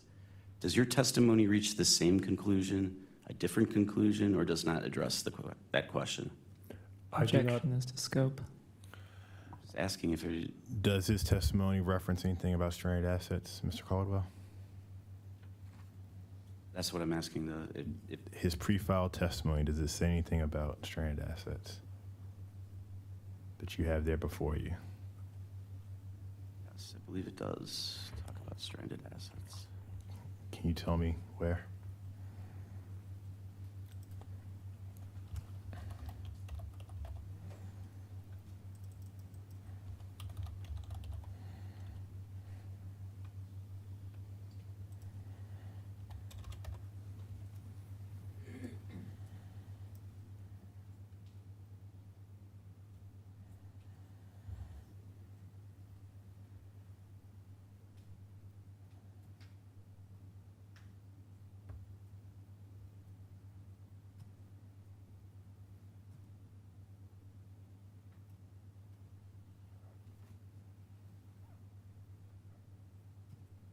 It does not talk about, I'm sorry, my apologies. No problem.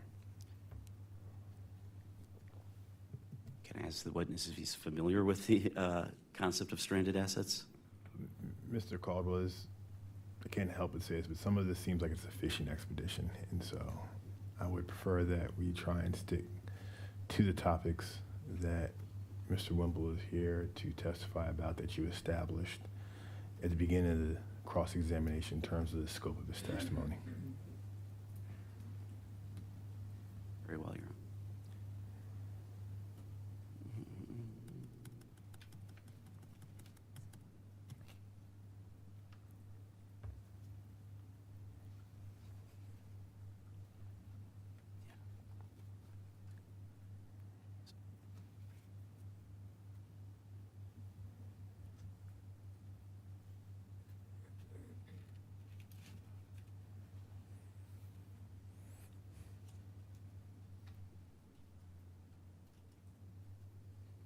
Honor. Can I ask, what specific data, cost studies, market research, district-specific survey data did you rely on to conclude the party's electrification and NPA cost assumptions are unrealistic, apart from the New York Con Edison comparison? My testimony also cites a study in California performed by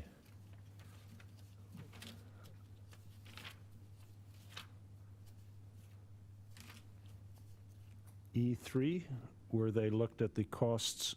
They, first of all, assessed the entire PG&E area and found that only approximately 0.3% of that utility's service territory was a candidate for an NPA, and quantified the costs associated with that. And I also included Central Hudson's experience, as well as the district's own experience pursuing a 10-customer pilot by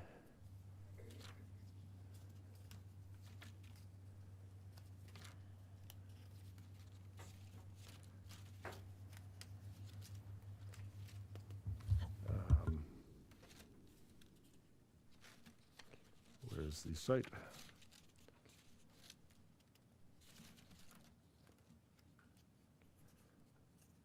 The E3 Pacific Gas and Electric experience is on page 6, I'm sorry, page 19, table 6, and the DC experience is referenced on page 20.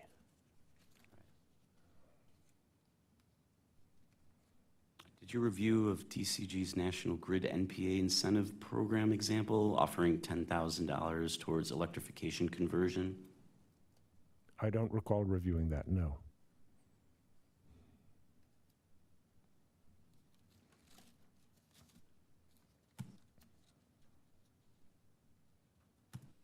You think an incentive of that magnitude would change your conclusion? So the experience that I cited in Central Hudson's case is that they struggled to convince customers to go all electric by paying the full cost of the electrification plus a $4,000 incentive on top of that full cost. So let's call that a cash bonus on top of full conversion costs. And as part of one of their NPAs, they still had to move the service main for 2 of their customers to an adjacent main to be able to retire their section of leak-prone pipe. I didn't ask about that program. I just So asked you yes or no whether or not it would change your calculus if you knew there was a $10,000 incentive. Sorry, the answer would be no. Thank $10,000 you. would not change my calculus. Okay.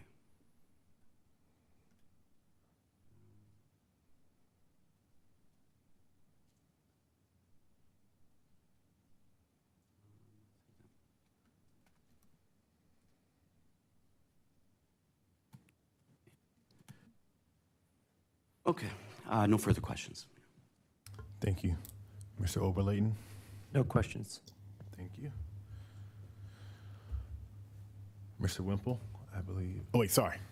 Any redirect? No redirect. Sorry, thank you. Thank you. Thank you, Mr. Wimple.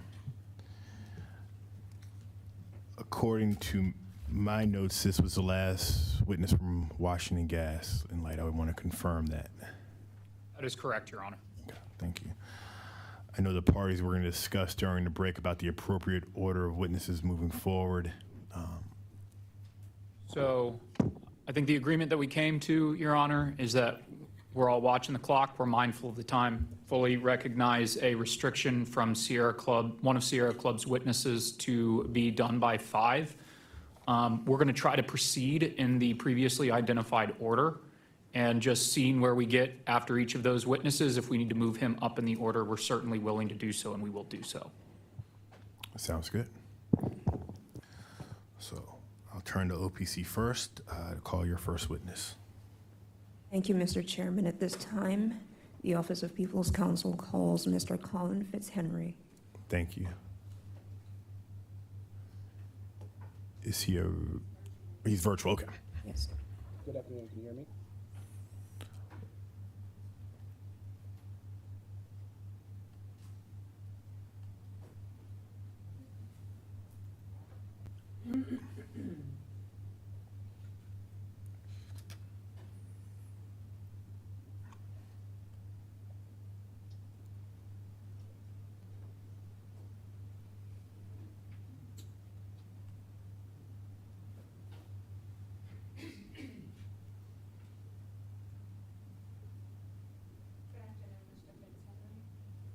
Good afternoon, Mr. Fitzhenry.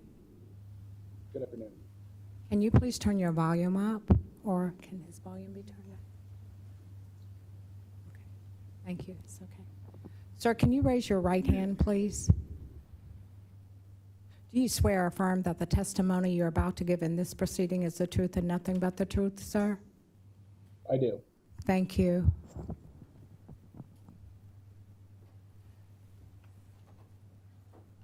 Mr. Fitzhenry's pre-filed and pre-served testimony exhibits and data request responses have been admitted into the record, and he's now available for cross-examination. Thank you. Good afternoon, Mr. Fitzhenry. Can you hear me okay? I can. Give me one moment to swap over to some notes here, and then we'll commence. Okay.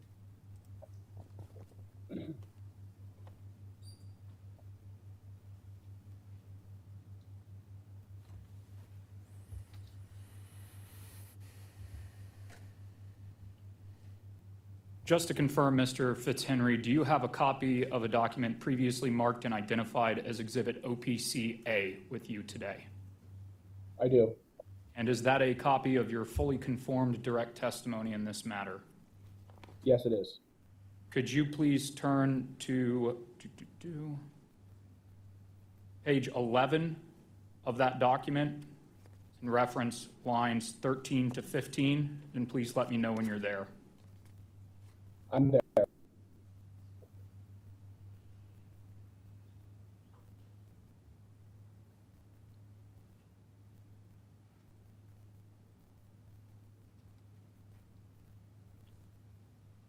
Apologies, one moment.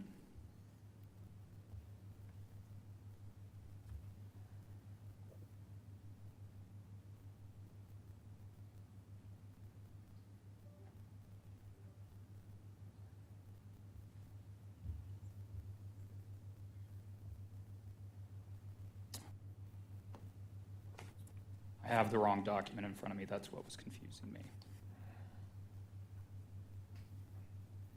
All right. Page 11, lines 13 to 15 of your direct testimony. In footnote 17, you reference a document produced by the U.S. Department of Energy, Office of Energy Policy and Systems Analysis, titled Natural Gas Infrastructure Modernization Programs at Local Distribution Companies, Key Issues and Considerations, January 2017. Is that correct? That's correct. And with reference to that document, do you state in your testimony that according to a U.S. Department of Energy report, the cost of replacing cast iron and unprotected steel mains can range from $1 million to $5 million per mile, depending on location? That's correct. That report was prepared in January of 2017, correct? Yes, it was. That is approximately 9 years ago, is it not?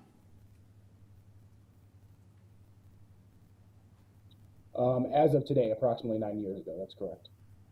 At the time you prepared your testimony, was it approximately 7 to 8 years ago?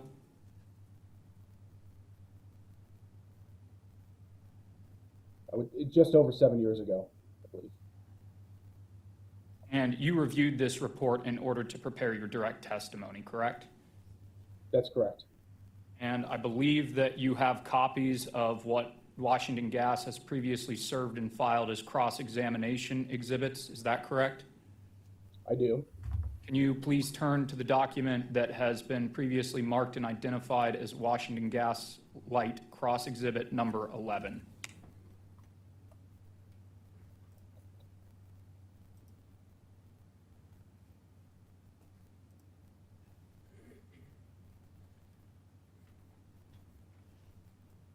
Yes, I'm there. And do your honors have a copy that you're able to make reference to? I do, yes.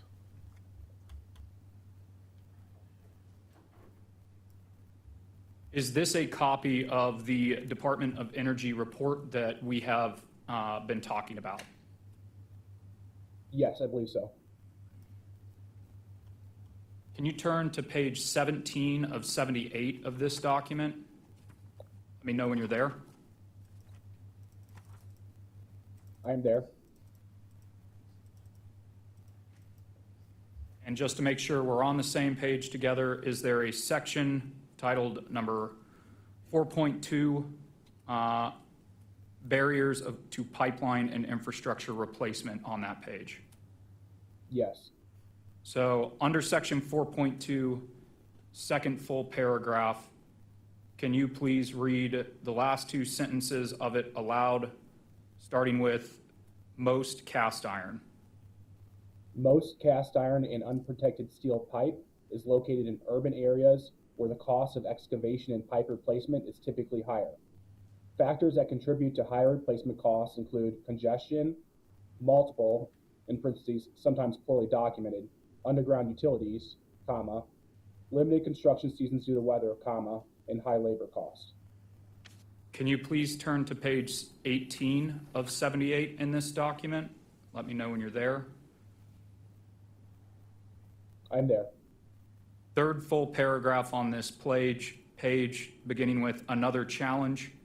Could you please read the first three sentences of that paragraph out loud?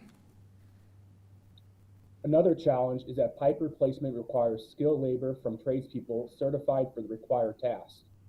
These resources are limited in most parts of the country. The shortage of qualified labor has been exacerbated in some areas that have a significant share of the total leak-prone pipe inventory, such as the Mid-Atlantic and Northeast, as multiple states and companies are now focusing on pipeline repair and replacement. And then the next paragraph, paragraph 4 on page 18, can you please read the first two sentences of that paragraph out loud, starting with limited workforce capacity? Limited workforce capacity and training availability for federal and state pipeline safety inspectors can also be a barrier to pipeline inspection and replacement. The Pipeline and Hazardous Materials Safety Administration, Office of Pipeline Safety, operates a single gas and hazardous material training facility for the entire nation. And FSMA's certification process for state inspectors can extend up to 5 years. Turning back to your direct testimony and the citation to this report on page 11 at lines 13 to 15, is this the only report that you rely upon with respect to your statement that the cost of replacing cast iron and unprotected steel mains can range from $1 million to $5 million per mile, depending on location? Across all my testimonies included in my revised supplemental testimony, I also include a comparison of the cost of pipe replacement of other utilities. And to be clear, you're making a comparison between the replacement costs estimated in this report to the company's average cost per mile of mains replacement in 2023 on page 11 of your direct testimony, right?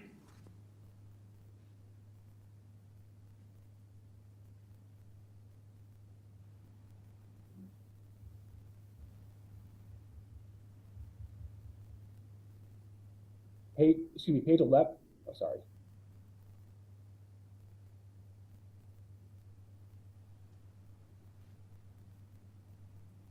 Can you repeat the question, please? On page 11 of your testimony, are you comparing the replacement cost estimated in the DOE report we've been discussing to the company's average cost per mile of mains replaced in 2023? That's correct.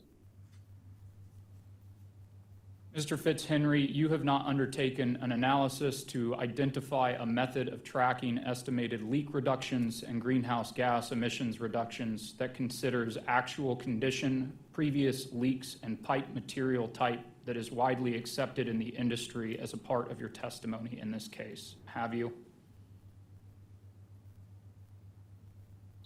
I propose a methodology that the company could utilize to estimate greenhouse gas reductions. I'm not aware that methodology is a widely accepted industry method of calculating GHG emissions. Does that methodology consider actual condition of the pipeline assets reviewed?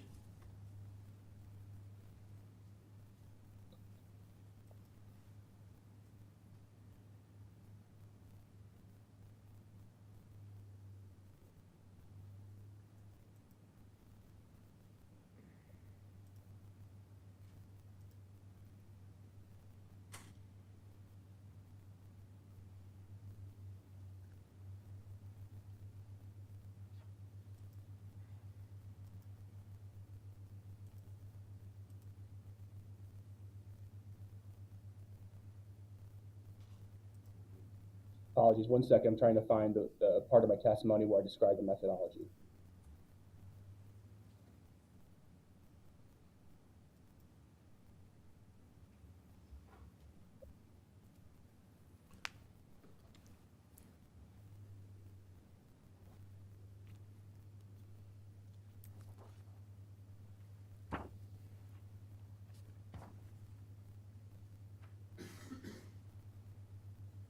The methodology proposed considers a type and vintage of pipe, Does it not consider an the, expected condition. does it consider the actual condition of the pipe?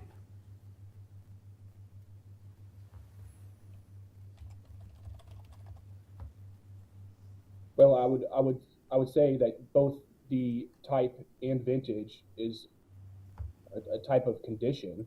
I would say that it doesn't evaluate whether the pipe's it doesn't consider whether the pipe's been inspected and the condition based on that inspection. So to bring you back to my question then, it does not consider the actual condition of the pipe, does it? Objection asked and answered. I'm not sure that it has been actually answered.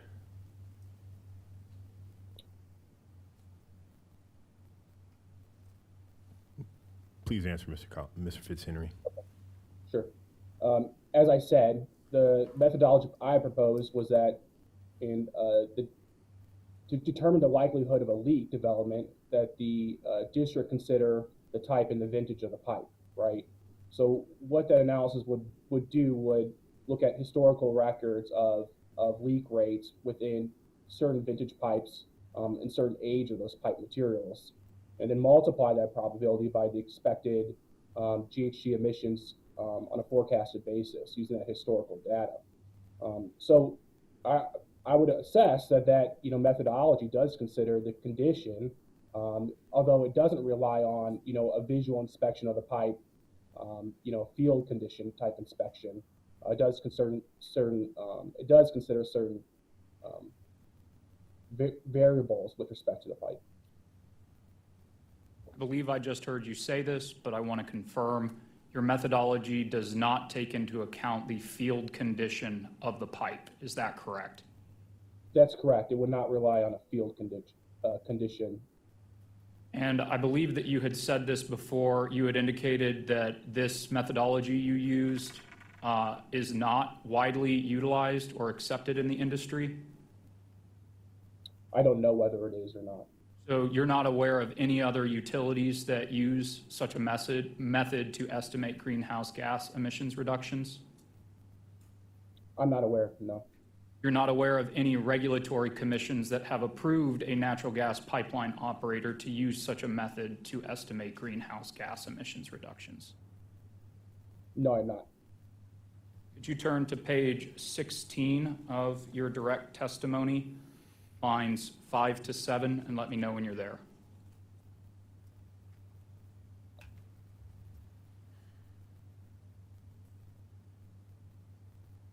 I am there. On page 16, lines 5 to 7, you recommend that the company should extend the customer choice opt-out provision to all customers with planned service replacements. Did I read that correctly? That's correct. You did not conduct a cost-benefit analysis related to this recommendation, did you? No. As I stated, I think in response in my rebuttal testimony, my assumption would be that the cost of communicating with its customers would be minimal to the company. You assume those costs. You have not performed an analysis to estimate them, correct? I don't know the exact cost it takes for the company to communicate with its customers. You don't have an estimate of the benefits of this recommendation, do you? Monetize benefits? No, I do not. Do you have an estimate of the benefits that that recommendation would have on participation rate? I do not. On conversion rate? I think the company will be in a lot better position than myself to make those assessments. I do not have that information.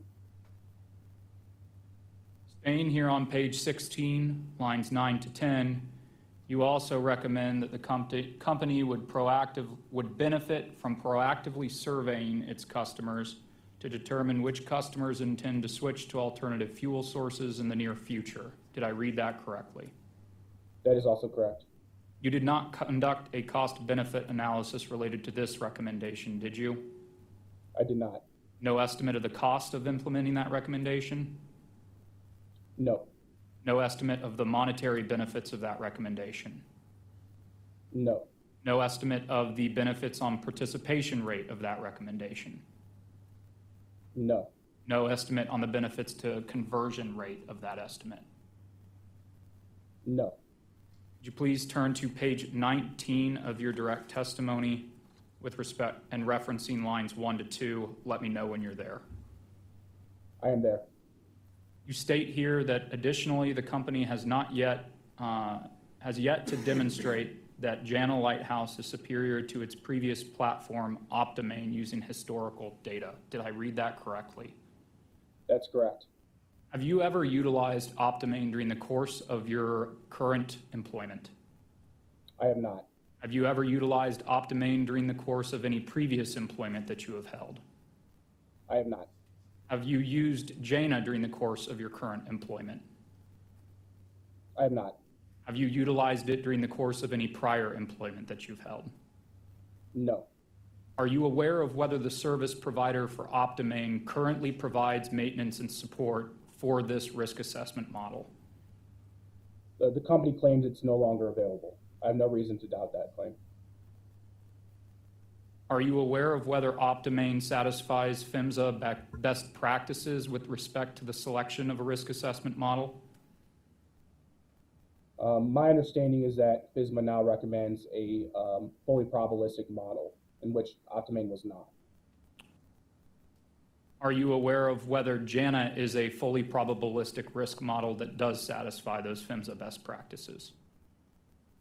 My understanding is that the company claims it is, and I have no reason to dispute that claim. Could you turn to page 22 of your direct testimony, referencing line 3, and please let me know when you're there.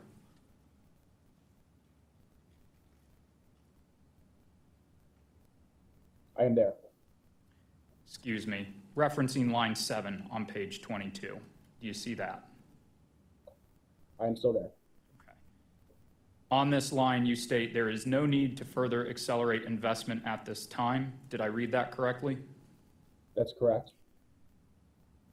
I want to focus on your term, the use of the term no need. Does that mean zero need? That's correct. Means there's absolutely no reason to accelerate the replacement of the facilities that are the subject of this program? There's no need to increase the investment of this program, is what that line reads. Has PHMSA identified cast iron main as a safety risk? Yes. Does cast iron main represent a significant portion of Washington Gas's system in the district? Yes. Subject to check, would it represent approximately 32% of the company's system in the district as of the time District Safe was filed?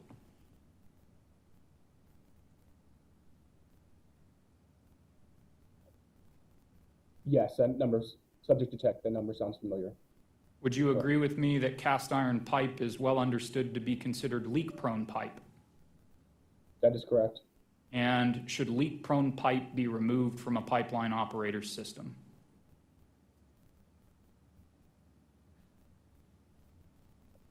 Yes, it should.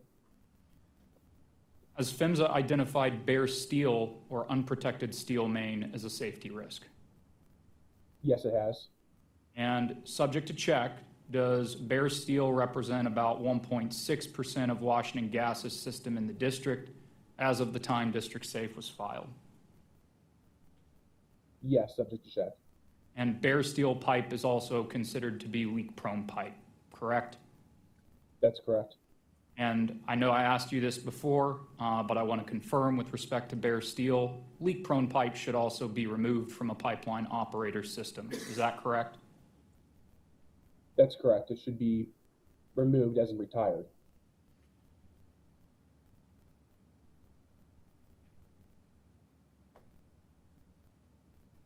Do you have a copy of the document previously marked and identified as Exhibit OPC-A-1 with you here today?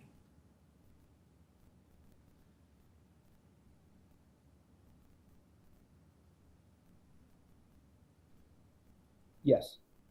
And is that a copy of, or is that a document that sets forth various questions and answers describing your professional experience and educational background?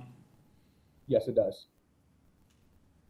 Does Exhibit OPC-A-1 accurately represent the extent of your education, experience, and expertise upon which you base your testimony in this proceeding? No, I mean, there's been several updates probably since this was filed. For one, I'm no longer an associate, I'm a principal on line 7.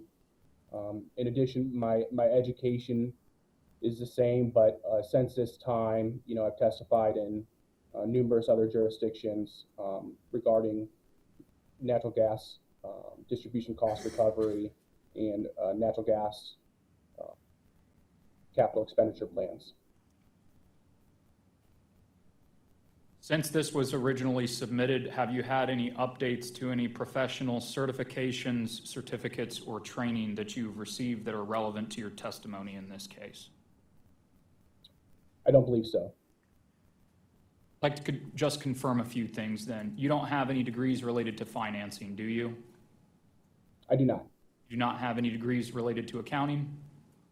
No. You do not have any degrees related to economics? That's correct. You do not have any degrees related to project management? I've taken project management courses as part of my engineering curriculum. Do you have a degree specific to project management?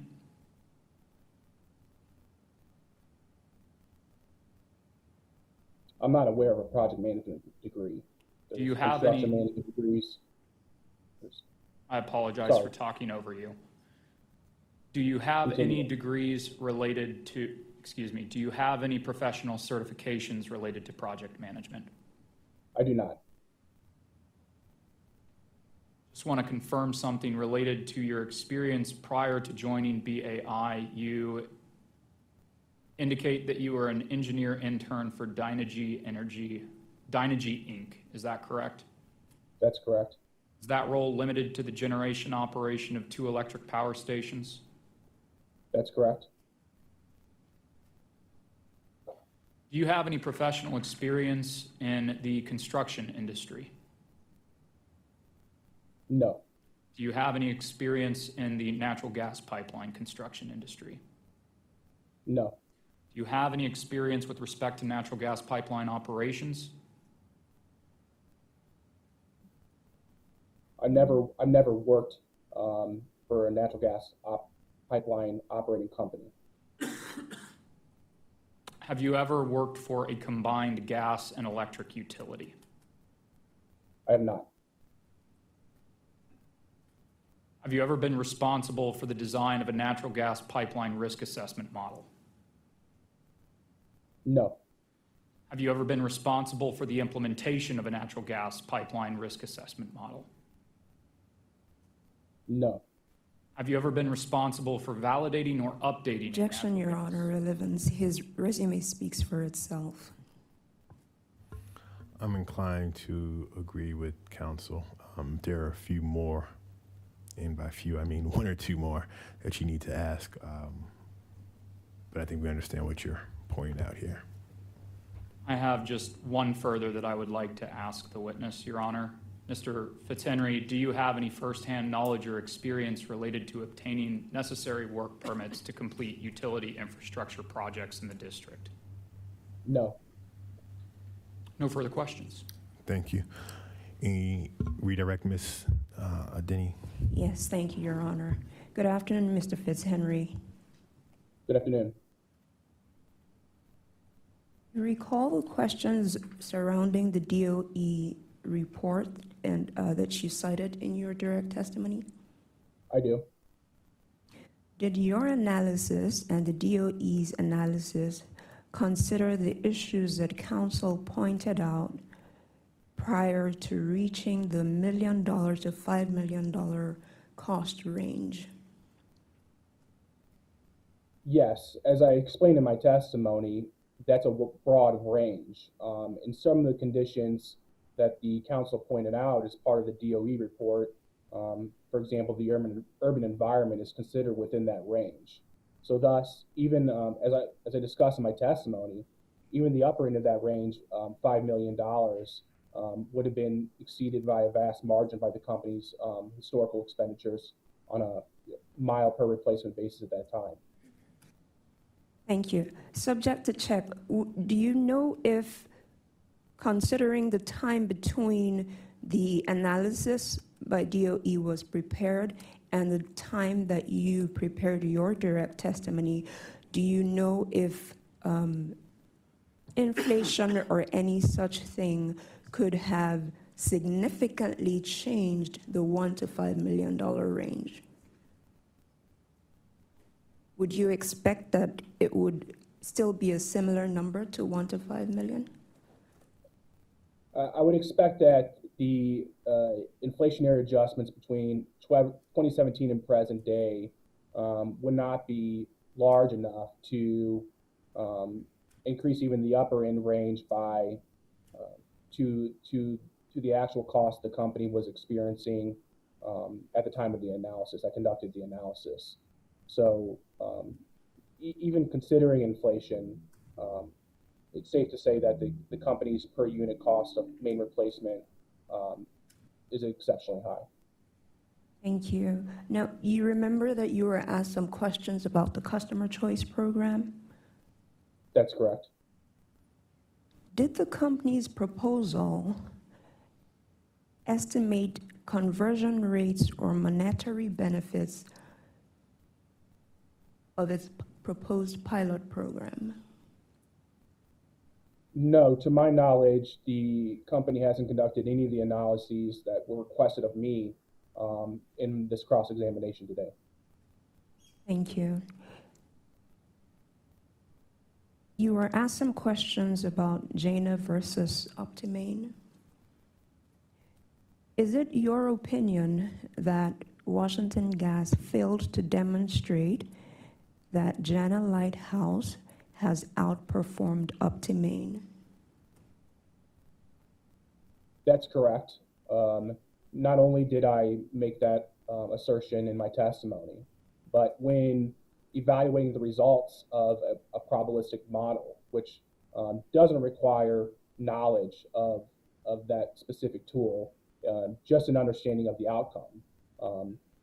What I determined was that the actual results, the JANA model for the year 2023, over forecasted the leak rate by 37%. So that's a significant margin. And when you're looking at the results of a probabilistic model like JANA, comparing the forecast results to actuals is a integral part of evaluating the effectiveness of that model and validating it. Thank you. And finally, you recall that you were asked certain questions regarding the meaning of no need to further accelerate investment at this time? That's correct. Considering the PHMSA mandate regarding cast iron mains, bare steel pipes, and so forth, is it your opinion that there is no need to further accelerate investment at this time? If so, why? What I'm suggesting is that if the company maintains current investment levels, when you look at the cumulative pipe replacement investment from both base rates and through the proposed district safe plan, accelerated recovery plans, maintaining that cumulative investment would allow the company to still target the highest risk pipes, the pipes that produce the most risk to the public, and replace those on a more limited basis rather than widely targeting accelerated pipe replacement for all the company's vintage materials to start with the most highest risk pipes.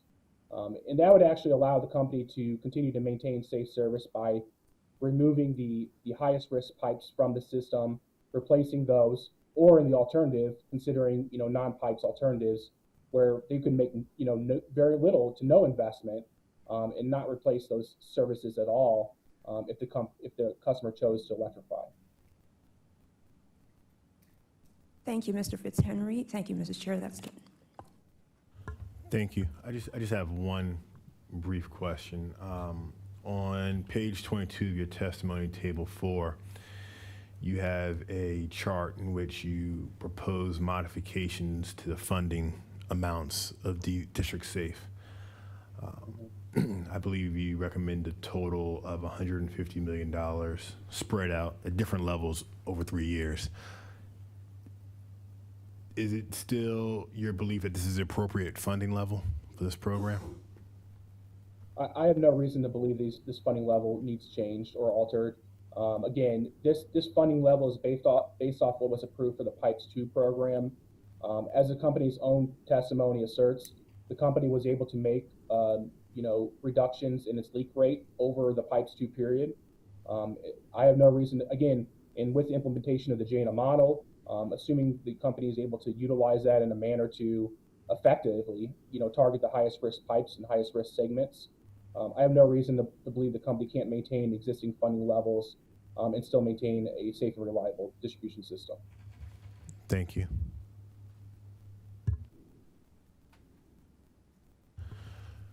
All right. Thank you, OPC. Do you have any other witnesses you wish to call? no, thank you, Your Honor. Okay. And I failed to do this before, but I presume that the Sierra Club or DC government did not intend to cross-examine witness Fitzhenry. No, Your Honor. Okay, thank you. Next turn. I'll next turn DC government for their witnesses. Thank you, DC Your Honor. government presents Dr. Asa Hopkins to the stand. Should be testifying afternoon. virtually. Good afternoon. Can you hear me in the room? We can hear you, but we can't see your video. I don't know. My video is on. I think someone may need to switch which one's Now we can primary. see you. Thank you. Good afternoon, sir. Can you please raise your right hand? Do you swear or affirm that the testimony you're about to give in this proceeding is the truth and nothing but the truth? I do so affirm. Thank you.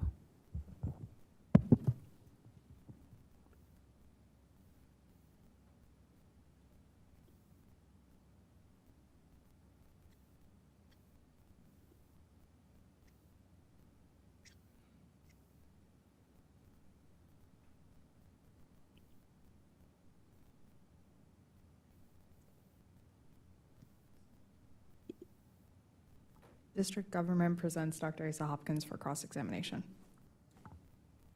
Thank you. Good afternoon, Dr. Hopkins. Are you able to hear me okay?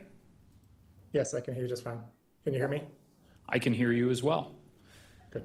Do you have a copy of a document previously marked and identified as Exhibit DCGA with you today? Yes, that's my direct testimony. Can you turn to page 19 of that direct testimony and make reference to lines 23 to 27?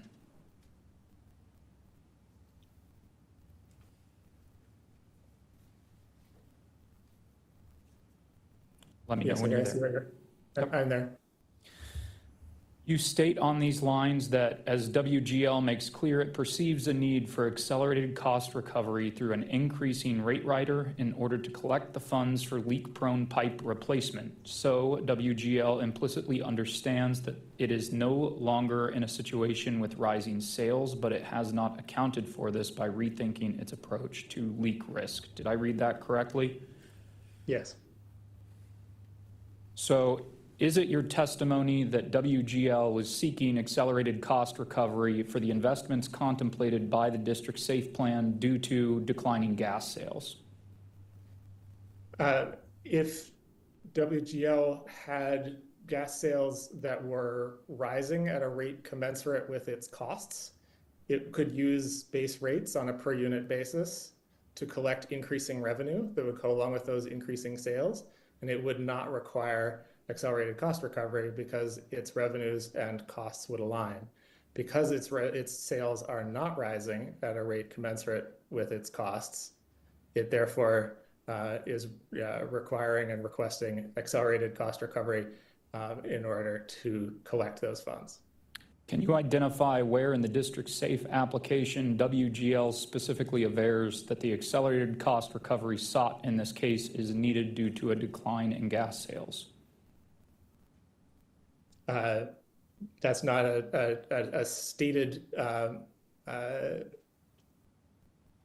it's not a stated piece of the, explicitly stated.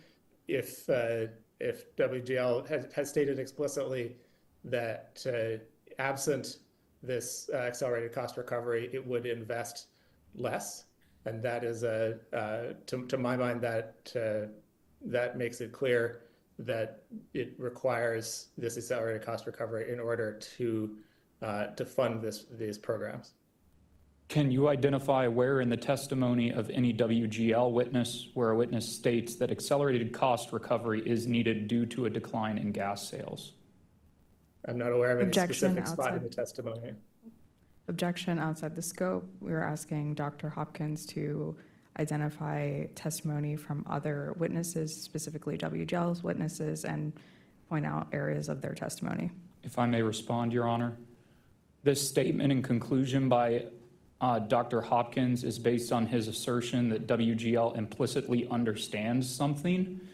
So if that is the basis for the statement, I'm allowed to test whether or not there is an explicit basis by any WGL witness for this witness's conclusion. Dr. Hopkins is responding, has testimony based on the contents of District Safe and has rebuttal testimony accordingly to WGL's witnesses. He does not specifically identify or opine on certain aspects of the witnesses as described by Washington Gas's counsel.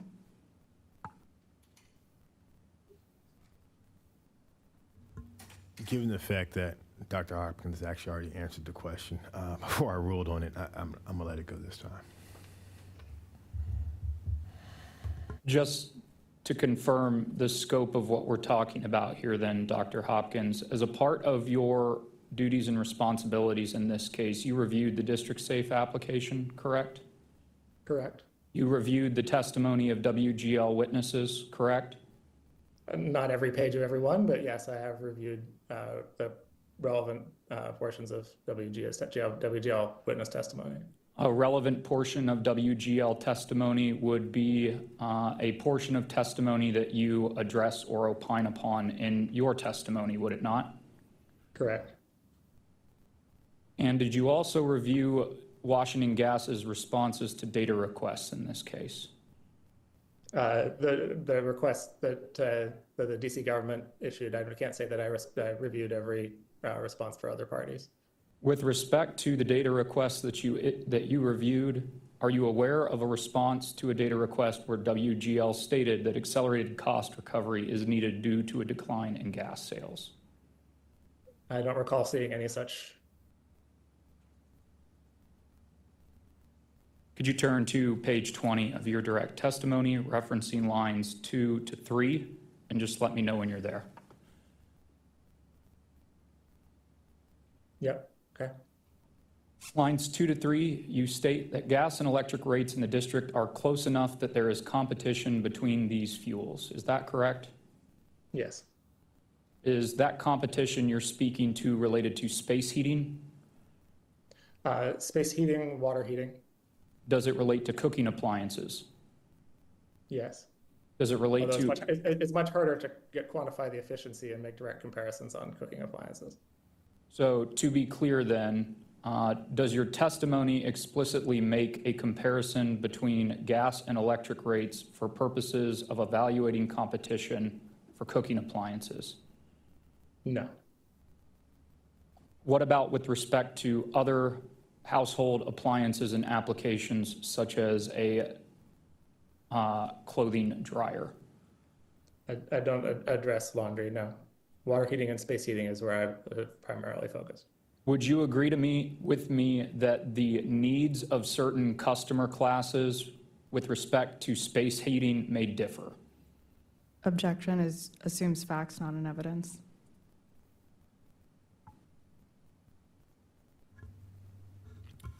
To the extent the witness has any knowledge of that. I think you'd have to define several of the terms used in that question before I would be able to answer it. Okay, let's start with customer classes then. Would you agree with me that the residential customer class served by WGL in the district differs from the commercial customer class served by WGL in the district? Yes.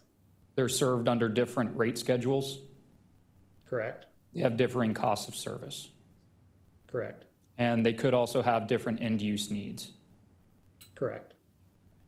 So when you talk about competition, as you use that term in your testimony, have you analyzed whether competition between gas and electric differs as between specifically the residential and commercial customer classes that WGL serves in the district? I have not done class-specific analysis.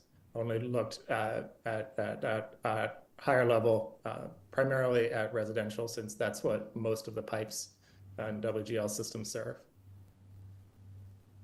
Staying here on page 20, lines 6 to 8.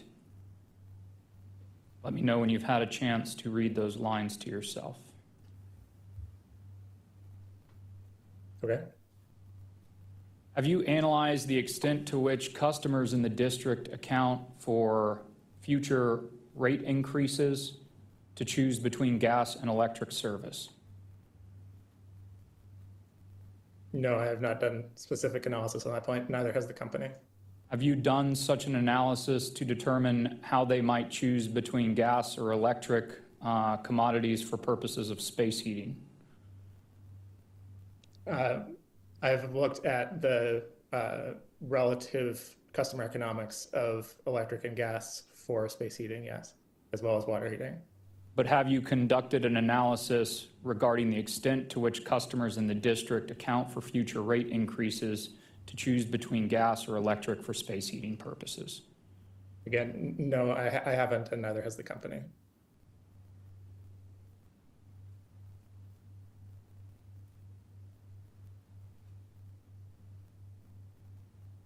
You turn to page 22, lines 18 to 19 of your direct testimony, and let me know when you're there. Yep. On lines 18 to 19, you state that I assumed that the district achieves its economy-wide goal of carbon neutrality by 2045, building on known policies. Did I read that correctly? Yes.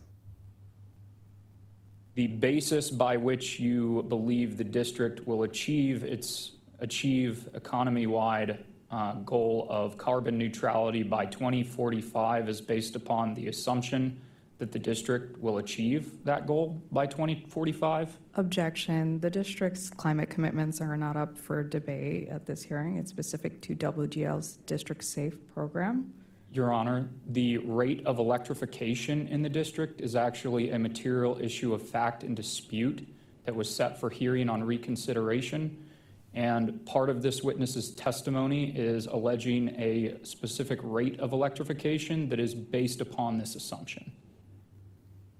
The Climate Commitment Act, which counsel is referencing, is a legal obligation, and to the extent that Dr. Asa Hopkins speaks to the climate commitment and the expectations to meet that commitment, that's a legal obligation, as opposed to the question proposed by counsel, which goes to whether or not that legal obligation will be met.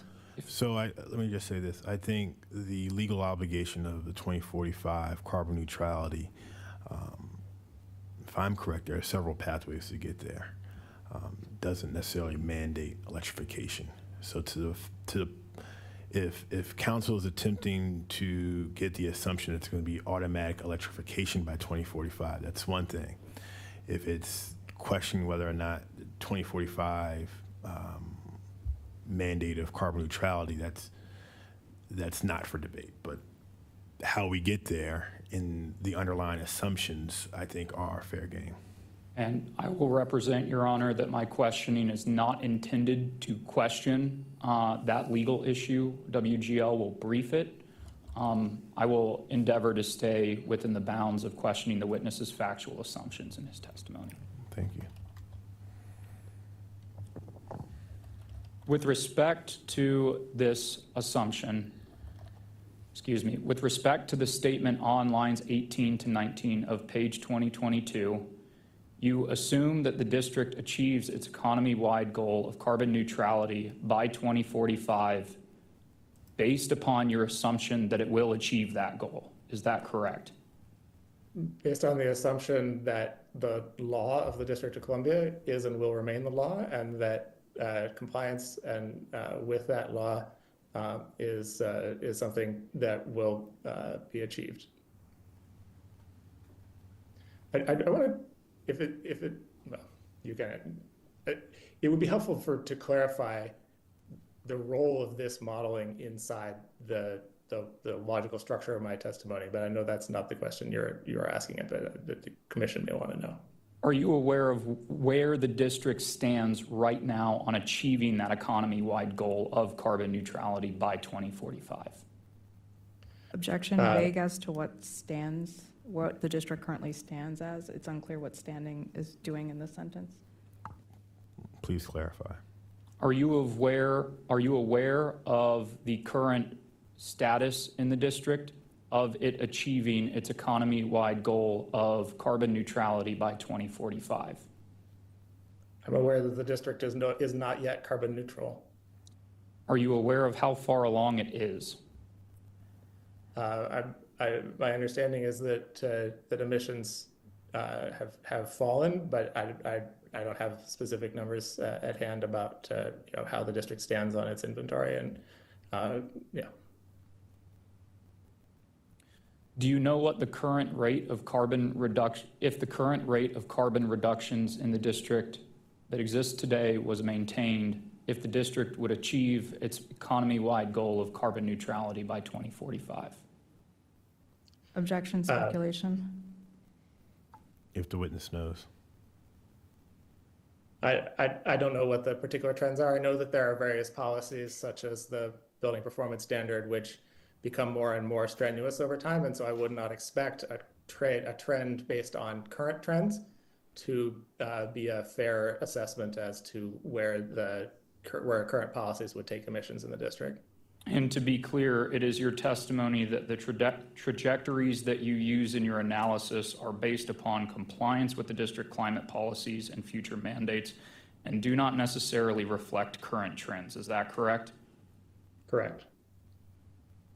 So those assumptions are not based upon any data specific to the current rate at which the district is achieving its economy-wide carbon neutrality goals.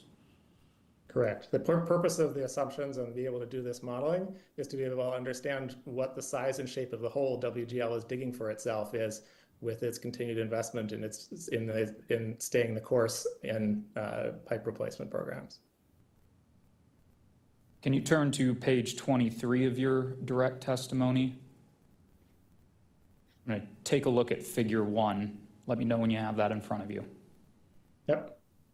Is the heat pump market share trajectory that you show on this document based upon your assumption that the district will achieve its economy-wide carbon neutrality goals by 2045? These assumptions are consistent with achieving that goal. Are you aware of any state where the forecasted heat pump market share trajectories assumed in your direct testimony have been achieved? I don't have any specific items at hand. There are any specific examples, particularly that would align, item by item with this trajectory. You regularly testify about the penetration of heat pump market share in various jurisdictions. Is that correct, Dr. Hopkins? It is a factor in the testimony that I give in various jurisdictions, yes. And based upon that testimony given in various jurisdictions, you have no familiarity with whether any state has achieved the assumed rate of heat pump market share trajectories that are in your direct testimony?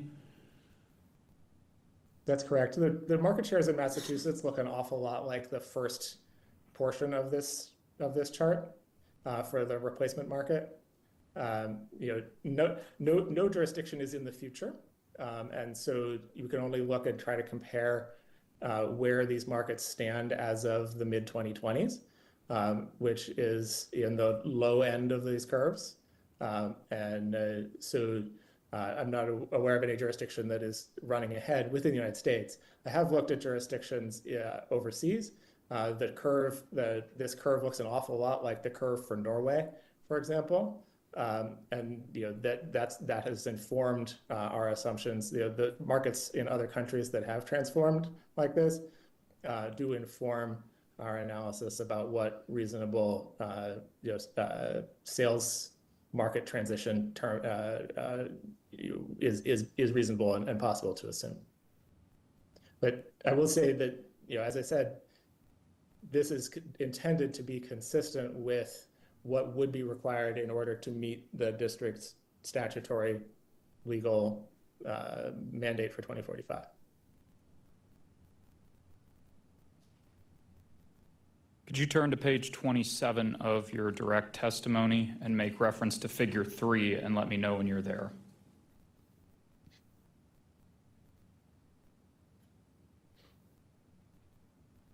Okay, I'm there. Figure 3 on page 27, it's titled Projected Policy Consistent Sales and Customer Counts. Is that correct? Yes. This figure assumes that WGL will have 0 customers in the district by 2050, does it not?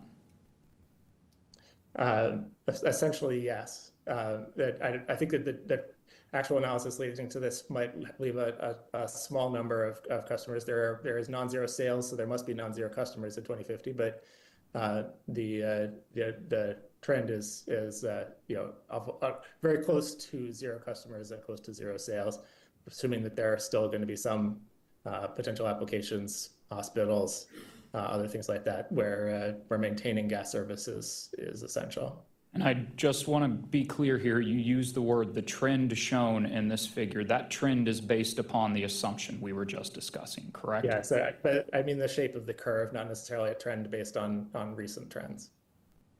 Does this figure also assume, as you stated, almost non-zero sales of gas in the district by 2050? Yes, I mean, very dramatic reduction, close to 0, not actually 0. And I just want to be clear, are those assumptions based upon the same assumption we've previously been discussing of compliance with district climate policies and future mandates? This is all parts of the inputs and outputs of a single internally consistent model intended to try to understand what happens to the gas utility business model in a policy consistent future. So again, just to be clear, that model that you're utilizing has as an input an assumption that the district climate policies and future mandates will be achieved by 2045. Is that correct? Objection. Asked and answered. The witness has already confirmed this. Sustained. Is the assumption that is reflected in figure 3, assumption reflected in figure 3 based upon current trends related to customer departures or decreased sales in the district? No. To your knowledge, on an average annual basis, how many customers would need to choose to cease obtaining service from WGL for the customer to serve 0 customers in the district by 2050? I mean, yeah, you could look here on the chart. It's 170,000 customers over 24 years. So I'm not going to try to do that math here on the stand, but it's somewhere between 5,000 and 10,000. Could you turn to page 29 of your direct testimony and make reference to figure 6? Let me know when you're there. Yep. Is the trajectory of average residential bills shown in Figure 6 based upon the assumption that the customer count and sales trajectory depicted in Figure 3 is achieved? This is a consistent, as I said, is a consistent output with the other parts of this overall modeling. The left-hand part of this curve looks like what the track that the district is on, to my understanding, with WGL's rate increases. As the part of this is a self-reinforcing process wherein as gas rates rise, more customers are put off by the high cost of gas, choose to not use gas or use less in such a way that rates increase further, et cetera, and in an internally consistent fashion, both advance district climate policy and result in rate trajectories like this that severely disadvantage the customers who have the hardest time getting off the gas system, namely low income and renters. You use the term internally consistent. Does that mean any of the figures that you utilize in your direct testimony related to customer count, gas sales, impacts to rates, impacts to customer bills are all based upon this central assumption of achieving a policy objective that we've been talking about? The numerical figures that are presented in my testimony are all consistent with that. As I said, I do identify in my testimony that in the event that the timeline were to shift by a few years, or that it takes longer to achieve carbon neutrality, these curves might stretch and shift, but the fundamental shape of the curve does not change. Could you turn to page 31 of your direct testimony, lines 3 to 6, and let me know when you're there? Sorry, you said page 31? 31, lines 3 to 6. Yes, okay. On these lines, you state that the Potomac Electric Power Company's default marginal electric rate above 400 kilowatt hours per month is about 16.6 cents per kilowatt hour, while WGL's default winter gas service costs about 1.28 per therm. Did I read that correctly? Yes. When you reference PEPCO's current default marginal electric rate, is this the standard offer service rate that PEPCO offers customers in the district? Yes. Is that an all-in rate for electric distribution service? To my understanding, yes, with the addition of a customer charge. So is the standard offer rate inclusive of the fixed customer charge and kilowatt hour demand charge components of PEPCO's electric service rates? I'm sorry, I didn't, you'll have to break that question apart or restate it somehow. Is the PEPCO standard offer service rate inclusive of the fixed customer charge component and kilowatt hour demand charge components of its electric distribution service rates? The number that I'm quoting here is the residential marginal rate. So it doesn't have a demand charge, and it's the marginal rate, so it doesn't include the customer charge. So it would just be the charge for the electric commodity that a PEPCO customer pays for to obtain default electric service from PEPCO. It's not the commodity alone, it's the delivery on the commodity, but it's the part that's volumetric, that's proportional to kilowatt hours. So capacity, generation, transmission would be included in that, correct? Yes, in addition to delivery, the distribution system. That is the 2024 standard offer rate that is offered to PEPCO customers? It's whatever the rate was that was current as of the date that I put the testimony together. We've been in this docket for a while. I agree with you, and it hasn't been updated at any point during the course of your participation in this proceeding, has it? I have not gone back and updated this analysis, no. Okay, so you don't know whether or not that rate today is higher or lower than it is as shown in your testimony? My understanding is that it's somewhat higher. I think there's been a bunch of issues around PJM and capacity costs, et cetera, that are likely resulted in that number being higher, but I couldn't tell you that's the current specific number. The gas cost numbers have also updated. Of course, gas costs more. WGL has had a completed rate case, et cetera. I haven't updated either side of the calculation. Could you turn to page 34 of your direct testimony, make reference to lines 16 to 24, and let me know when you get there.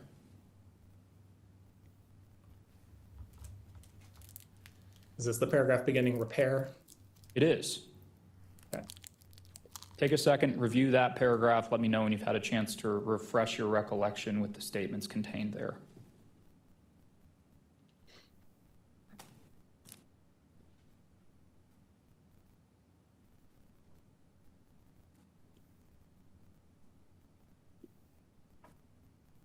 Okay. Fair to say that in this passage, you're explaining various advantages and disadvantages related to leak repair. That's correct. Do you discuss the likelihood of future leaks related to a repaired leak in this passage?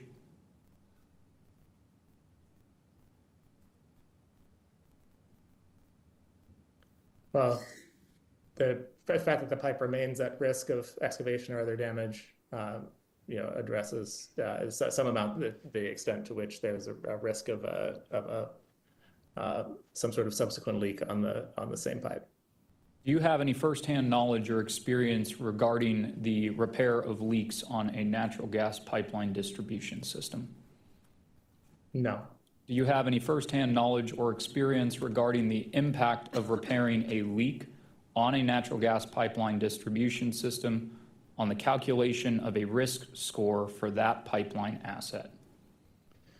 No direct experience. My understanding from review of the JANA modeling is that the presence or absence of a past leak is not a parameter that's used in that modeling. So it's not a parameter that WGL is accounting for when accounting for the risk in any specific asset.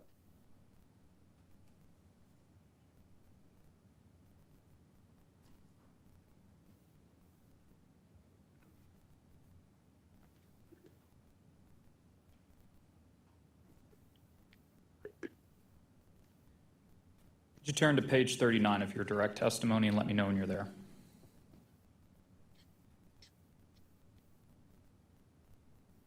I'm on page 39. Do you want to direct me to a particular line?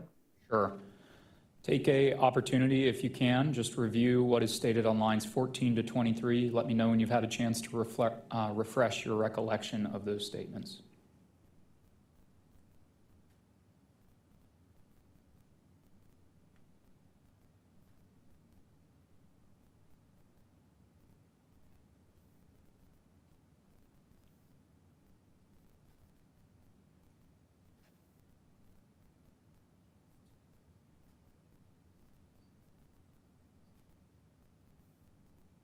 Okay.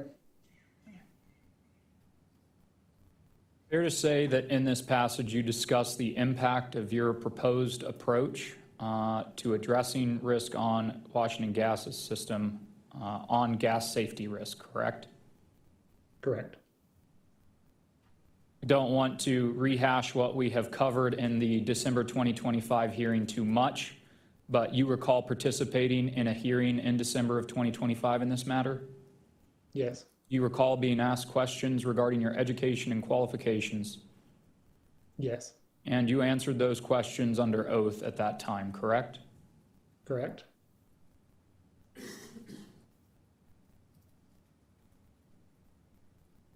And do you also have a copy of what has been previously marked and identified as Exhibit DCGA-1 with you today?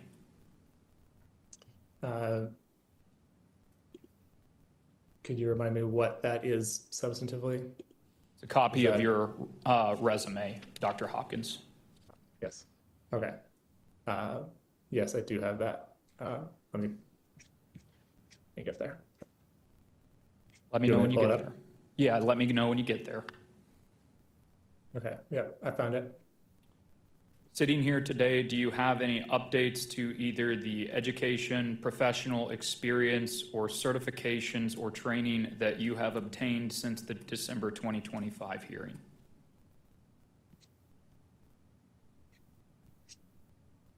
No. I have no further questions. Testified in a couple more places, et cetera, but nothing that would change the high-level bits that you just listed. No further questions. Thank you. Any cross-examination from additional cross-examination from OPC or Sierra Club? No, Your Honor. No, Your Honor. Okay. Any redirect? Yes, Your Honors. Okay. Good afternoon, Mr. Hawkins. Good afternoon. Washington Gas's counsel asked you various questions earlier regarding the status of electrification in the district. Do you recall those questions? Yes. How does your analysis take into consideration electrification in the district as present with the inclusion of district policy? My analysis builds a plausible future of what path forward for the district, starting from grounded and calibrated picture of the state of electrification in the district as it stood in 2024. There's already, of course, many households in the district, approaching half the households in the district and growing, that heat with electricity, many of them with electric resistance heat, but many of them with heat pumps. And so the district policy related to building performance, the district policy with respect to the programs of the DCSEU, et cetera, are reflected in the plausibility and reasonableness of the trajectories that I laid out in the modeling that I presented. Overall, the intention is to present a plausible and reasonable path for achieving what is admittedly an ambitious policy goal of carbon neutrality by 2045, necessary, but ambitious. And WGL's counsel asked you several questions regarding the rate of electrification. Do you remember those questions? Yes. How would a rate of even partial electrification, say 10 to 30%, impact WGL's customer base? So because WGL's rates are primarily volumetric, when the number of the sales on the system fall, even if the number of customers stays the same, as the sales on the system fall because some number of customers fully electrify, some electrify their space heating or cost effectively upgrade to a heat pump water heater, that's going to result in flat to falling sales for WGL relative to otherwise. So if of the half of the households and other customers in the district who currently don't use electricity for everything start to if that electric share grows and grows, the denominator in WGL's rates is going to stay flat or fall, while the numerator, the costs driven by things like the proposed approach to pipe replacement, goes up, rates go up some more. More customers say, my neighbor electrified, he's not paying this guy this high gas bill. I'm going to do what he did, right? Even if I just put in a heat pump to use in the shoulder seasons and I get a heat pump water heater, I may still stay on gas, may still stay with cooking, but that's going to dramatically reduce my gas bills, and that'll be good for me. But the net effect of that is higher gas bills for everybody else who remains on the system. And at some point, the economics of gas become so prohibitive that customers choose to that those who remain choose to fully electrify, and those who are considering it may also choose to fully electrify, thus driving the potential for stranded costs, all rooting back to, at its core, a revenue requirement that grows and grows, driven by things like WGL's business as usual approach to pipe replacement. And WGL's counsel also asked a few questions regarding updates to your testimony referencing commodity electric rates. How have, from 2024 to present, how have commodity gas rates changed since 2024? Well, my understanding is that gas, WGL's rates have gone up, and that commodity gas is comparably expensive, if not more expensive today than it was then. I haven't checked, today's Henry Hub prices or what have you, but gas is getting more expensive alongside electricity. The overall energy cost inflation is a notable issue. I have no further questions. Sorry, we can stop. That's fine. I have no further questions, Your Honor. Thank you. Thank you, Witness Hopkins. We're going to take a brief 7-minute break. Well, I need a little bit more. A little more. Okay. Till 4? 4 good? Yeah, because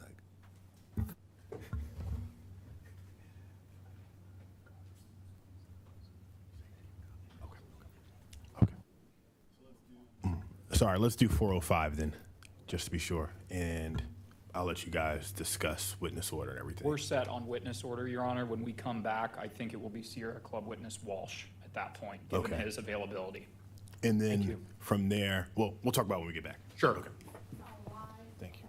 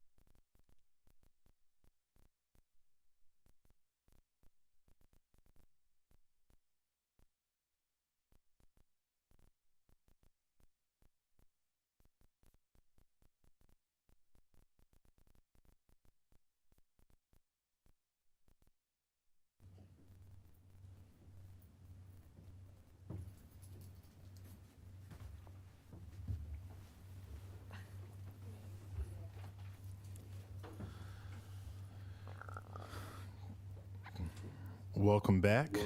I believe we are starting with Sierra Club's witness, and I will let Mr. Ober-Layton tell us who that is. Sure, thank you, Mr. Chairman. At this time, Sierra Club calls witness Michael Walsh, and he will be appearing virtually. Hello, can you hear me? We can hear you. Yes, we can hear you. Right. Can you please raise your right hand? Do you swear or affirm that the testimony you're about to give in this proceeding is the truth and nothing but the truth? I so do affirm. Thank you. Witness Walsh has adopted the pre-filed testimony of Connor Lyman and has adopted the responses to data requests sponsored by Connor Lyman, which have already been moved into the record. With that, witness Walsh is available for cross-examination. Thank you. Good afternoon, Dr. Walsh. Can you hear me okay? I can. Can you hear me? I can. In the analysis described in your testimony, you discussed the use of heat pumps. Is that correct? I do.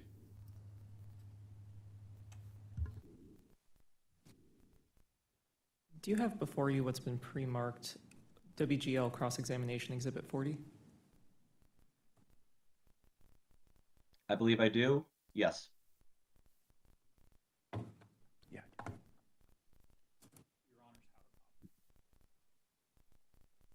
I do.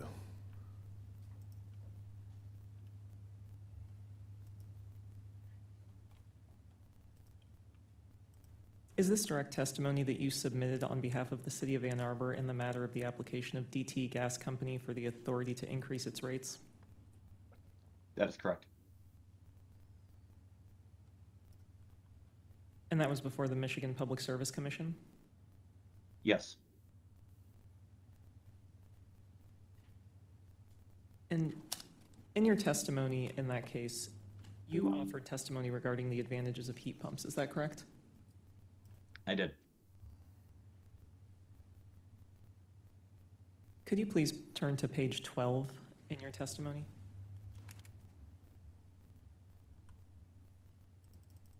The testimony that's in Exhibit 40, sorry, just to clarify. Yes, I'm there.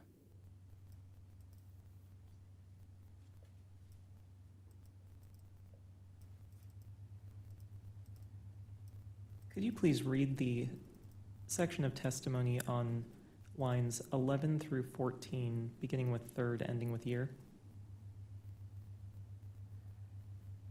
Yes. Third, heat pumps can operate in hybrid configurations alongside existing gas or propane heating equipment. This hybrid approach significantly reduces gas consumption, potentially by 50 to 80% depending upon design, or retaining backup for the coldest hours of the year. Well, I'm sorry, excuse me, while retaining gas backup for the coldest hours of the year.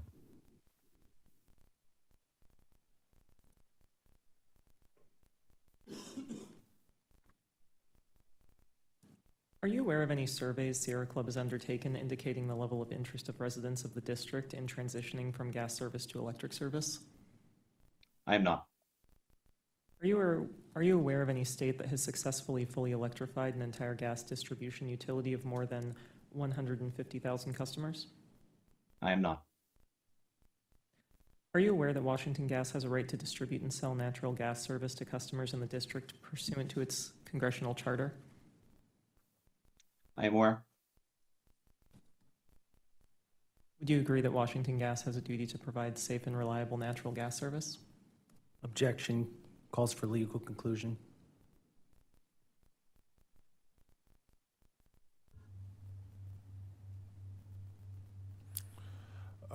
To the extent that the witness knows that that's the duty of the gas company, I think that's appropriate. I am not familiar with the bounds of those obligations within the District of Columbia, but I do understand that to be generally the case. Thank you. I have nothing further. Any other cross-examination of this witness? Can I No, ask a thank you, question? Your Honor. Can I ask a question? Okay. Let me allow for redirect first. Oh, okay. Any redirect? Brief redirect, Your Honor. Good afternoon, Mr. Walsh. Sorry I didn't say so at the beginning. Thank you for joining us. Counsel for WGL directed you to some testimony you filed in Michigan. Is that correct? That is correct. And that is, I'm going to look at page 12, the same lines, which is 12 to 14. Let me know when you get there. The same lines? Yes. And counsel asked you to read that section. Could you explain, in your opinion, whether sorry, I'll take a step back. This is in a section regarding non-gas technologies as competitors to gas heating, correct? Yes, it is. Yep. And in this section and in other parts of your testimony, you talk about 100% electric-powered air source heat pumps? I do. Is it your opinion that 100% electric-powered air source heat pumps yield more emission savings than the hybrid systems that you described in your testimony? It depends upon the design and the timing of the system, and the design of the system and the emissions intensity of the electrical grid during those coldest hours of the year.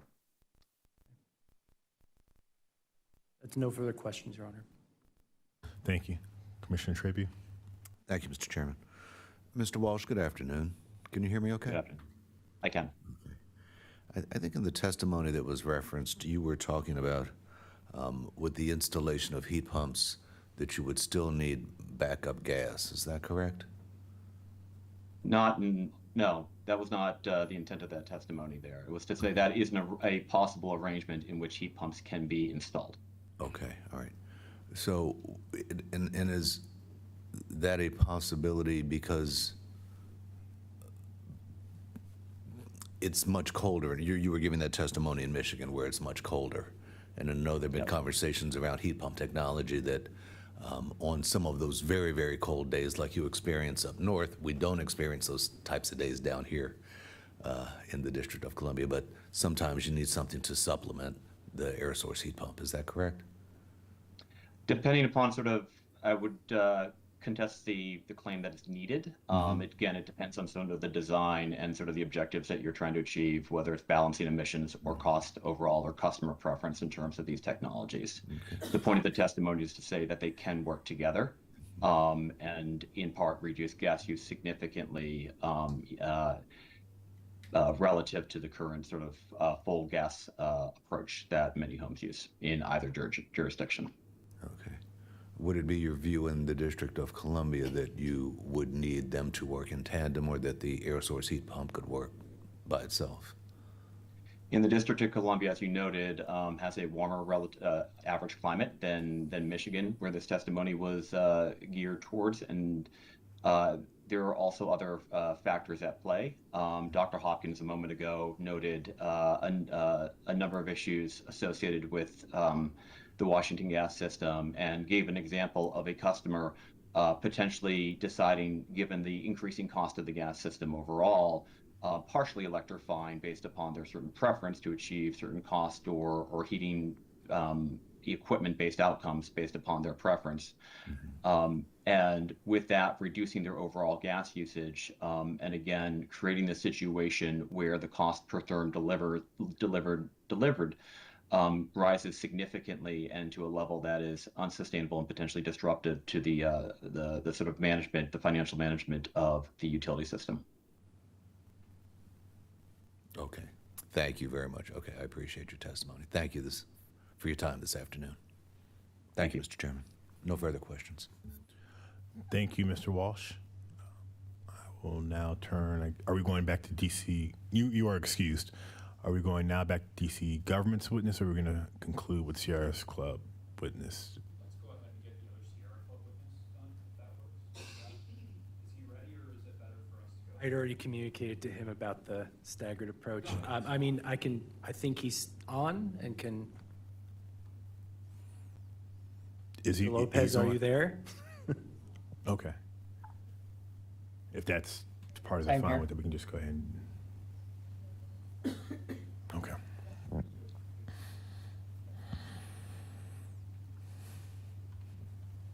Good afternoon, sir. Can you raise your right hand? You swear or affirm that the testimony you're about to give in this proceeding is the truth and nothing but the truth? I so do affirm. Thank you.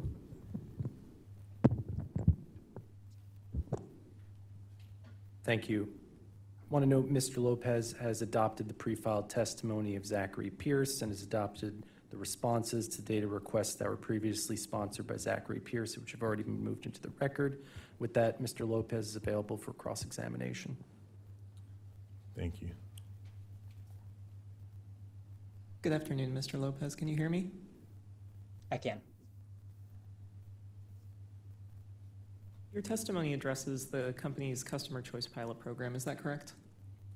Correct. Can you testify that the commission should convene additional stakeholder engagement processes to design and update to this program? Correct. Are you aware that the company made efforts to engage stakeholders in the design of the customer choice pilot program? I'm not personally aware. So you weren't present at any meetings to that effect? I was not present to any meetings to that effect, no. And your testimony discusses the prevalence of heat pumps in the U.S., is that correct?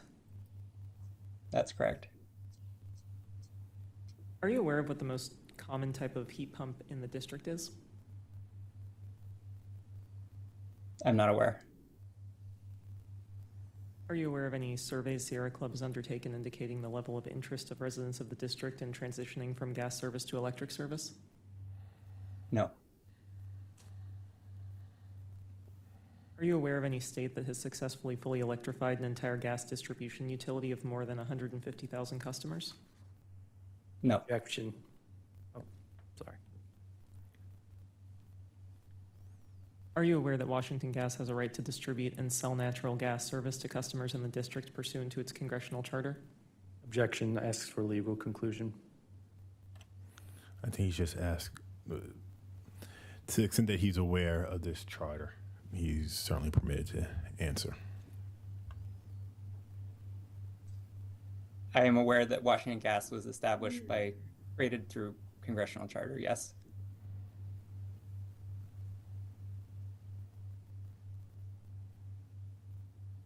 And are you aware that Washington Gas has a duty to provide safe and reliable natural gas service? Objection asks for legal conclusion.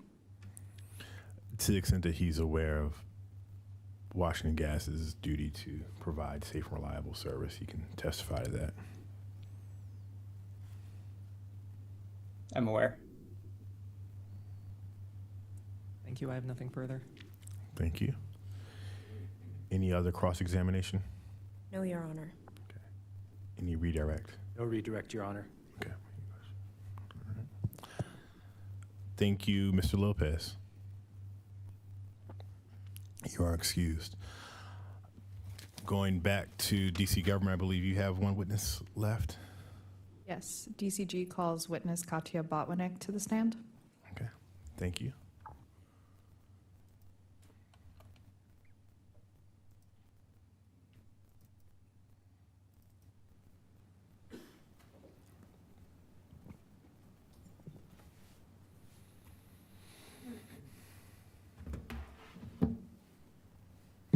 Good afternoon. Can you please raise your right hand?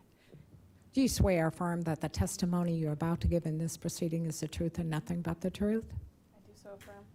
Thank you. Please be seated and pull the microphone close.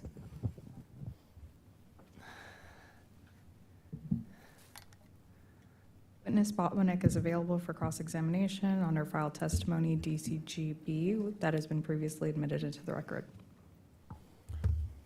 Thank you. Please proceed. Good afternoon, Ms. Botwinick. Good afternoon. Do you have a copy of the document previously marked and identified as Exhibit DCGB with you on the stand today? That is my testimony? Yes. Yes. And is that a copy of your fully conformed direct testimony in this matter? Yes. Could you please turn to page 12, line 2 of that testimony, and let me know when you're there?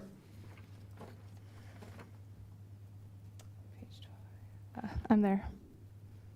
On page 12, line 2 of your direct testimony, you state that pipe replacement on its own is not an effective GHG reduction strategy, correct? Correct. Do you recall responding to any data requests related to that statement in this case? Yes. I'm going to hand you a copy of what has been previously marked and identified as WGL Cross Exhibit number 20.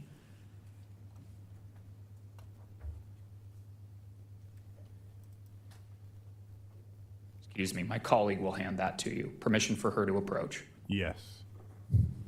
You say Exhibit 20? Cross Exhibit 20, yes, Your Honor. Thank you. Oh.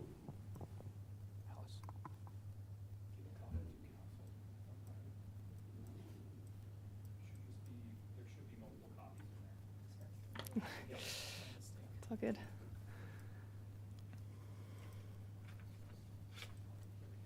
Thank you.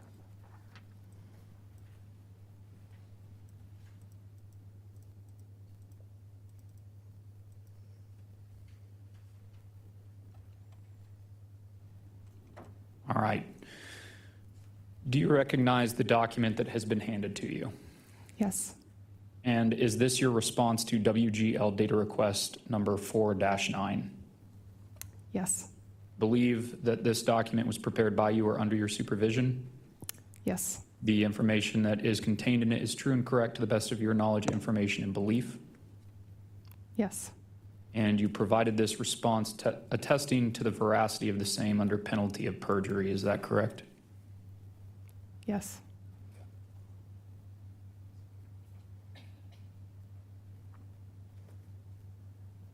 Your Honors, at this time, I'm going to move for the admission of this discovery response that has been previously marked as WGL Cross-Examination Exhibit 20 into the record. So permitted. Is it DCG's position in this case that Washington Gas contributes to significant greenhouse gas emission through pipes that are leaking? That's a small portion of its overall carbon footprint. All else equal, would you agree that a pipe with a leak has higher greenhouse gas emissions than a pipe without a leak? Sure. Yes. Would you agree that more leaks on a pipe mean higher greenhouse gas emissions relative to a pipe with fewer leaks? Objection, vague, speculative. It's unclear what more versus fewer leaks are, or the flow rates of these leaks. Please clarify your question more.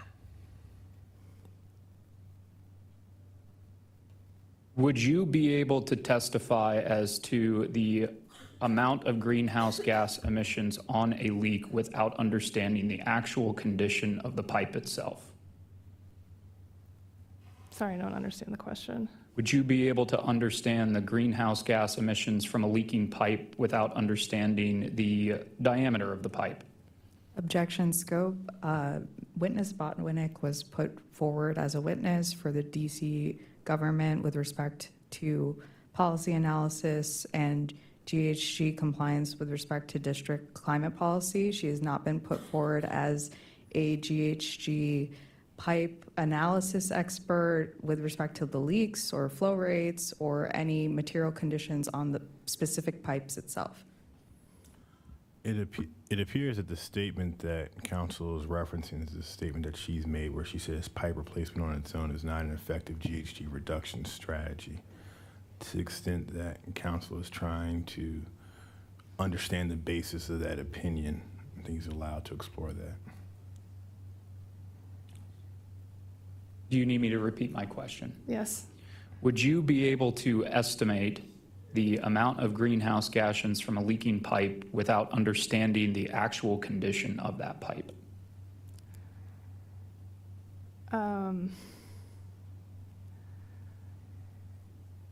A leak is a leak regardless of the material of the pipe or the condition of the pipe. What's I think most important is the flow rate of the leak. That will actually tell you how much emissions is actually leaking out. So not all leaks are created equal. in terms of greenhouse gas emissions. When you say all leaks are not created equal, would you agree with me that different types of leaks on different types of pipes could result in different flow rates? Sure, yes.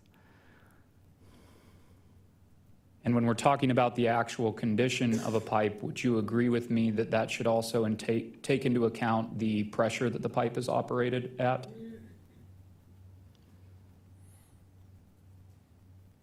I'm not an expert on the pressure and how that affects leaks, so I'm going to say I don't know. Would you know whether or not the operating pressure of pipe affects a purported flow rate of a leak? Objection. Again, the witness is not an engineer. She's not a material scientist. She has not been put forward for this purpose with respect to her testimony. Yeah, I think I want to direct you more towards the statement that you started with and making sure that your questioning follows that.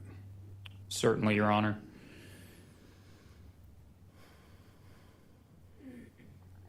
With respect to your statement that pipe replacement on its own is not an effective GHG reduction strategy, is it your understanding that when Washington Gas replaces a pipe that is experiencing leaks, it replaces it with material that is not leaking? For the time being, but it can still leak in the future. Could you turn to page 21, line 22 of your direct testimony and let me know when you're there? Sorry, page 21. Yep, line 22.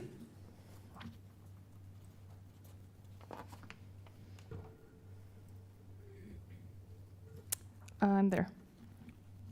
So from page 21, line 22 of your direct testimony through page 22, line 1, you make reference to states such as Massachusetts and New York require utilities to evaluate MPAs before receiving cost recovery for traditional gas system investments, correct? Correct. Have you reviewed the types of MPAs offered in those states?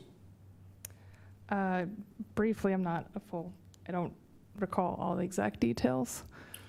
Do you specifically cite National Grid's non-pipeline alternative program for New York residential customers as a part of this discussion? Yes. How many mains has National Grid been able to abandon under that NPA program? I don't know. How many service connections has National Grid been able to abandon under that NPA program? I don't know. Do you know how many customers were eligible for participation in that program? No.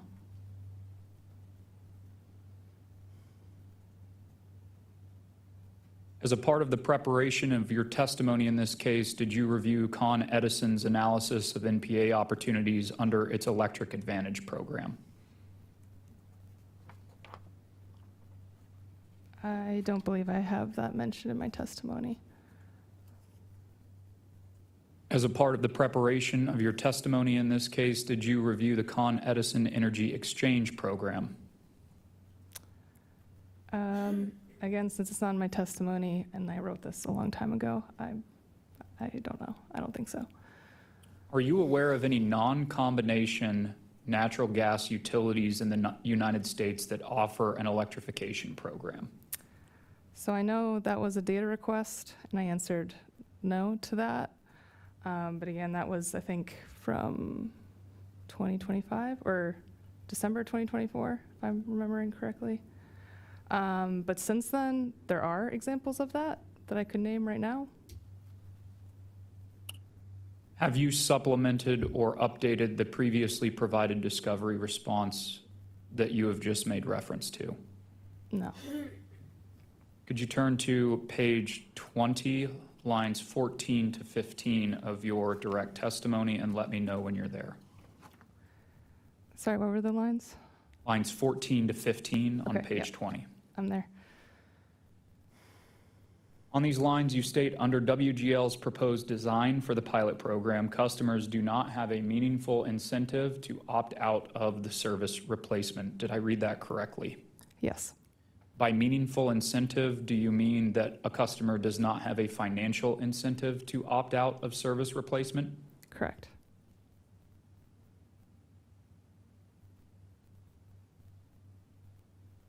Is it your position that Washington Gas Light Company should offer financial incentives to existing customers to convince them to cease obtaining natural gas service from the company?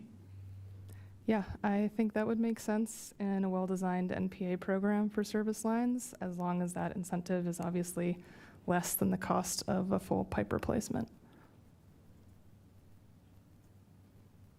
Is it your testimony that the cost of those incentives would be borne by WGL, its shareholders, or its ratepayers? I believe I answered that in discovery, but I think it would make sense to come from ratepayers, since there will be savings to ratepayers if the NPA results in a lower cost solution to retire the pipe. Would you agree with me that Would you agree with me that when existing customers exit a natural gas distribution system, the remaining customers bear a greater share of the utility's cost of service, all else being equal?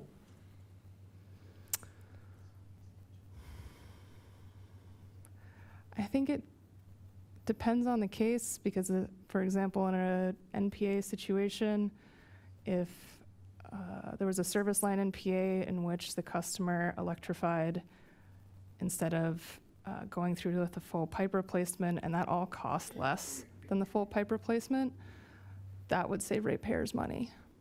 And when you say that all costs less, do you mean a incentive to replace the service, replace the heating source that is used for the home, and or replace other appliances in the home to convert that customer from gas to electric service? Yeah, I would refer to all the costs associated with full electrification of that home, and obviously it depends on the home, what that would cost and what they would need to replace. And the retirement of the pipe, obviously, is also a cost. To your knowledge, does the district have a mechanism to force or require WGL's existing customers to electrify their homes? Yes. Does the district have a mechanism to force businesses to electrify their existing places of business? I would say through our Building Energy Performance Standards, BEPS, which, as Asa mentioned, requires increasingly more stringent energy performance. Many buildings might choose, in order to comply, electrification for the efficiency gains through electric appliances. So that would be one way. And then with our the Clean Energy Act, Clean Energy DC Amendment Act of 2022 also applies to existing buildings that undergo major renovations. So that would be another example of that. With respect to the statement that you made regarding BEPS, I believe you just said that in order to comply with those standards, customers might choose to electrify. Is that correct, that they might make that choice? Correct. They're not required to make that choice? No. They could comply with with BEPS in other ways other than electrification? Yes. If a customer desires to continue to obtain gas service from Washington Gas, is it your understanding that Washington Gas must continue to provide that customer with safe and reliable service? Yes, to the extent that it doesn't interfere with our building codes or performance standards. And as a part of the preparation of your direct testimony in this case, have you conducted a review of other electrification programs outside of the district? Yeah, I mean, I can't say I've reviewed all programs. There are many, but I've definitely researched what other states have been doing. Of the programs that you have reviewed, are you aware of any state program that has resulted in successfully electrifying an entire gas distribution utility of more than 150,000 customers? Not yet, no.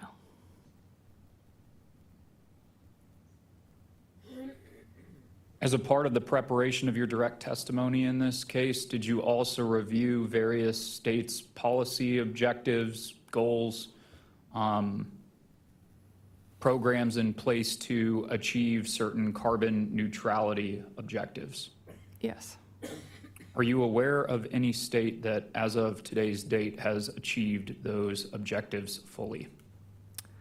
Well, most of those objectives are set still in the future, 2045, 2050, so I think it's premature to say if they've achieved those objectives. They're all working towards that. Of the states that you reviewed, are you aware of any that had to revisit their policy objectives and change the timeline to achieve them? I'm not aware.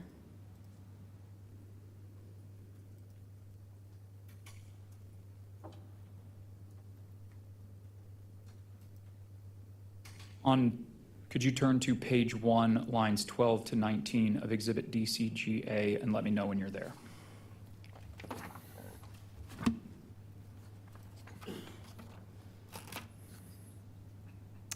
I'm there. Is it fair to say, excuse me, and that was Exhibit DCGB, just so we're clear about the record on this. Would you agree with me that on lines 12 to 19 of page 1 of Exhibit DCGB that you describe your educational and professional experience? As well as I could in a paragraph, yes. Certainly.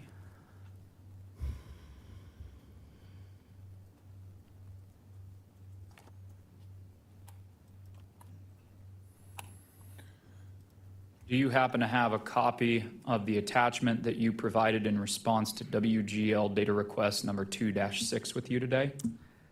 My resume, is that? Yes. Yeah, I don't think I have a copy of that on hand.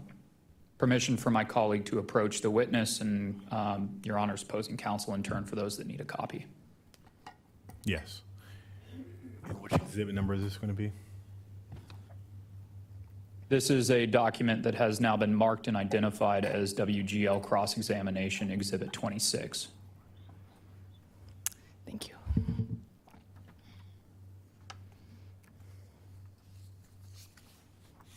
Okay, I have it ready.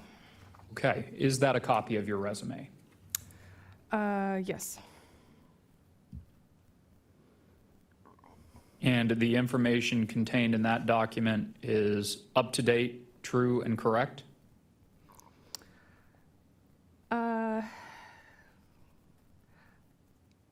I don't lead our workforce development anymore, or that's not a duty I have anymore at DOE, but everything else is up to date. Okay. And so with that update, the information that would be contained in this document is true and correct, and it's verified by you today under penalty of perjury? Yes. At this time, Your Honor, I would move for the admission of the document previously marked and identified as WGL Cross Exhibit number 26 into the record. So moved. And just to confirm, Ms. Botwinick, would you agree with me that the document we have been discussing accurately represents the extent of your education, experience, and expertise upon which you base your testimony in this proceeding? Yes. I have no further questions, Your Honor. Thank you. First, any other cross-examination of this witness? No, thank you, Your Honor. No, Your Honor. Okay. Any redirect? Yes, Your Honor.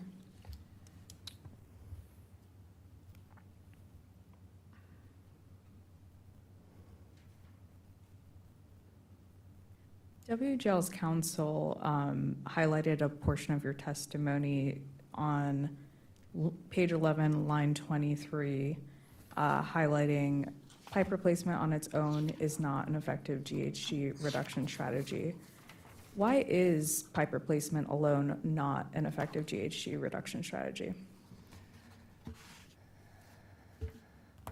A couple reasons.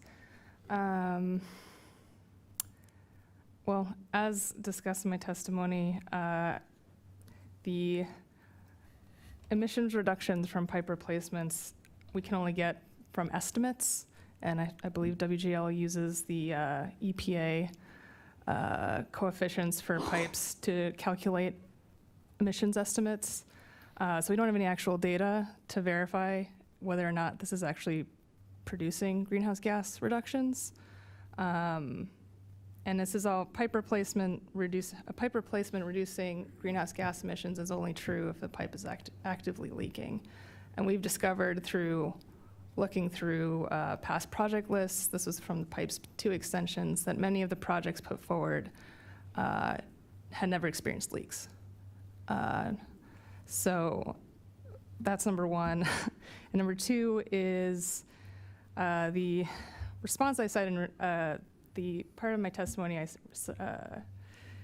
highlighted in response to the data request about where I came to that conclusion, or the evidence for that conclusion, was this quote from Commissioner Beverly that I think put into context just the scale of potential emissions reductions from pipe replacement in terms of WGL's overall carbon footprint. And again, if we're trying to become, or we're mandated to become carbon neutral by 2045, this is not going to get us there. It's not even going to close to having an impact towards that goal. And last piece is we also just had nothing to evaluate with the plan. We didn't have a project list submitted with District Safe. We just had, in the original application, greenhouse gas estimate or reductions for if WGL replaced all of the remaining pipes. So that wasn't really an estimate of what they were maybe going to do with the District Safe plan if it got approved. So there's really nothing for us to evaluate in terms of greenhouse gas reductions from the plan. And WGL's counsel also asked you regarding any non-combined gas utilities that are required in other areas to consider MPAs. You mentioned that you know a few. Can you speak to that? Yeah, I'd love to. There is the Mass Save program in Massachusetts, which I think most of the utilities, gas utilities, are a part of, and that includes electrification programs that are co-funded, electrification and energy efficiency programs that are co-funded by all of the participating utilities. There are also Colorado clean heat plans required for all gas utilities in Colorado, and those can include beneficial electrification. And I believe the one example of that is the Black Hills Colorado Gas has an approved clean heat plan that features beneficial electrification. Further, there's also National Grid that, although some part of its territory is combined, they do have an MPA framework for its territory in southern New York, which is gas only. So there are, and I think there are more examples. I just can't recite them all, but those are some good ones to start with. Earlier, WGL's counsel asked if the district can force electrification. Do you recall that question? Yes. Do you agree with that characterization, that use of the term force? Are there any other verbs that you would use to describe that?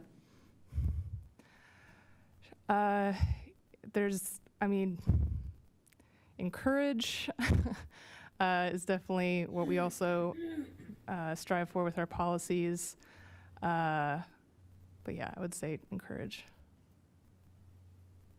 And WGL's counsel also asked you regarding other states' positions to meet electrification and their respective carbon neutrality objectives. Are you aware of any other states that are currently in progress towards meeting those carbon neutrality objectives and are advancing ahead in electrification? I don't know the exact pace of other states, but I know Massachusetts has made great progress. California has made great progress. Maryland is also they're getting ahead of us in terms of making progress on that too, so yeah. No further questions, Your Honors. Thank you. Any questions? Okay. All right. I believe that concludes all the witnesses that we had scheduled today for today and yesterday for testimony. Did I miss anything or anybody? Okay. So, thank you, Ms. Botwood. You can sit down. We have a few closing matters. I don't believe we have any bench requests, so don't have to worry about that. Motions to correct the transcript and final corrected list of cross-examination exhibits are due August 18, 2026. And with that, the record will close on August 18th, 2026. Post-hearing briefs are due on September 8th, 2026. And so I want to thank everybody for their cooperation and their patience during this hearing. And there being nothing further, this hearing is adjourned. Thank you. Thank you, Your Honor. Thank you, Your Honor.